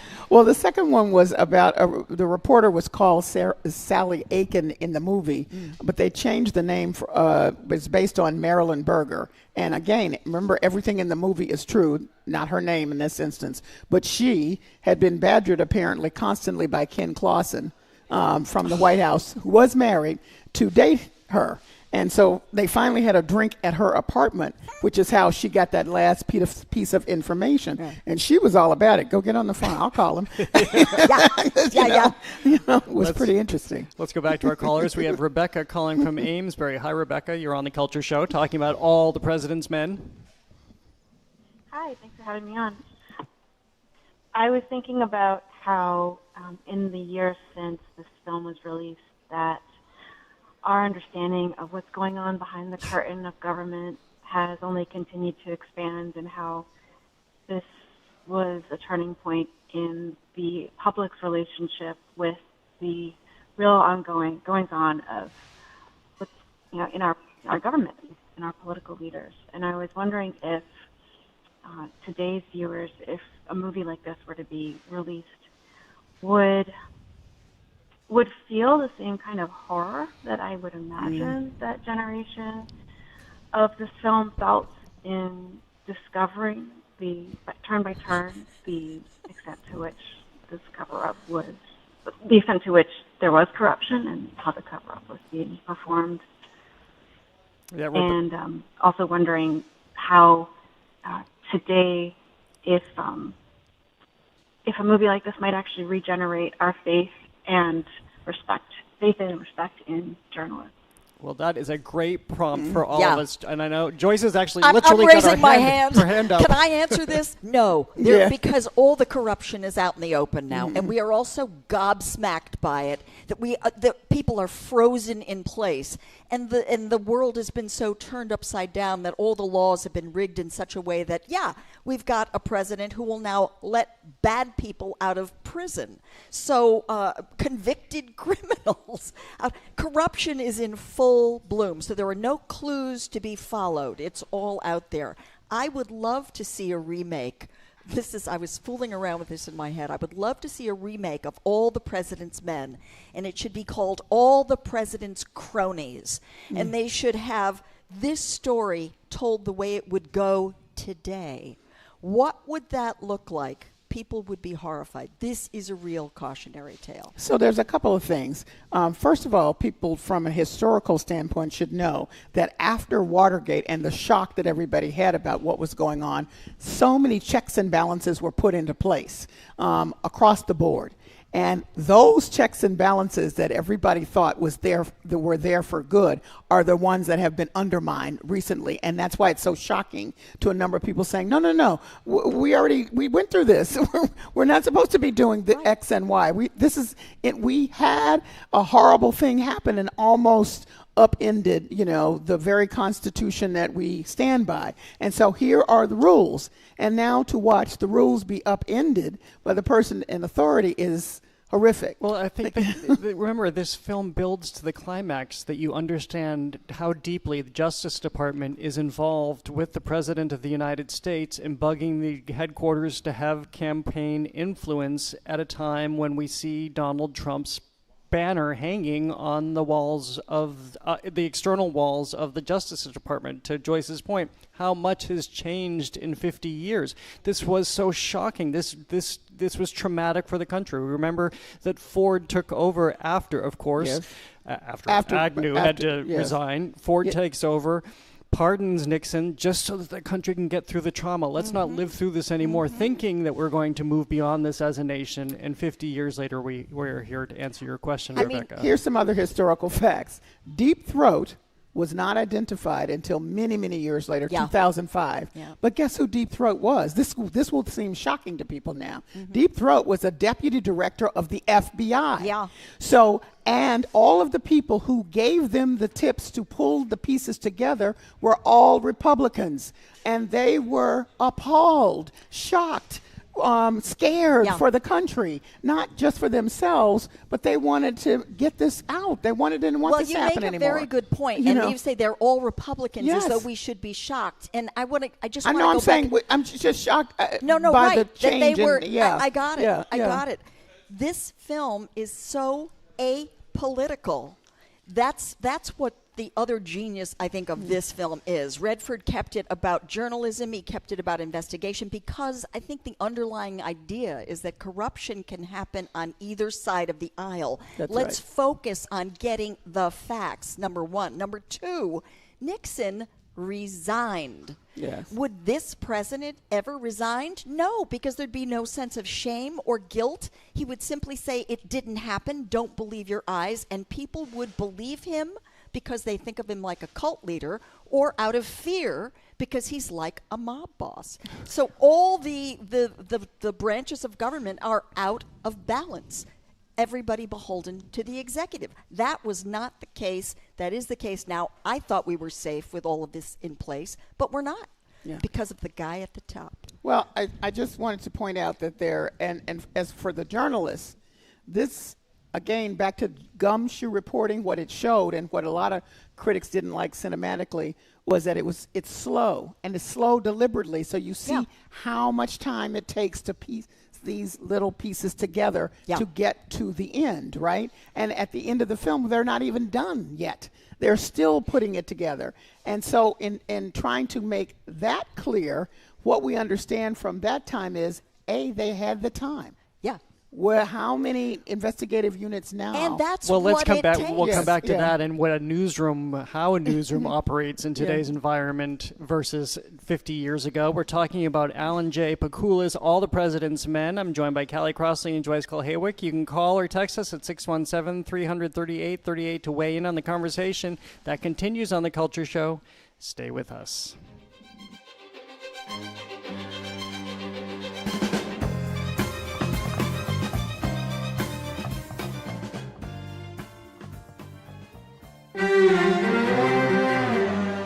Melting glaciers in the Himalayas provide water to millions of Indians in the summer months.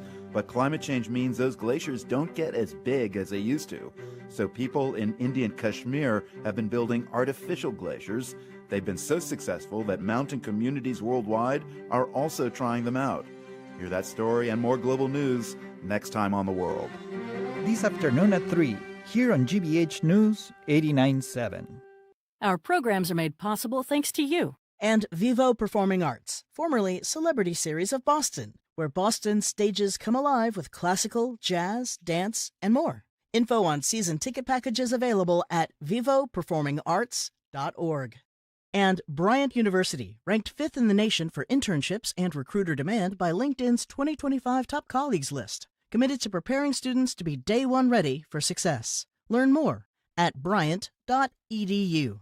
And the Boston Speaker Series, announcing its upcoming season at Symphony Hall for 7 evenings, featuring Pete Buttigieg, former UK Prime Minister Boris Johnson, historian Doris Kearns-Goodwin, and financial journalist Andrew Ross Sorkin. BostonSpeakers.org. The GBH News app is where you want to start your day. It has the news you need, big stories, curated local coverage, no filler. Download it today on the App Store or Google Play.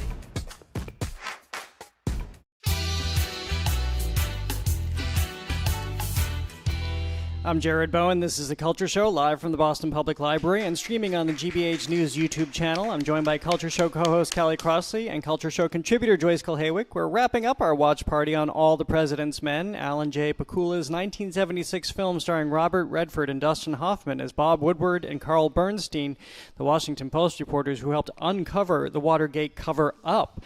Well, we have somebody at the crowd mic. I'll get to you in just a second, but we have to just spend a moment on Deep Throat, which is also, you think about that mystery, as you were just pointing out in the last segment, what used to be a mystery lasted for decades. It's hard to believe that anything like that could happen anymore. But before we talk about what these scenes represent in this film, here's our clip number 9. This is Bob Woodward's first meeting with his shadowy White House insider, later nicknamed Deep Throat.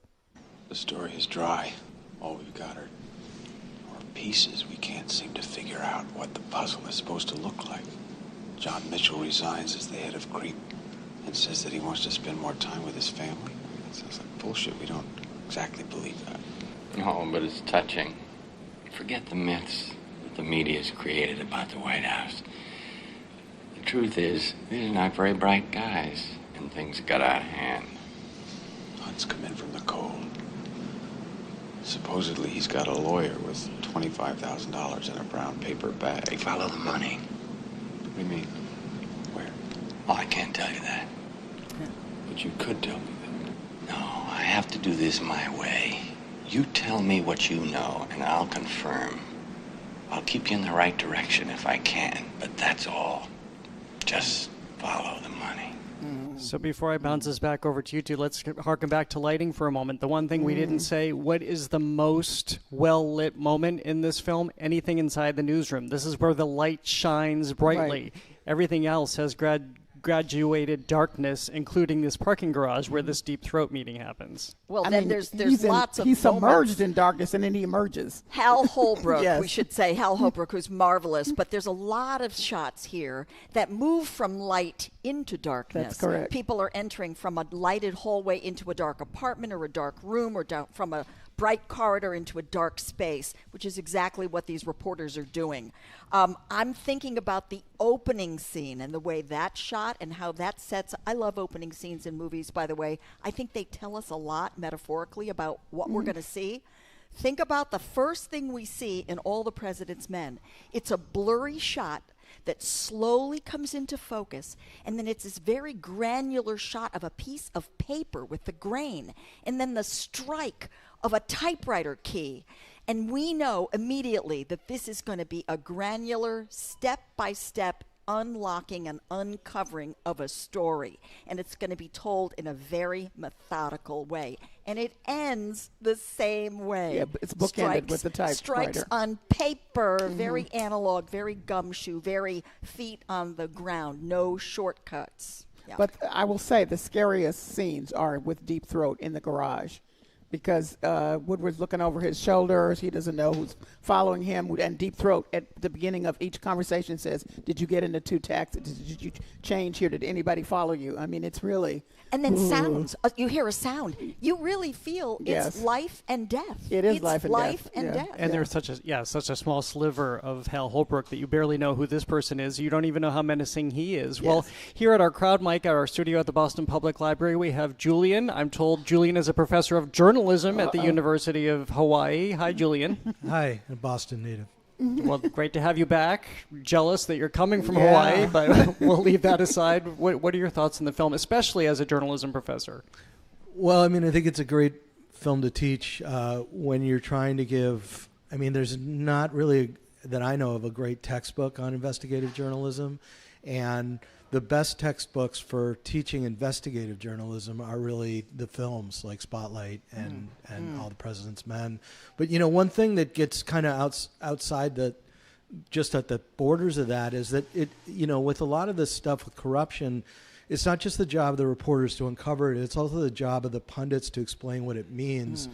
And that's where I see a lot of failure. Like in all the years of the Mueller investigation, somebody needed to make the basic connection that, you know, Watergate had been about a break-in and theft of, you know, which was very easy for the public to understand, of a criminal break-in of a building to steal letters from a file cabinet from the Democratic National Committee.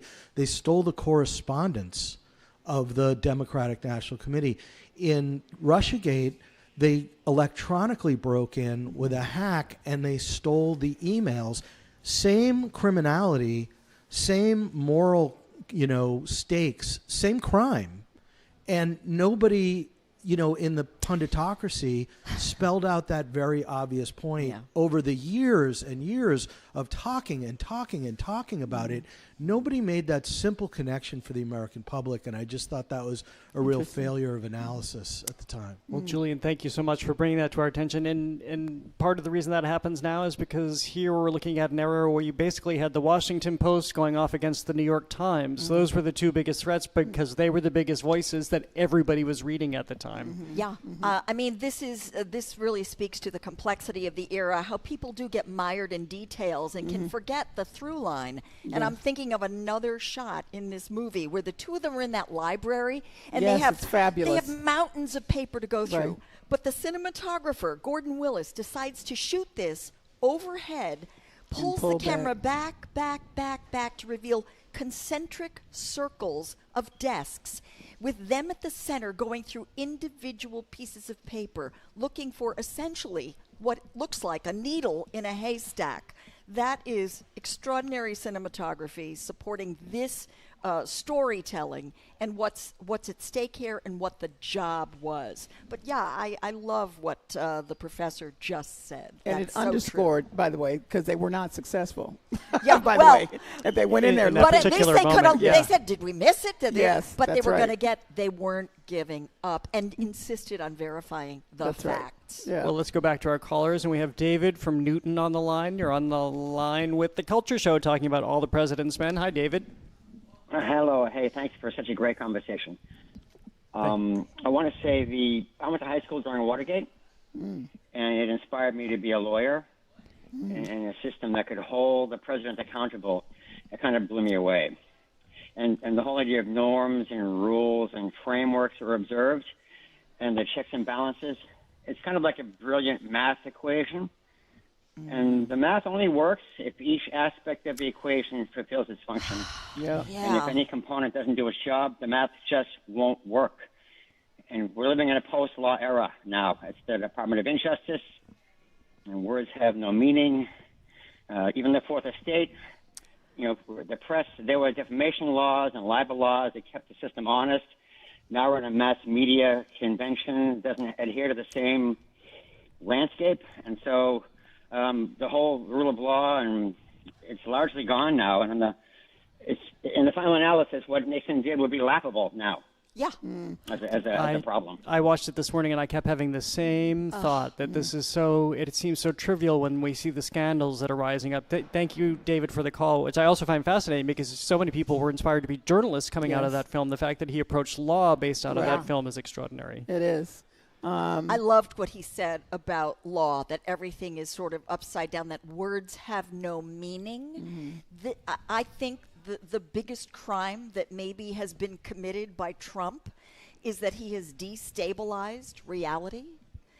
We don't have common ground anymore on which to meet and compromise because anything can be turned over. Well, go back to that scene, and we referenced a scene already, but where it was in regard to a caller actually who was recognizing that the White House didn't think that this was at all a threat, and basically they can bat it away and they can make a phone call to Ben Bradley and but say, they never "Come on." said it didn't exist. Right, but where I was going with this is here they are protesting this and thinking they can swat it away, but you have a newsroom that is going to not be cowed, and as some of our callers have referenced today, we now are in a media industry where people will be subservient to the calls that come in because there is the business interest in that. We see that the Washington Post that we've been talking about this entire time was owned by the Graham family, who then sold it to Jeff Bezos, and we saw what's happened to the paper. We've talked about this on the Culture Show, just gutting the staff. You can be guaranteed that same level of reporting, I hate to say this because they still have such great talent there, but that same level of reporting, those years of dedication, would probably not be funded or invested in. Well, they won't give them the same level of support. I think that's part of it, and we really can't stress the bloodbath that happened in terms of cutting, how many positions got cut at the Washington Post just very recently. Yeah. So to see the Washington Post in its heyday, and even before it was in its real heyday, because they were still working through the Watergate story at the time of this movie. And I can't help but think about CBS and Colbert, whose last night was incredible. I mean, that man is off the air. And I'm thinking about the man who just called in who's a lawyer. Yeah. What about all those lawyers in big, powerful firms who folded, who didn't hold the line? Unless everybody, as this caller said, holds the line, sticks to what the rules are that we all agree on, it falls apart. Yeah. Well, But I just want to emphasize that the people who were portrayed in the film, and there were more of them, that the reporters got to talk to them to reveal the details that put it together from them, were from the ruling party at the time. They were from the party in charge. Yeah. So they had a lot to lose, and they felt very, very strongly that this was wrong. There was the gentleman who was on the creep committee whose wife said, you have to resign. Played by Stephen Collins. Yes. And Hugh Meredith Sloan said, we Baxter cannot Burney be was on the- this Yeah. if this is going to happen. And again, Deep Throat was the deputy director of the FBI for the current president. Yeah. So when he has the scene where he says, it's everywhere, it's in every department, he knows Yeah. because he's at the FBI. And when he keeps saying, you don't get it, you don't see the whole picture, that sort of ratchets up the tension. Meredith Baxter Burney plays the wife Yes. of, is it Sloan? Sloan, yeah. Sloan, yeah. Yes. And, and there's one little cameo I wanted to mention. The guard who actually unlocks the door Frank that has Willis. the tape on it, Yes. Frank Willis, Plays himself. that's the real guard. Yes. That's the real guy. Well, if we're going to mention First cameos, opened my the favorite door. secretary, as they were trying to piece it together, the Dartist secretary, the guy from Florida, is Yeah. Polly Holiday, Yeah. who was a star in Alice and known for yeah. Kiss Kick- My Grits. Love Well, we her. have to leave it there, but I will say that what I kept reorienting myself to today as I was thinking about our times and this film 50 years ago is they persisted. Yes. They didn't back down. They kept their conviction. They kept moving forward, and they kept at the work. And that prevailed, and look what happened. And we know so many people are doing that today. It may not look like it. We can look back at 50 years ago. We know how it all ended. We can talk about the history. So I persistence. remain optimistic. That's Yes. good to hear, Yes. as do I. Yes. Well, we have been talking about the 1976 film All the President's Men with Callie Crossley and Joyce Kulhawick, Emmy Award-winning arts and entertainment reporter, president of the Theater Critics Association, and you can find her reviews on joyceschoices.com. Tune in Monday for Boston Pop's conductor Keith Lockhart on his appreciation of American history with a focus on the American Revolution. Thanks today to Henry Santoro and Craig Lamolt for our Culture Cast. Today's engineer is Bill Piazzatelli. The BPL technical and logistics crew, Maddie Geyer, Bill Francis, Sandra Lopez-Burke, Juan Jose Cadena, Hannah Eckhart, Patrick Lally. Thanks to the Lennox Hotel, to the Newsfeed Cafe. Thank you to everyone who came down here to be with us at the library today. We love seeing you. I'm Jared Bowen. Have a long, art-filled weekend. The Culture Show is made possible in part by a generous contribution from the Fiducia Fund, proud to support this station's arts and culture programming.